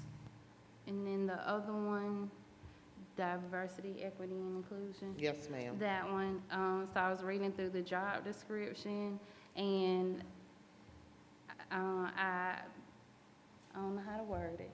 I didn't see anywhere that we are asking that one of their competencies be that they have some experience in cultural competency.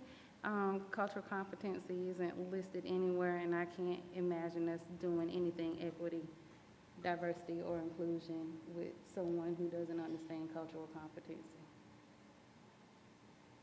I agree 100%. I'm just trying to look under. So some of that comes under the essential functions of the job, but we can work to make that change. I'm just looking through here, and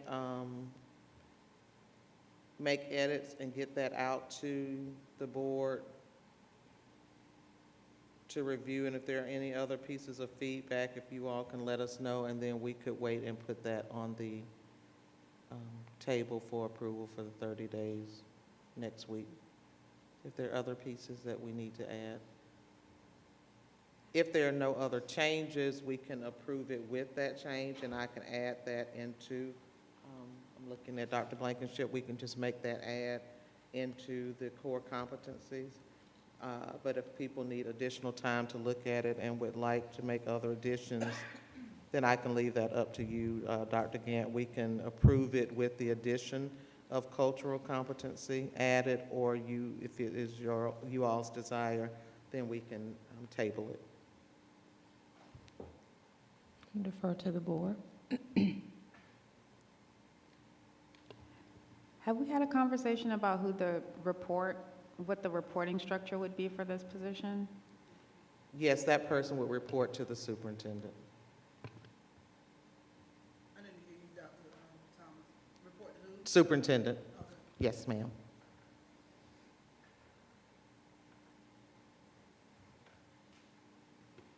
It seems like if Karina's open to just approving with that change, I don't think anybody else has any other changes. Are you okay with that, Ms. Gallagher? Approving with that change added? No. Okay. Can you speak in your mic, Ms. Gallagher? No? Any other?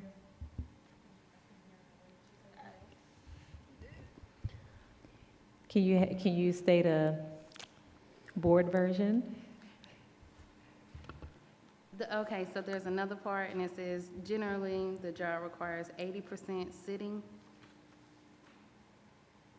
why is a diversity, equity, and inclusion person sitting if we can't get diversity, equity, inclusion with somebody behind the desk?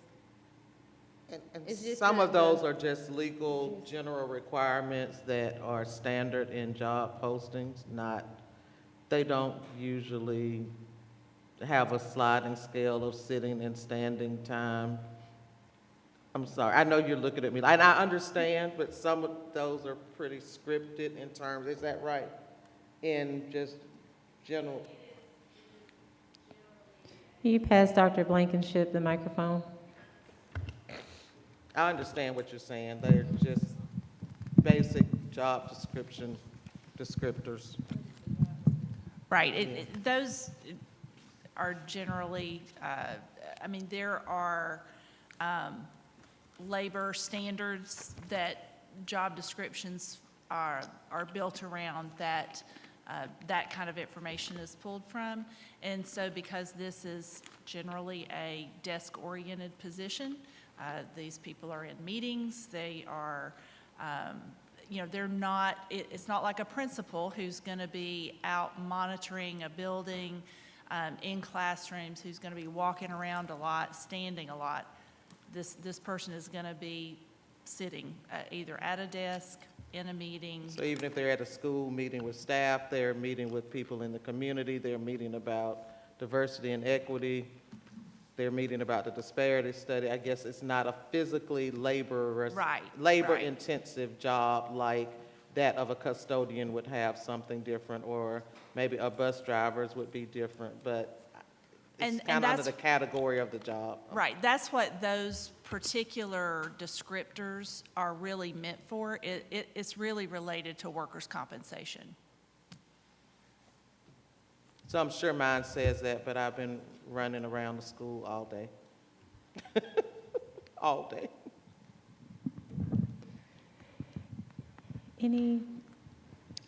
I don't have a question about the second description. My question is about the first. So I'll wait so that we don't continue to jump back and forth if somebody else has a question or comment about the second job description.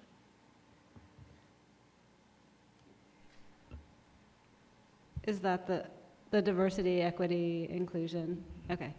I don't have an issue with the position in general. My concern is adding a position when we're about to transition to a new administration, and whether or not, or we don't know what that person will want, and whether that's a separate position that the person would want, or whether they want to include that in somebody else's position. So for me, it feels like, while it's a very important job, I don't know that I want to add it at this particular moment.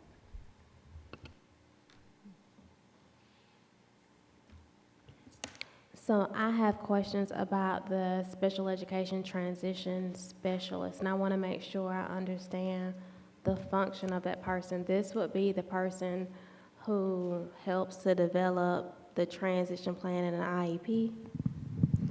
So when our special education students graduate from our high schools, they're working with employment agencies, programs that will connect those students based on some of the goals of their IEPs, but really trying to get those students either to work or to some post-secondary trainings that will help them go to work. So, okay, so that kind of answered it. So this is not the person sitting in the meeting helping the student and the family and the case manager develop the transition plan. This is someone to help students after they graduate? So they would do both. So when we know that a student is getting ready to graduate, we will hold their IEP meeting related to their transition plan with all of those individuals that you just mentioned.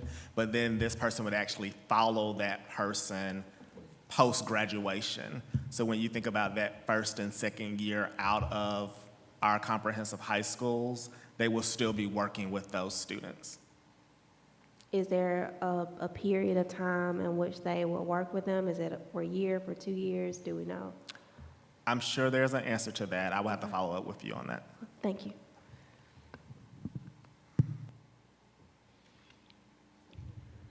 Nicole made me think of one. Did you have a second question? Okay. Well, Okay, Mr. Davis and then Ms. Gallagher. Yes, what I'm trying to understand is that we've got a director of special education, and how many coordinators work directly under her?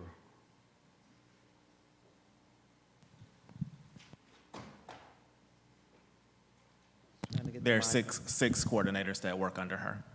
Okay. And I just, just for historical purposes, and I'm not saying that's not a good thing, but I was brought into a district because my wife was hired as a special ed coordinator, and they had 3 at that time. Of course, that was 12 years ago.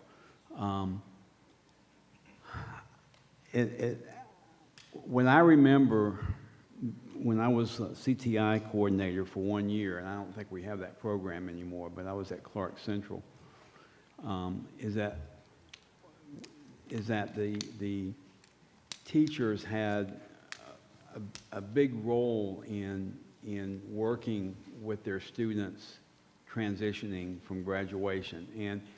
And part of my concern is again, we've got the financial resources to do this. I mean, it's not, the money's there. The question is this the best use of the money? And I kind of go back to what I said in my, I guess it's close to a resignation letter as you can get, that, I want to see the focus on those who are going to be working directly with our students and with our teachers and who are permanently assigned to a school. Now you're talking, there's 2 of these, one in each high school, is that what you're talking about? I believe there's just, is there 2, Dr. Thomas? I believe there. I thought it was 1 for each high school, am I wrong? It doesn't read that way. Are you one? The transition specialist, is it 1 or 2?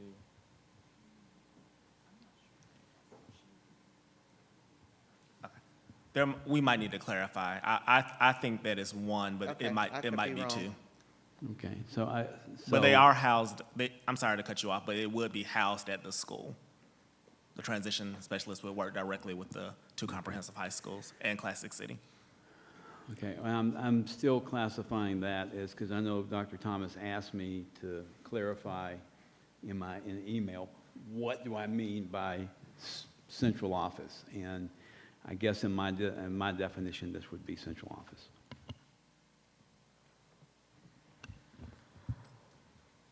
So I move that we, Ms. Hull, real Oh, quick, sorry. you had a question, Ms. Gallagher, and then we'll take your motion. Okay. okay.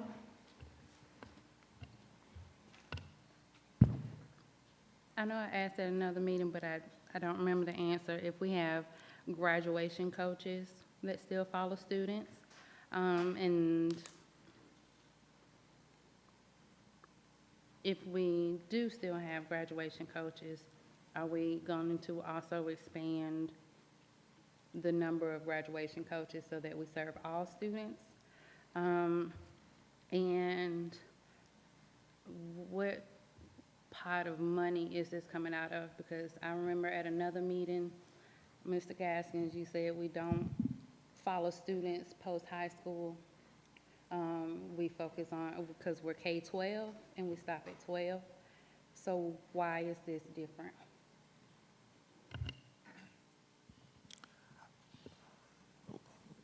Say your question again. I guess it was 2 There were like questions. 13 questions. Okay.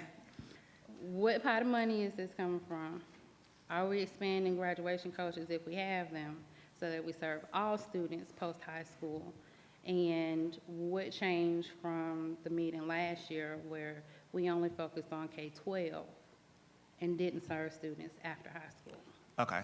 So we are not increasing the number of graduation coaches that we have, but what Dr. Thomas has asked me to do is that we are really doing an audit of the work of our graduation coaches as well as our guidance counselors as well as our mental health professionals, because there is some overlap in the roles that they're doing, and then there's some we're missing some of the work that needs to happen with the work that they're doing, to answer your first question.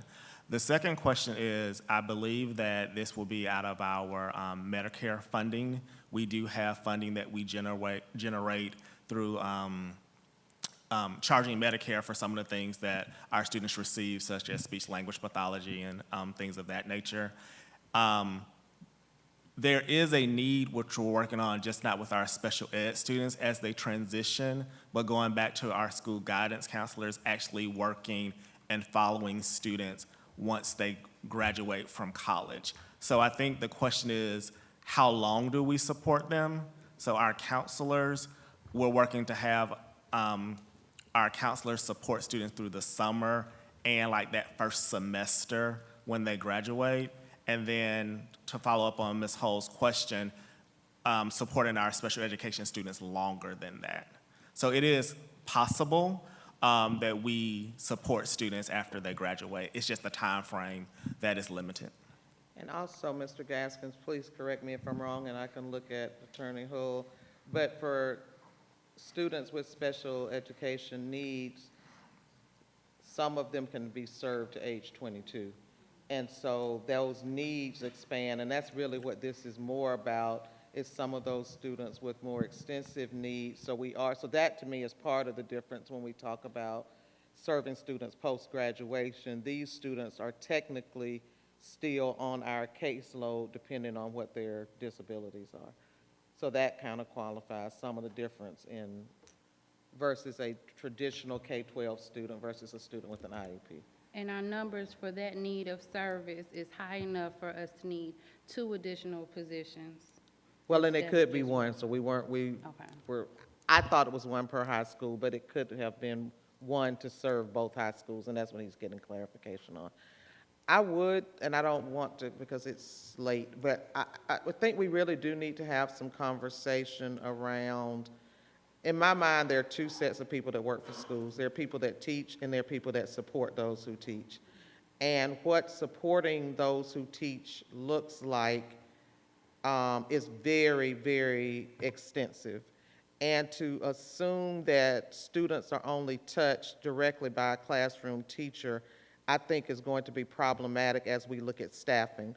I am not saying that about any of these particular positions, but I would be remiss in saying that there are people who work diligently every day in positions that make a difference in the lives of children learning or social emotionally who are not a teacher. Social workers are based at this building. Psychologists are based at this building. Instructional coaches who teach teachers new curriculum, how to use manipulatives, how to do that work are based at this building, but they literally come in here once a week, get a new stack of things because they're working with 2nd grade teachers this week. They come drop that off. They get the 5th grade supplies for next week. So for us to take a lens that if you're not in the building, in a classroom, you're not touching children, to me, it's dangerous. And I think it minimizes and disrespects the work of a large proportion of the people that work in schools every day and what they're doing. So I would just caution us, again, this has nothing to do with these positions. I hear Dr. Dykeman waiting for a new superintendent to decide. I'm totally fine with that. But there are itinerant positions all over every school district who serve children in a variety of roles. As a school social worker, I was based at Barber Street with the chickens, but I served 8 schools, and I ran groups. I went to parents' houses. I did individual counseling, and I know I touch lives of children every day, but I was not in a classroom. And I helped children be able to learn, whether that was picking up their Ritalin back then. I mean, so things happen every day. So I just hope that we will not go to a perspective that if you're not a classroom teacher, we're not touching children. And I don't want any staff person who works for us, who I watch run in and out of schools every day, doing things to help teachers be able to access that curriculum so they can do that direct work with children to feel that their work isn't valued.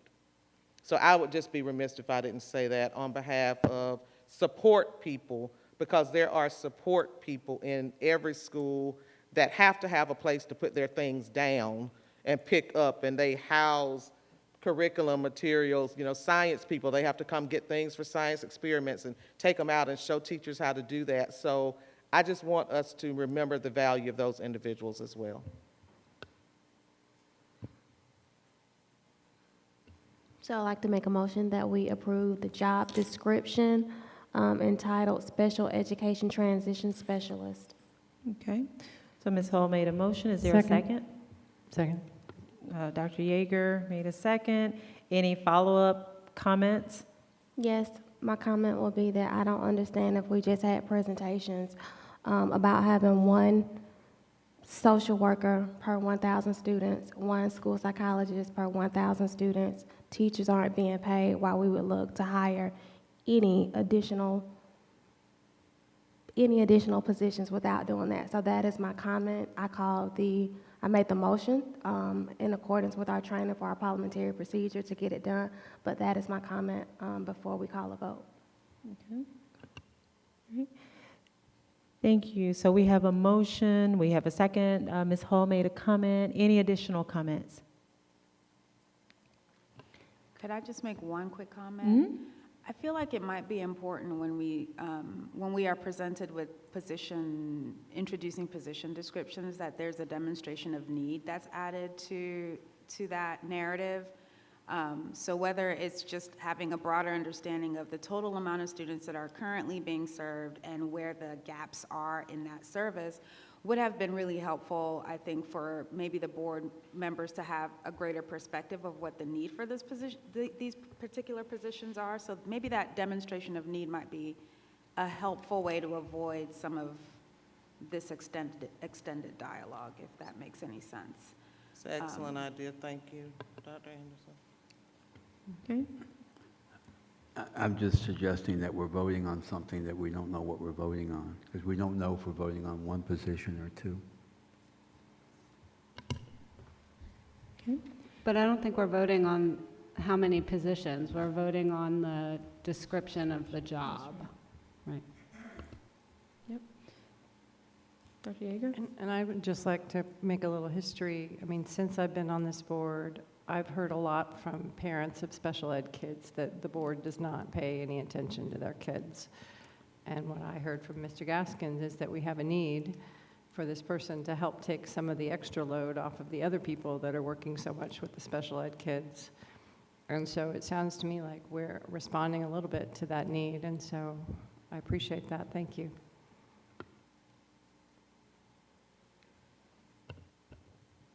And I was just going to say, Dr. Gant, we can get additional information to the board before any action is taken to hire or not hire at this, based on the decision that's made. But if, additional information, because I think what Dr. Anderson said is a very worthwhile point, which captured what I think all of you were saying. She summed it up very well. Okay, thank you. All right, if there are no additional questions, we'll take a vote on the special education transition specialist. All in favor of approving the position as listed here, if you would raise your hands and say aye. Aye. Okay, any opposed, the same signs? Aye. Aye. All right, so 5-3. Okay, we have 5 in favor, 3 against, so that motion carries.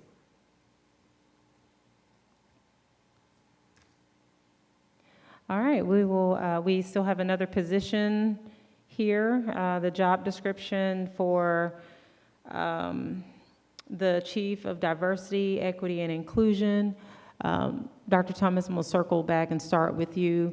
Yes, so I guess you have to have a motion to have a discussion. So if it is the desire to wait on a superintendent, that is understandable to see how they want to structure, but I will defer to the discussion of the board for that conversation. Yeah, I think it would be a matter, if this is something we want to table, then it would be a motion to table this item indefinitely, postpone indefinitely, or take action on it. What is the board? Could I ask, again, sort of a demonstration of need? I know that the strategic plan in your mind was sort of, we put the equity as the foundation, but you also most recently have been talking about making sure the equity is within Right. everywhere. And it's my guess that this position was designed to do that in the coming year, like not 2 years or 5 years from now, but actually do that work right now. Just to work with the different departments, with schools, to really get back to where we were with training around equity, to support more intentionality in what we do, whether it's with our code of conduct, with our discipline, with our purchasing, with our hiring. So to have someone who really makes sure that that conversation and focus exists in all of the different departments, as well as really working with our teachers and leaders on cultural competency, cultural sensitivity. So I know we say diversity in isolation a lot of times, but it really is about a respect for differences, and whether that is in how we hire, how we respond to needs of students, the needs of staff, and so to do all of that in a more comprehensive way. So yes. So just to follow up, we need this work done right now. This is not something we're going to do when the new There's superintendent definitely a comes. need. There are gaps and there are places, I mean, you know, even the recent occurrences at one of our elementary schools, it comes back up and surfaces a lot of what are we doing in the way of sensitivity around differences, around culture, around diversity, making sure that we have equity in services and treatment. So yes, that was a long answer, but yes, ma'am. Yes, ma'am. Thank you. So I'm struggling, and so this is a comment. Dr. Thomas, you know I have a tremendous respect for you, so this is not you and superintendent's chair, this is any superintendent. But I have a big concern if every chief of staff does not go through some type of diversity training in their elements, in their whatever professional learning they have. If this is supposed to be something that we voted on to have woven throughout the strategic plan, it needs to be the responsibility of every chief of staff to ensure that that happens, instead of adding another person to oversee what should already be done. Like, I think we as a board, I've proffered an equity policy. I don't know if we're ever going to talk about it, but I think there are other ways than just hiring people to get this work done. Since diversity, equity, inclusion is such a sexy topic, you're going to hit it at any conference that you go to, any conference in any field. There's that opportunity there for our district to be competent in making sure that we are an equitable and diverse district without hiring somebody else to provide a training. Like, where's the responsibility to actually take accountability for what we're voting on with these job descriptions in our strategic plan? So that's my concern, and I'll leave it there. You got me messed up now. That is an excellent point. Because it That's why we actually have different perspectives. Yep, Wow. and it actually came from conversations with board members about that, so that was where this, not request, but this conversation kind of came up, is that there hasn't been, while I agree, and I'm not arguing at a point, I do agree that it needs to be a part of what everyone does and is trained and is sensitive in, but, and not even a but, and determining like where there is some ownership when there are action items. So having everyone being aware and cognizant of being inclusive and responsive, but like when things happen, who ultimately owns that and where does that live? And it could live somewhere where it already is, you know, like where there are other things living, but still needing some point person. It's kind of like, and then everyone assumes someone else is doing it because, yes, we all know about it and we're all trained in it, but who actually owns the work? Who owns the book studies? Who owns the getting in that school and saying, okay, we need to get in this building right now and make sure that we are doing training around being more inclusive in our practices and more accepting of others? Who owns that? And again, not saying that there has to be a person, but there has to be a person. But it could live somewhere that we have other things. But I think you can have it woven in so that it's in the forefront of our thinking, but you also have to have someone that's going to kind of carry that torch of getting the work items done. And so finding that balance, and again, it could be somewhere else, but we have to have someone to do that work. I was going to mention, I may be the lone person, but I am in support of this position, and that is simply because we have disparities that we haven't been able to close since really the integration of schools. Now, I don't know that this person, of course, that's not their work, but I think even if we look over the past year or two or our tenure as a board, we can see where disparities or a lack of cultural awareness and competence in who we are as cultural beings and what that means for how we do our work.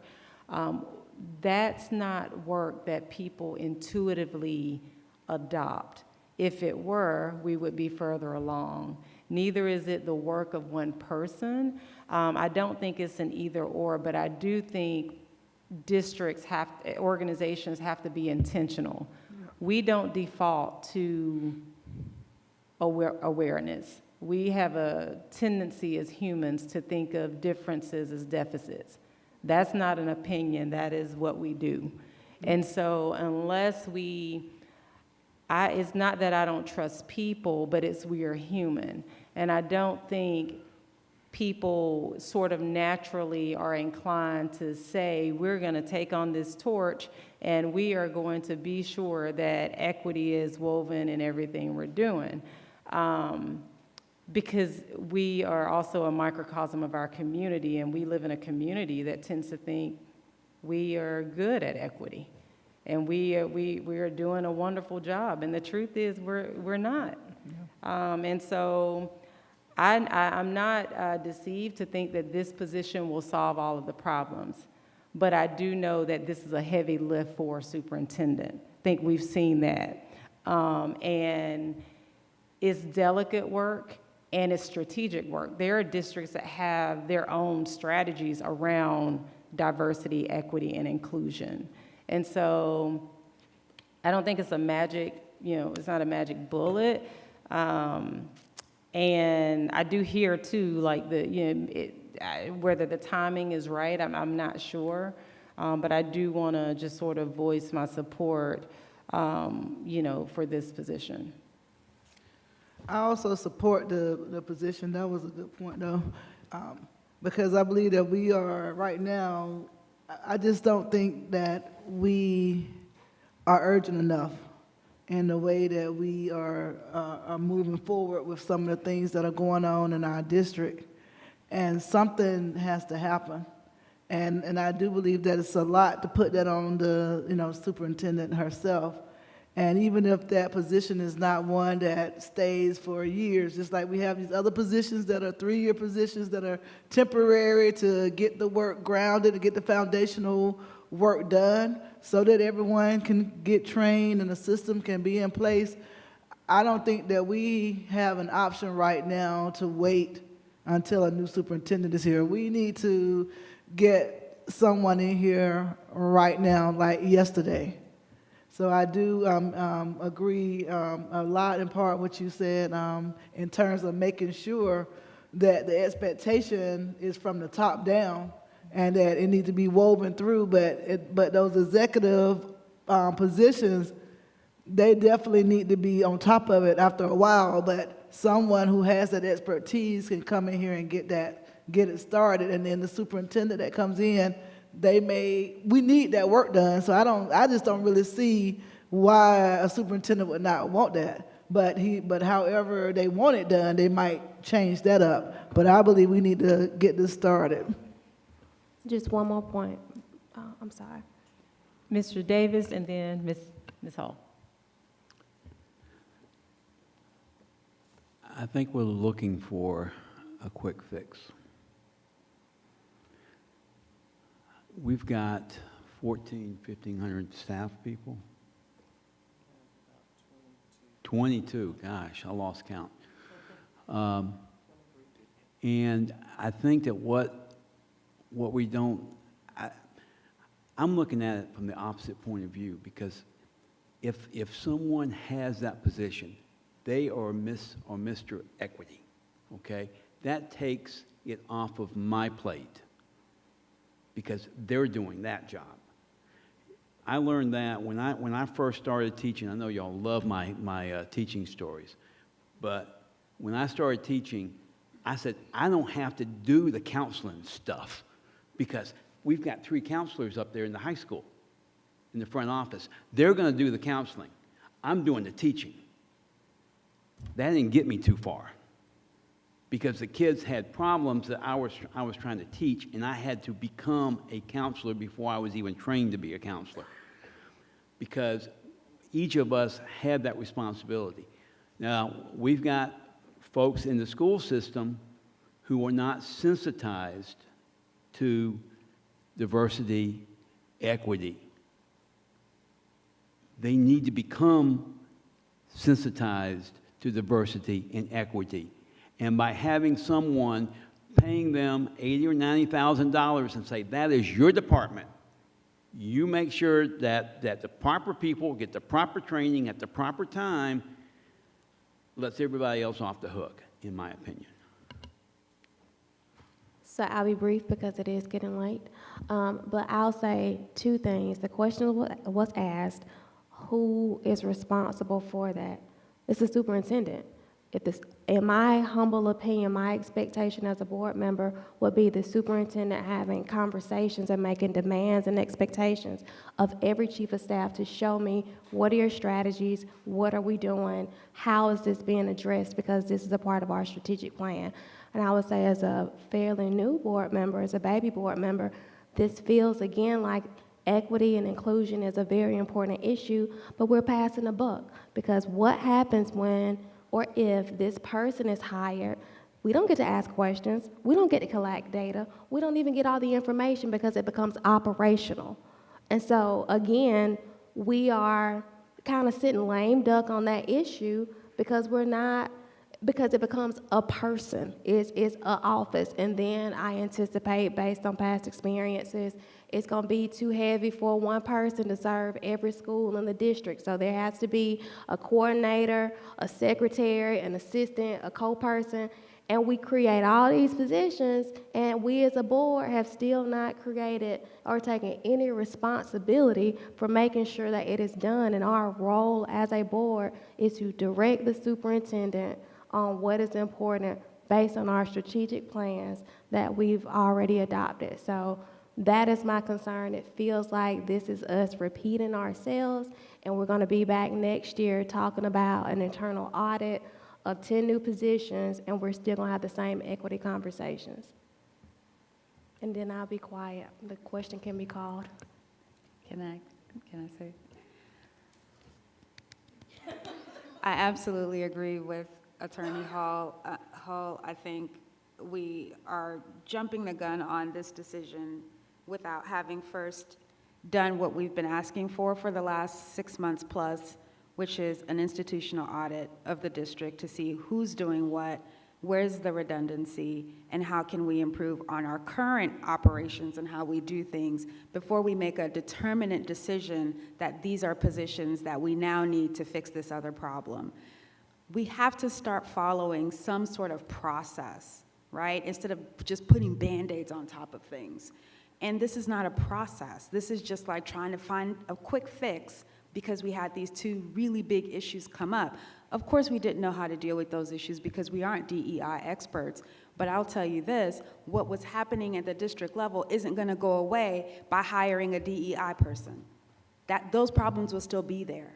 Those issues are still going to be there. And there's still going to be a question from the board, where's our audit? Where can we get a better understanding of what's happening at the central office where these things do break down?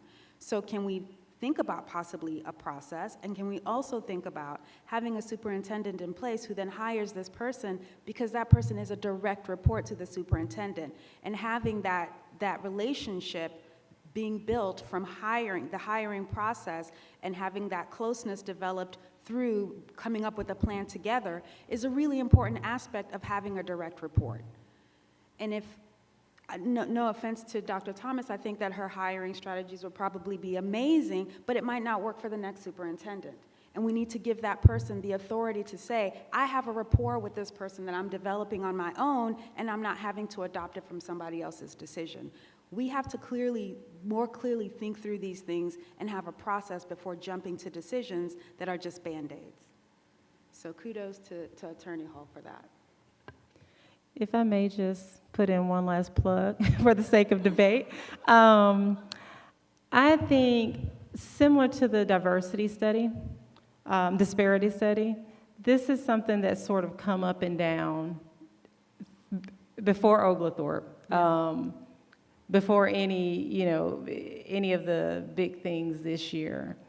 And I really would encourage the board, whether this is, this succeeds or not, to explore organizations that have diversity, equity, and inclusion as a priority. It really is a heavy lift. And I think I may be a little bit biased since this is an overlap in the work that I do, but this is not a Band-Aid. But I can tell you, in our Athens community, if we don't start, we have to start prioritizing this work. And it's not going to be a miraculous where we all sort of, something hits us from on high, and we say, oh my goodness, I want to learn about who I am and how I'm misusing power based on my racial identity or my class identity and those different things. I know it seems like that it should have, but it doesn't.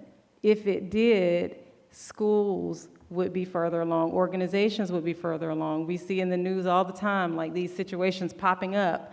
And so, yeah, it is sort of it can seem like a quick decision, but I want to put my plug in now in case the motion fails, and I'll put it in again with the next interim, that this is something that I think is critical to the work, and I don't see this as the work that people are necessarily doing directly, but they are leading that work. And if you're a leader in this work, then you're building capacity with other leaders, so that you, one day, hopefully, you won't need the job. You're building capacity in the organization you're in, so that when things like this happen, you're not having to contract out, or you're not having to go and create partnerships for somebody to tell you, oh, this might have been the right or wrong thing, or this was insensitive. And so while I do feel like we may have taken a couple of steps back over the past 10 years as far as our capacity, even when I was here as a district, we didn't have full capacity to do this work, because it's both personal work, it takes a lot of humility, it takes a lot of introspection, and it takes leadership and intention. And we don't default to this work. We don't. And it is very uncomfortable work, which means that it's difficult for superintendents to do, and that's what and CEOs to do. And so generally organizations they have to hire outside of their organization. They ask consultants to come in. They ask psychologists to come in to do this work. But I do want to put in that plug just in case. It'll be the same argument next year. And I just want to support exactly what you said is true. And we've been talking about creating a position like this since I've been on the board, and I'm so excited to see it. And this work doesn't happen by itself. I'm the DEI chair in my own department, and when I was gone for 3 months, guess how much work got done? Zero. Yep. Zero. They didn't even meet, because I wasn't there to say, leadership, we got to meet, let's do this work. It just doesn't happen by itself.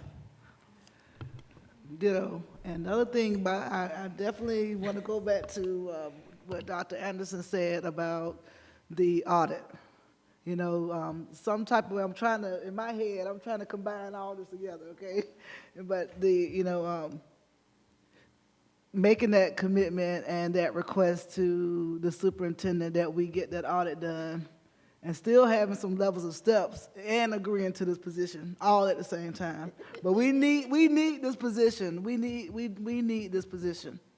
But I do agree that we might need to think through some steps, that might need to take place before that, including having this audit done. But we need this position.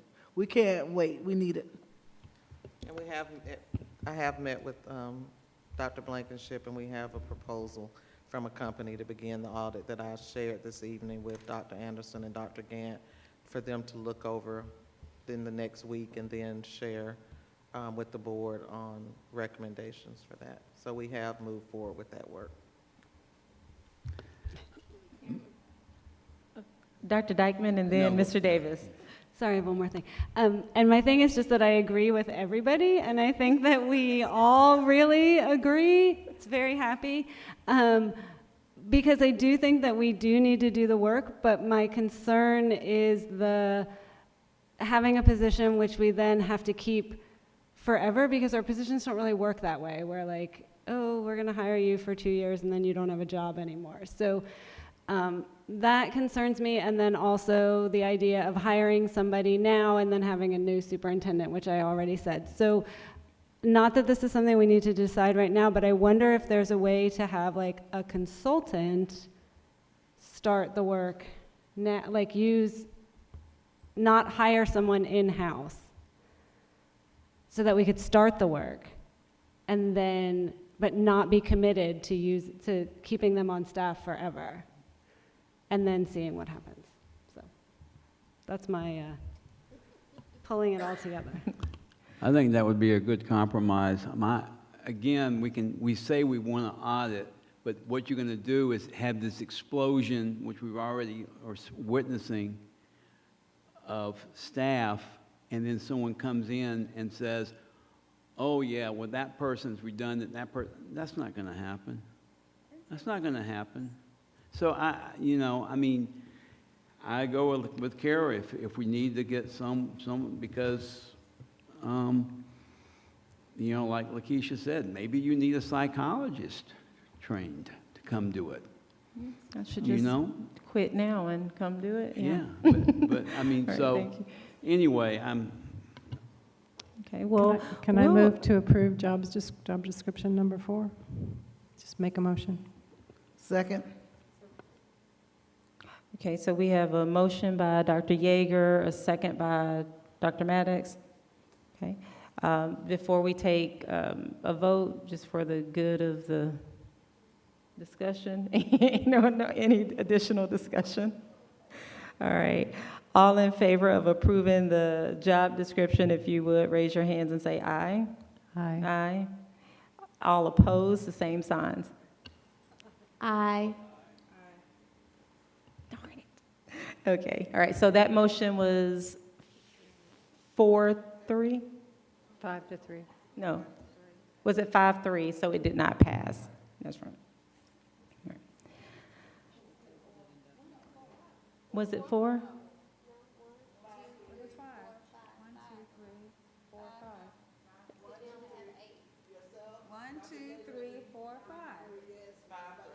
Yeah, 5-3. I'm sorry. I'm sorry. Yes, it fell. Mm-hmm. No, you're right. Okay, it was 3-5, so it passed. It failed. I'm sorry. Freudian slip there. I know, right? I know. Right. All right.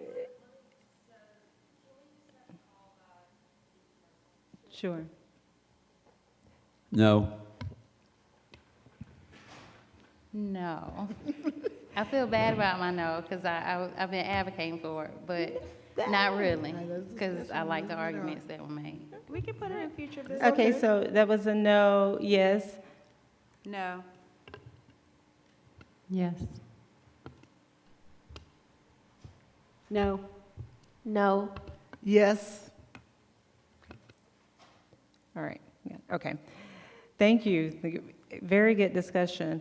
Let's move forward. We will, let me see. I make a motion that we take all the policies as a group. So, and we actually, based on your feedback, see, I listened to you even when I shouldn't have. I should not have, because now you just flipped on me, but that's okay. This is going to be very, why do you have a stack of papers? This was quick. Okay. Whew.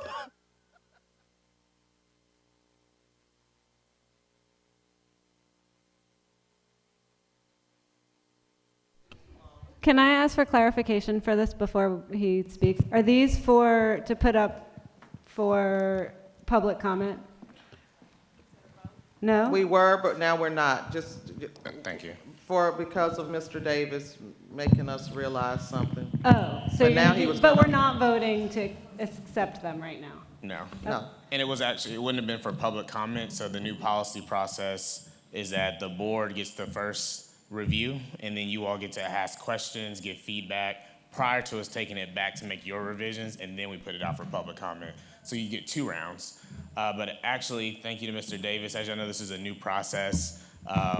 Since we did not necessarily follow all the steps in policy BDC, which does require legal review prior to the board getting the policy, the recommendation, I believe, from Dr. Thomas is going to be that we hold off on the policies for tonight until May, so that way we can honor the process that is in BDC, so that Attorney Pruitt and Ms. Jolliffe have an opportunity to give legal review, and then we'll send the policies back. So again, apologize for that oversight on my part. Me and my team, we new process, but we're working through the kinks, but if that's the one kink, I think we can definitely fix it moving forward. So we will get that legal review. I agree. And if there are policies that we need to move forward on, but they're not so urgent that they can't wait to next month, so that we can adhere to our cute graphic and do it the right way. So if for we have some, clarification, I'm sorry. Go for it. I was just going to say, if we have questions about these, we should email you, perhaps? Absolutely. And then we'll still be bringing them back for discussion. There'll be, I'm sure, a robust discussion in May. Yes, for sure. That they'll be at the work session. Is that what you said? Yes. Okay, perfect. Yes. All right.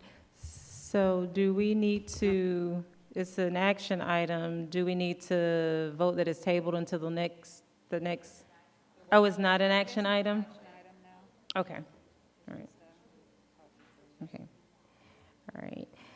All right, so we will move forward with item 14. It is 10:22, so we are, yeah. Hour and a half before midnight, so this first action item. So moved. Okay, thank you, Mr. Davis. Second. Are we doing these one at a time? Or what? I'm sorry, what are we doing? One at a time? One at a time. Not all of them? Yeah. This is not a consent agenda. This is not a work session. Yeah, so just to remind everybody of our training, it was best practice that we actually name what we're doing. Thank you, Ms. Hull. So we are looking at action item number 1. This is to approve the Griffin and Strong PC for the disparity study. We have a motion by Mr. Davis.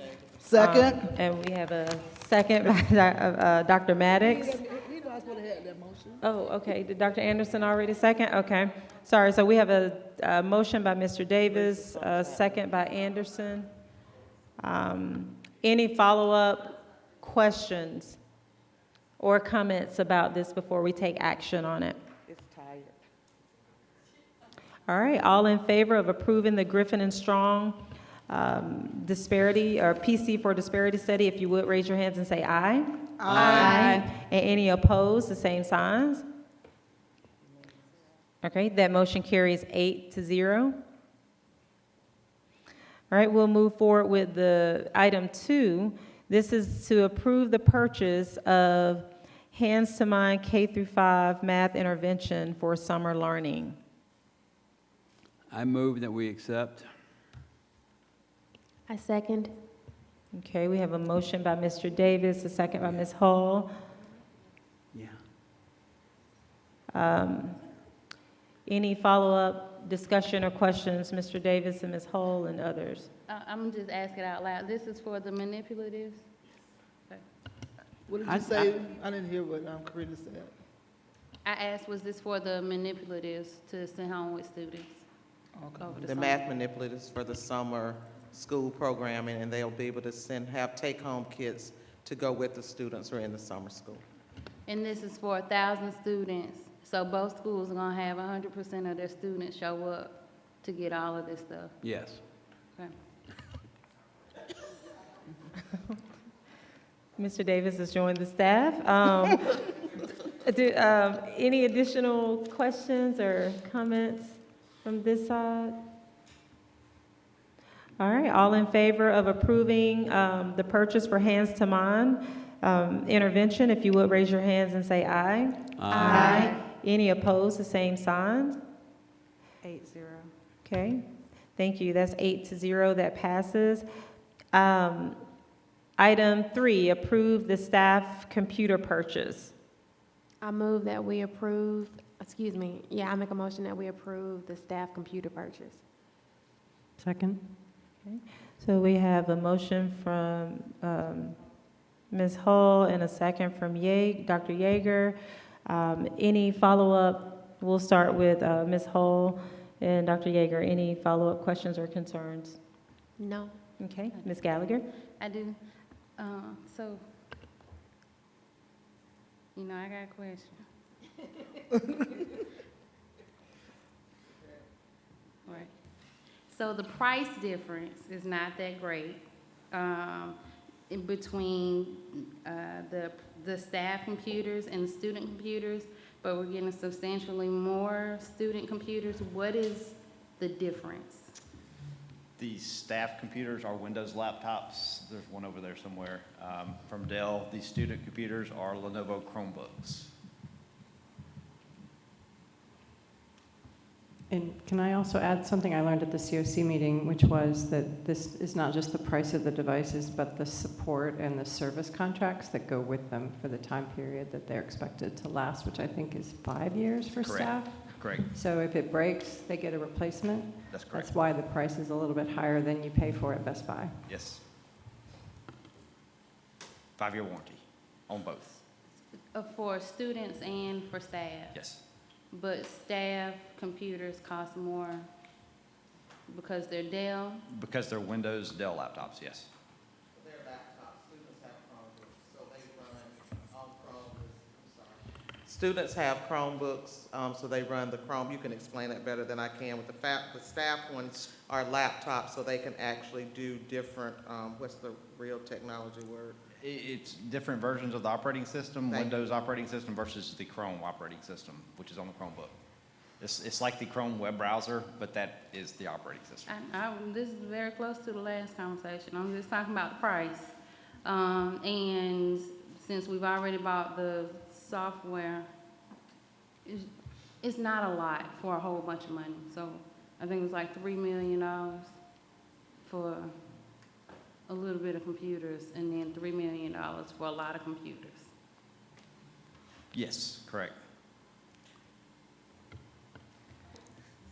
And I think part of that, and Taylor, someone in instruction can correct me, but like teachers have to access different platforms. Like I have to go on to do some things on Safari that I can't do from the state, I can't do on Chrome.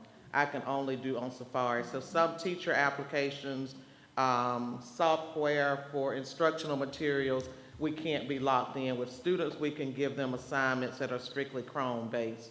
But for products and services, like if they need to be able to do Windows or Excel or Safari, I can't do anything that the state requires me to do on a Chromebook. So I just want to be clear. It is the price points, not the operating system, not who makes the computer, the price. No, it's what you just said. It's that makes the price point. Correct. It's a Dell Windows laptop versus a Chrome. It's apples and oranges. They're two different things. Except they're both computers.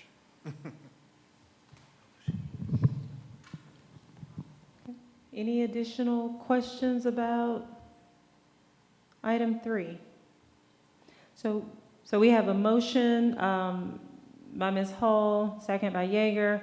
We'll go ahead and take a vote. All in favor of approving the staff computer purchase, if you would, raise your hands and say aye. Aye. Any opposed, the same signs? Okay, 7-1. That motion passes. Dr. Maddox isn't here. So it's 6-1. I mean, she just stepped out. But she didn't vote in that. I'm sorry, 6-1, Ms. Palmer. Okay, we'll move to item 4. This is approving the student computer purchase. The floor is open for a motion. I move that we accept it. Second.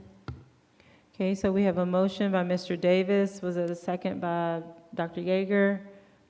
Okay, the floor is open. I'm sorry to you, Mr. Davis. Do you have any follow-up comments or questions, or Dr. Yeager? Okay, any other I got board one. members? Yeah. Does Ms. this Gallagher? include additional charges that students always end up losing, docking stations for classrooms, any of that stuff? One charger per device. And then are you gonna request additional funds for new chargers? That comes out of our yearly budget. It's already in there? Okay.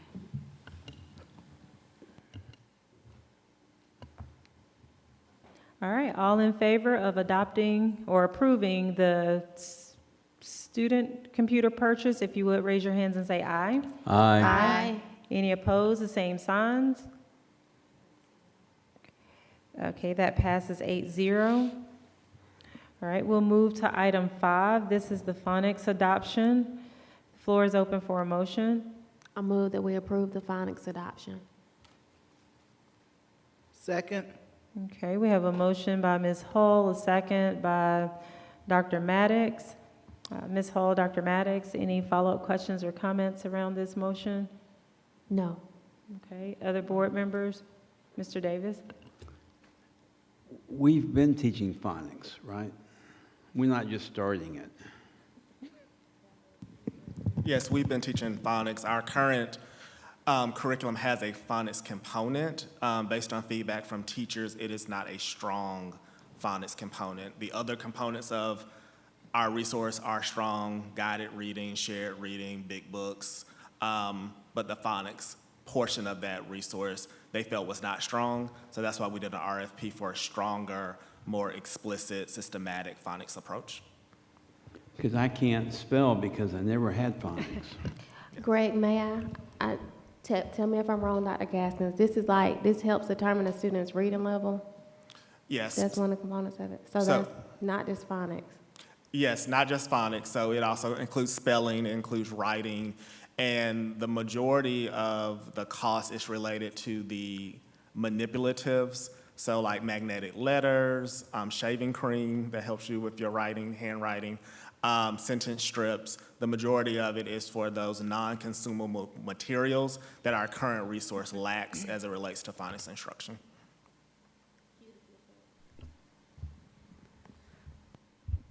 So it's so loud. The cost for this, is that a one-time cost? Is that going to be a yearly cost? So the non-consumable portion is $400,000. The consumable portion is around $100,000, and that will be a yearly cost that we would add to our textbook budget. And then for the first year, there's about a $60,000, maybe closer to a $70,000 actually, initial training for all K through 2 teachers as well as administrators and instructional coaches. So we are assuming that the ongoing cost will be about $100,000 to $120,000 per year that we would add to our textbook budget. And this was something that it was driven by teacher request? Yes, so we started something called our strategic support circles, and more often than none, that was something that came up as the schools talked about what they needed to as a barrier removed for increased literacy. We also had a literacy pathway, a phonics pathway, where we had about 20 teachers do a year-long phonics training around the science of reading. And as they were learning more about phonics, they realized that our current phonics program was not a best practice related to the new learning they were learning around implementing phonics in the early literacy grades.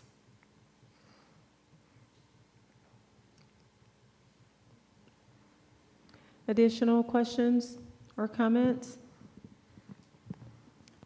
All right, we'll move forward with taking a vote. All in favor of approving the phonics adoption, if you would, raise your hands and say aye. Aye. Any opposed, the same signs? Okay. All right, that motion passes 8-0. We'll move forward to item 6. This is to approve the bus car rider exterior metal canopies at the ELC East.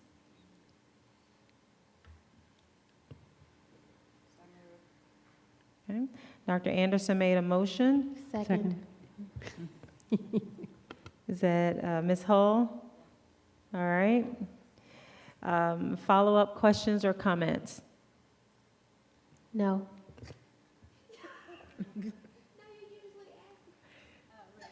Yeah. Dr. Anderson or Ms. Hull, any follow-up comments?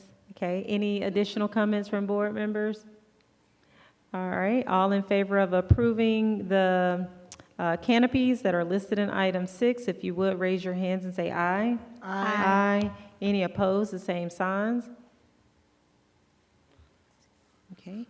8-0, that motion passes.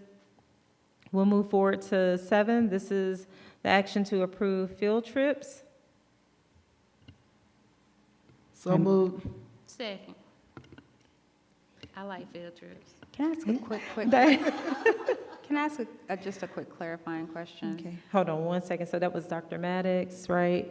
And then Ms. Gallagher. Okay.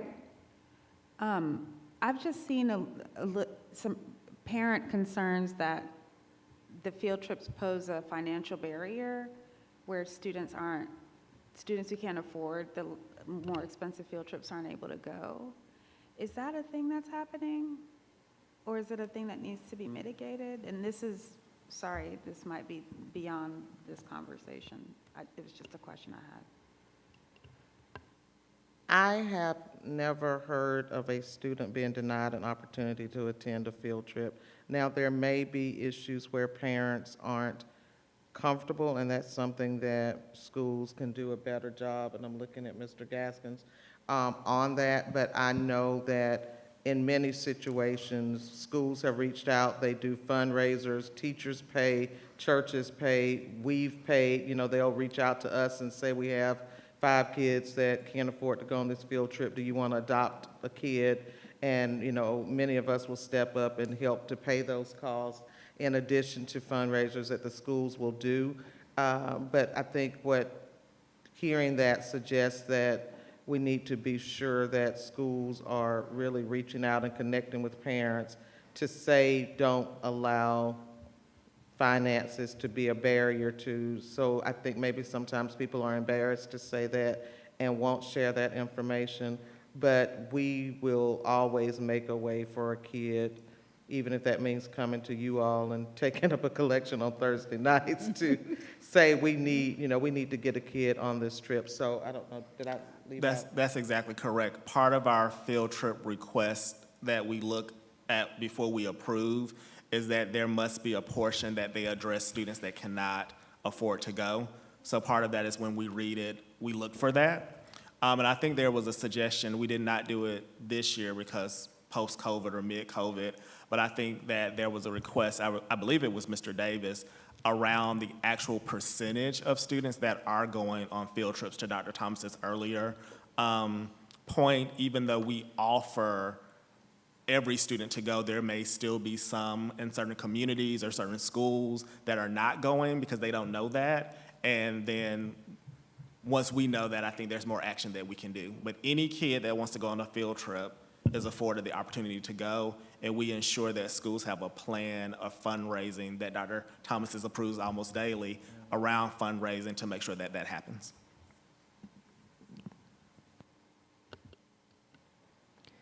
All right. All in favor of approving the field trips, if you would, raise your hands and say aye. Aye. Any opposed? Okay, that motion passes 8-0. We'll move forward to item 8. This is approving the board member GSBA legislative delegates. This is typically something that I think we do in January, typically, when we decide on who's going to be on what like the committees, but then also serve in what roles.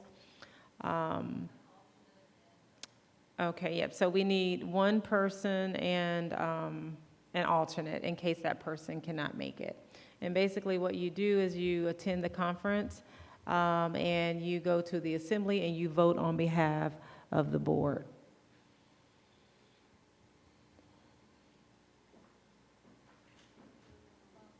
Yes, we're looking for a volunteer person to say they will be the delegate and then an alternate, yep.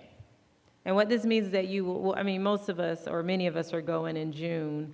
We'll probably end up doing this again in January if we get back on track. So, I mean, you won't have to serve for long. I move that we ask Ms. Gallagher to serve as our delegate. Second. Okay, we have a motion on the floor. Oh, and we need an alternate. Ms. Gallagher, would you accept, before we take action on who the people are going to be, would you accept that? Okay, all right, so we have our delegate. Can we have an alternate? Nicole. Nicole. Okay. Dr. Anderson or Ms. Hall? It was they said Ms. Dr. Anderson. No, it was you or Dr. Anderson. We're trying to decide who. Dr. Anderson is fine. Mommy, were you volunteering? If you don't want to do it. But if you want to do it. Go ahead. Go ahead.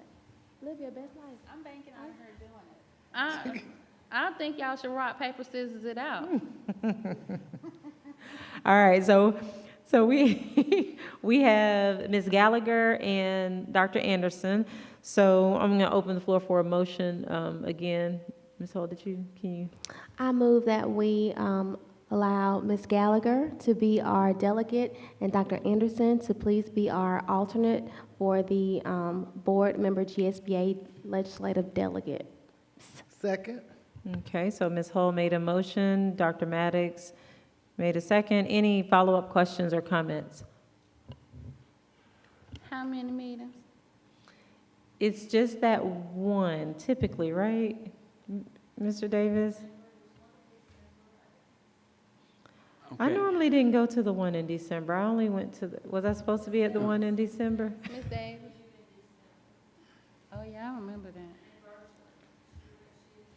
Oh, that's right. But it's normally in the summer, right? Where they do the legislative agenda is the summer, okay? And there's also a second part to this. I just want to make people aware of it. And that is, besides having a delegate, we also have the ability to attempt to impact what GSBA has as their legislative agenda. And in the past, we've successfully impacted it around immigrant and a couple of other things too. But we haven't done it this time. And I just caution the board that the future, we've got one whole subject area, and that is who develops curriculum in the state of Georgia. Is it going to be the state legislature, or is it going to be the Georgia Department of Education and local school districts? And there's nothing that the Georgia School Board Association has stated that clarifies that. And I wish, we do have a resolution on that, but we don't have something that applies to this agenda item, which needs to be done by Monday, so. So you're gonna be my unofficial board member partner on this since you Forever. done resigned? Forever, but I'm just saying that we missed an opportunity, I think, but. Okay. And then with Ms. Gallagher and Dr. Anderson, you all can get with Mr. Davis just to, so you'll specifically know what you're, supposed to be doing. It is a process. I mean, I was still learning and I had done it for 3 years and I still had questions. What's going to happen is that, and I don't think I don't remember getting an invite to this, but there is a meeting in May that will look at the various proposals that different school districts have submitted to a committee. and that committee will vote on them, and then those that pass will go to be voted on in June at the summer conference. So it's a two-step process. All right. All in favor of approving Ms. Gallagher and Dr. Anderson as our GSBA, the legislative delegate for Ms. Gallagher and the alternate for Dr. Anderson? If you would, raise your hands and say aye. Aye. Any opposed? All right, that passes 8-0. Thank you for your service. We'll move forward to number 9. This is approval of firms to present for the superintendent search. Just remember from our meeting, our prior meeting, we talked about that the board members would send any individual names of firms to Dr. Dykeman so that tonight we could take action on those names and they would then come and make a presentation before the board. And we're talking about search firms, okay? From my understanding, Dr. Dykeman, you haven't received any names? No, I have not. I mean, we have the names of the firms that had originally expressed interest in the RFP. I added the Carl Vinson Institute of Government because they also do executive searches. I added one other one. I don't know anything about them other than I know that they're currently working with some school districts in Georgia. And then there's a link at the bottom of the page from the American Association of Superintendents, I think, that has a list of other search firms. All right. And so our work tonight is to determine which we voted down the RFPs that we had. And so we need to determine tonight what search firms we would like Dr. Dykeman to reach out to be invited to present to the board. And I had 2 questions about that. One is, would we be open to having virtual presentations? Because I doubt that some of these places will come here from wherever they are to do a 15-minute presentation. And then the other question was, do we have, it's not really a question, but I think that we should have a number of firms that we agree upon, because I think inviting 12 firms to give presentations is excessive. Okay, any thoughts around that, virtual and a set number? Would everybody be in agreement with a set number? Okay, what's the set number? 2, 3, 1? Well, yeah, I would support inviting the GSBA to come, since they responded to the RFP, didn't they? Or they didn't respond, but they inquired. asked Yeah. about it. Okay. And then I think Carl Vinson is also a really good option. So at least those 2 I would put in. You know, in terms of virtual or not virtual, I guess we can be flexible. We can ask if they would come in person, but we would be willing to do virtual if it's a hardship, I think, it seems to me. But I support GSBA. So I do have a Karina question. So even if we narrow it down to 3 that we're interested in, if only one says that they're interested in talking to Clark County School District about doing something for us, even for pay, we're back we at the just go with same. that one? Yeah, we're back at the same thing, and I mean, it goes back to, like, you know, some of the earlier conversations. We do have the flexibility to select a search firm, or we had the flexibility to say, we had some flexibility across the board, from appointing a superintendent to selecting a search firm to deciding that, you know, we're going to do an RFP or not. So I think we would be back at the same place, you know, if they decided, no, we would be back. So if there's 12 on the list, can we agree on 7 and call 7 That way we know how, Right, I was just gonna say, we could do it in 2 stages, which is basically what you're just proposing. Like, I could call some and get an idea of whether they're even interested, and then from there, schedule dates for people who are interested. I'm supposed to keep my mouth shut, but I still don't know why we don't at least sit down with Georgia School Board Association, we know them, have them give their spiel, and then we can say, it ain't good enough, and then we can move from there. I mean, it's just kind of like looking for a partner. If you got a woman next door, I mean, you sit down with her first or something.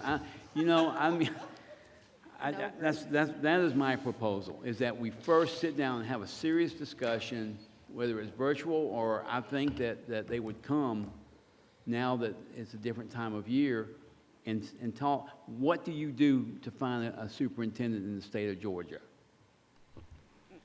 What's your nationwide search? What's your contacts? I just think that would be a place to start. I agree with you too, but as sort of a compromise for people who don't want to just start with one, I would propose maybe talking to both GSBA and Carl Vinson, because they're both sort of not private search firms and also local to the area and the state of Georgia, and then maybe we could compare. I would also like to add Hazard Young, Atia and Associates to the list. I know that they were voted down for RFP, but they actually submitted one. They actually want to do the work, and so if we're going to listen to presentations, I think we should give them 15 minutes. Which It's one? the second one, Hazard Young, Atia and Associates. They're the ones that got us It's into under the mess. possible search firms on page 5. I'm sorry, I didn't hear you. They're the ones that have worked for us in the past and gotten us into some of the messes we've gotten into. Oh, well, I wasn't here at that 17th meeting, but I do believe there is value in playing with people that want to play with you, and there are only 2 people that submitted any type of RFP to say they even wanted. But they have a bad record. They have a Jill. colored history, let me just say, isn't colored not being a good word? Fair enough. I only read the proposal, so. Okay, so I hear a couple of different things. One is that I heard the idea that Dr. Dykeman calls all of them and see who is willing, who might, or no, 7, I think, who. Let's take that idea. Okay, all off, okay. I also hear that GSBA, was it the Carl Vinson, and HYA,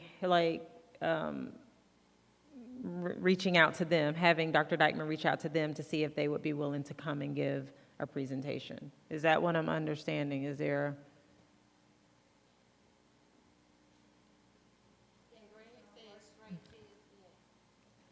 Yeah, Greg did say GSBA.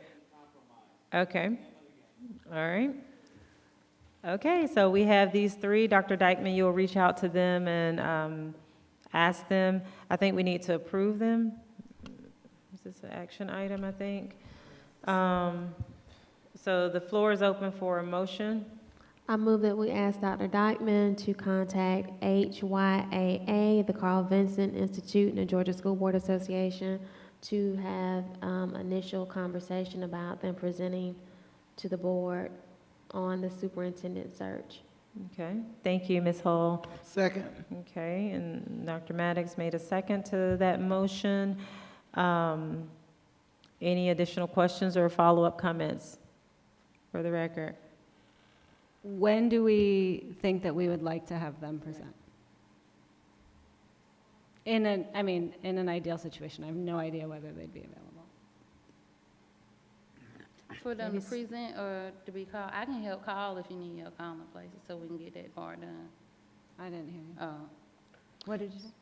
For the presentation, you asked Yes, for the like presentation? if I were going to ask them, we'd like you to come for a presentation at some point, I just would want to be able to give them a general idea of when we were talking about. Are we thinking May? Are we thinking June? Tomorrow. Maybe summer, yeah, May, June, and, it just depends on when they would be available, but I would think at the latest, July. I mean, like, we would need to be, Okay. would everybody be okay with that? So the sooner that they can work it out, the better. And just for clarity, this is 100% separate from an interim That's right. superintendent search. That's which right. We are also going to discuss. Tonight in Okay. executive session, probably around 1 or 2. All right, so we have a motion by Ms. Hull, a second by Dr. Maddox. All in favor of approving these 3 firms for invitation to present to the board, if you would, raise your hands and say aye. Aye. Any opposed, the same signs? I would like to remove the third one, but I'll vote no for now. Okay, so we have 6-2, all right. So that motion passes. We'll move forward to item 10. This is the official name of the boardroom. The floor is open for discussion. Dr. Thomas, you want to give us a sort of this is work that sort of a culmination of discussions that have taken place over the correct. past. Yes, so So just for clarity, it's to name this room here, that's correct. and we're calling it a meeting hall instead of a boardroom for obvious reasons? Is that, I mean, why did we change it to meeting hall instead of boardroom? Those are just items for suggestions. Okay. Mhm. So there was a document where people could put suggestions, and Dr. Anderson put suggestions.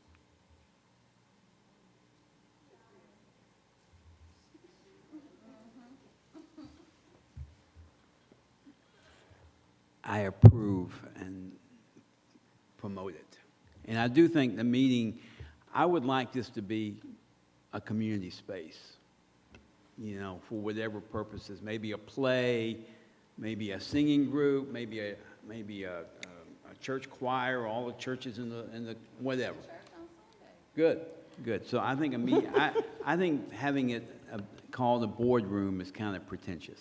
What about an auditorium? An auditorium, the Vernon Payne Auditorium? Yeah, that's a good name too. You're right. Because we never do. You consistently respond, and we appreciate you for that.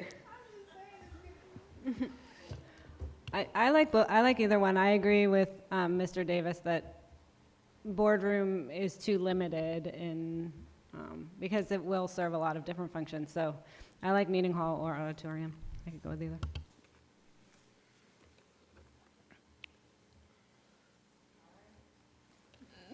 So we have the Vernon Payne Meeting Hall and the Vernon Payne Auditorium.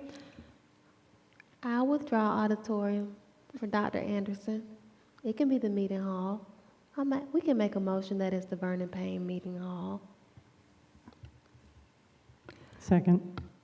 Okay, so we have a motion for the Vernon Payne Meeting Hall.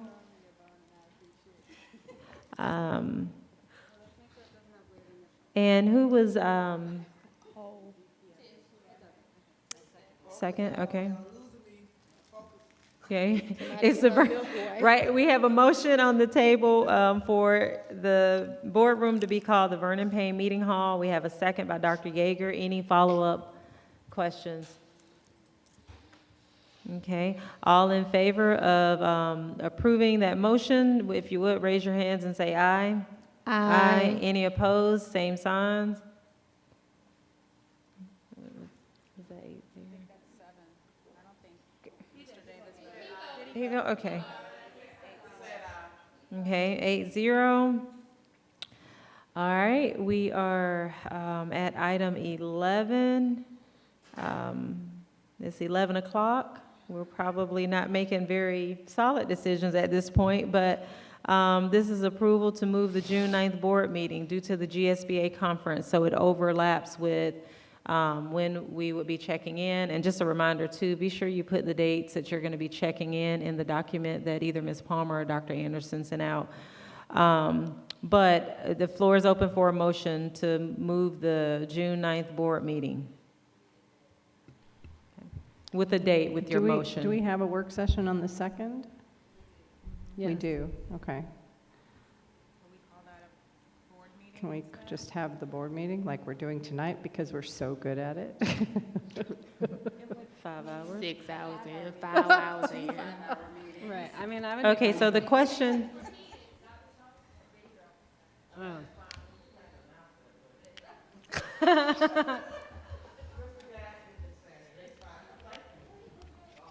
Okay. Okay, so we have a motion to make just sort of one meeting, which means we won't have a work session, which let me encourage us, please, any questions that you have or anything, especially with meetings like this, please reach out in advance and you know. We can, earlier than what? The same week? What information showed up here the same week?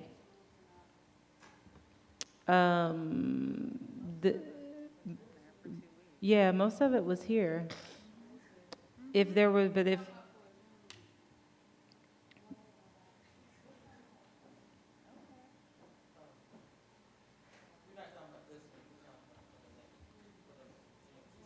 She's talking about for June. Okay. Yeah, I think we typically are trying to do a little bit better with having that information in early. But if you notice that it's something that the agenda is only posted after we collectively meet. So it won't be 2 weeks before because most times we haven't determined, but it's typically shortly. It's usually a week. We have it out a week early. Yeah. So that'll probably be the earliest it would come. Mm-hmm.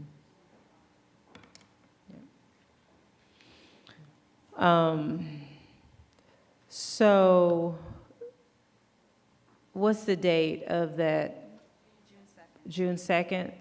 Okay, so did someone make a motion for June 2nd? So moved. Second. Okay. Any follow-up other than trying to be sure we can get as much of that information in as early as we can? Any? Okay. All in favor of approving the June 2nd meeting as a regular meeting, so we won't have a work session? If you would, raise your hands and say aye. Aye. Aye. Any opposed, the same sign. All right, we'll move forward to item 12. I'm sorry, was it a, did I miss something? 12. No. What were the numbers? It was 8-0. Oh, was it 8-0? Okay, okay. All right, sorry about that. Yes, that passed 8-0. We'll move forward to 12. I would like to make a motion that we approve items 12, 13, and 14. Okay. Oh, excuse me, items 12, which will be to approve the March 3rd work session minutes. Item 13, which will be to approve the March 17th board minutes. And item 14, which will be to approve the March 24th called meeting minutes. Okay. I second it. All right, so Ms. Hull made a motion to approve all three of those, March 3rd, 17th, and 24th, and Ms. Gallagher seconded the motion. Follow-up questions or comments? So I was not present for the 3rd or the 17th, so should I just abstain? What was that?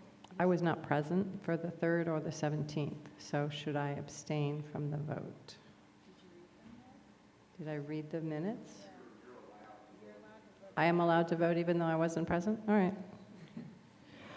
All right, okay. Any additional questions? All in favor of adopting March 3rd, 17th, and 24th, if you would, raise your hands and say aye. Aye. Any opposed? All right, that motion carries 8-0. Did not watch the video.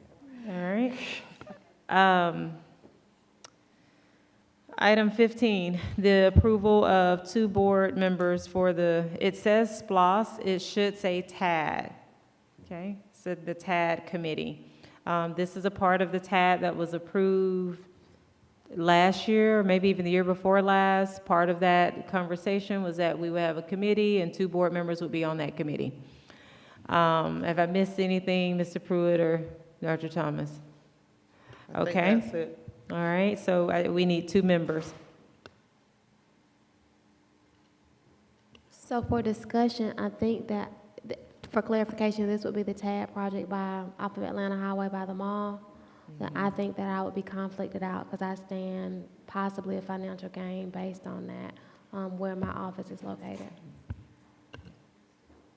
Whose district is that? Seems like you should be on it then. If you want to. If you want to. No pressure. I'll do it with you. I'll do it with you. And I can't remember, was it something that, like, I don't know if Miss Davis was interested in being on that or not. Just want to give her the option if it was something she was interested in. There needs to be 2 members. There's 2 on us and 3 for the city, so it could be me and Mrs. Davis. But I think you guys are right. If I'm in the district, it makes sense. Yeah. How about if we nominate Miss Davis and check with her, and if she doesn't want to do it, I'll do it. Yes, we can take, okay. All right, we're gonna nominate Ms. Davis in our absence. Somebody text her and let her know. All right, so can there be a motion specifically? Okay, I'll do it. I move to appoint Dr. Anderson and Miss Davis to the TAD committee. Second. Okay, we have a motion and a second that Dr. Anderson and Ms. Davis are our 2 board members that will serve on the TAG committee. Any follow-up questions or comments? Okay, all in favor, if you would, raise your hands and say aye. Aye. Any opposed? Okay, that motion carries 8-0. All right, and now we are I'm going to open the floor for a motion to enter into executive session to discuss or deliberate upon the appointment, employment, compensation, hiring, disciplinary action, or dismissal, or periodic evaluation or rating of a public officer or employee, or to interview applicants for the position of superintendent. I make a motion that we move into executive session to discuss or deliberate upon the appointment, employment, compensation, hiring, disciplinary action, or dismissal, or periodic evaluation or rating of a public officer or employee to interview applicants for the position of superintendent. Second. Okay. All right, so Ms. Hull made a motion, Dr. Maddox made the second. Any questions or comments? Okay, all in favor of entering into executive session, if you would raise your hands and say aye. Aye. Any opposed? Okay, we are. We have one. All right. I know that's right. Okay, so 11:08 p.m., we are entering into executive session. Thank you all so much for your patience, particularly to our cabinet and our professional signers.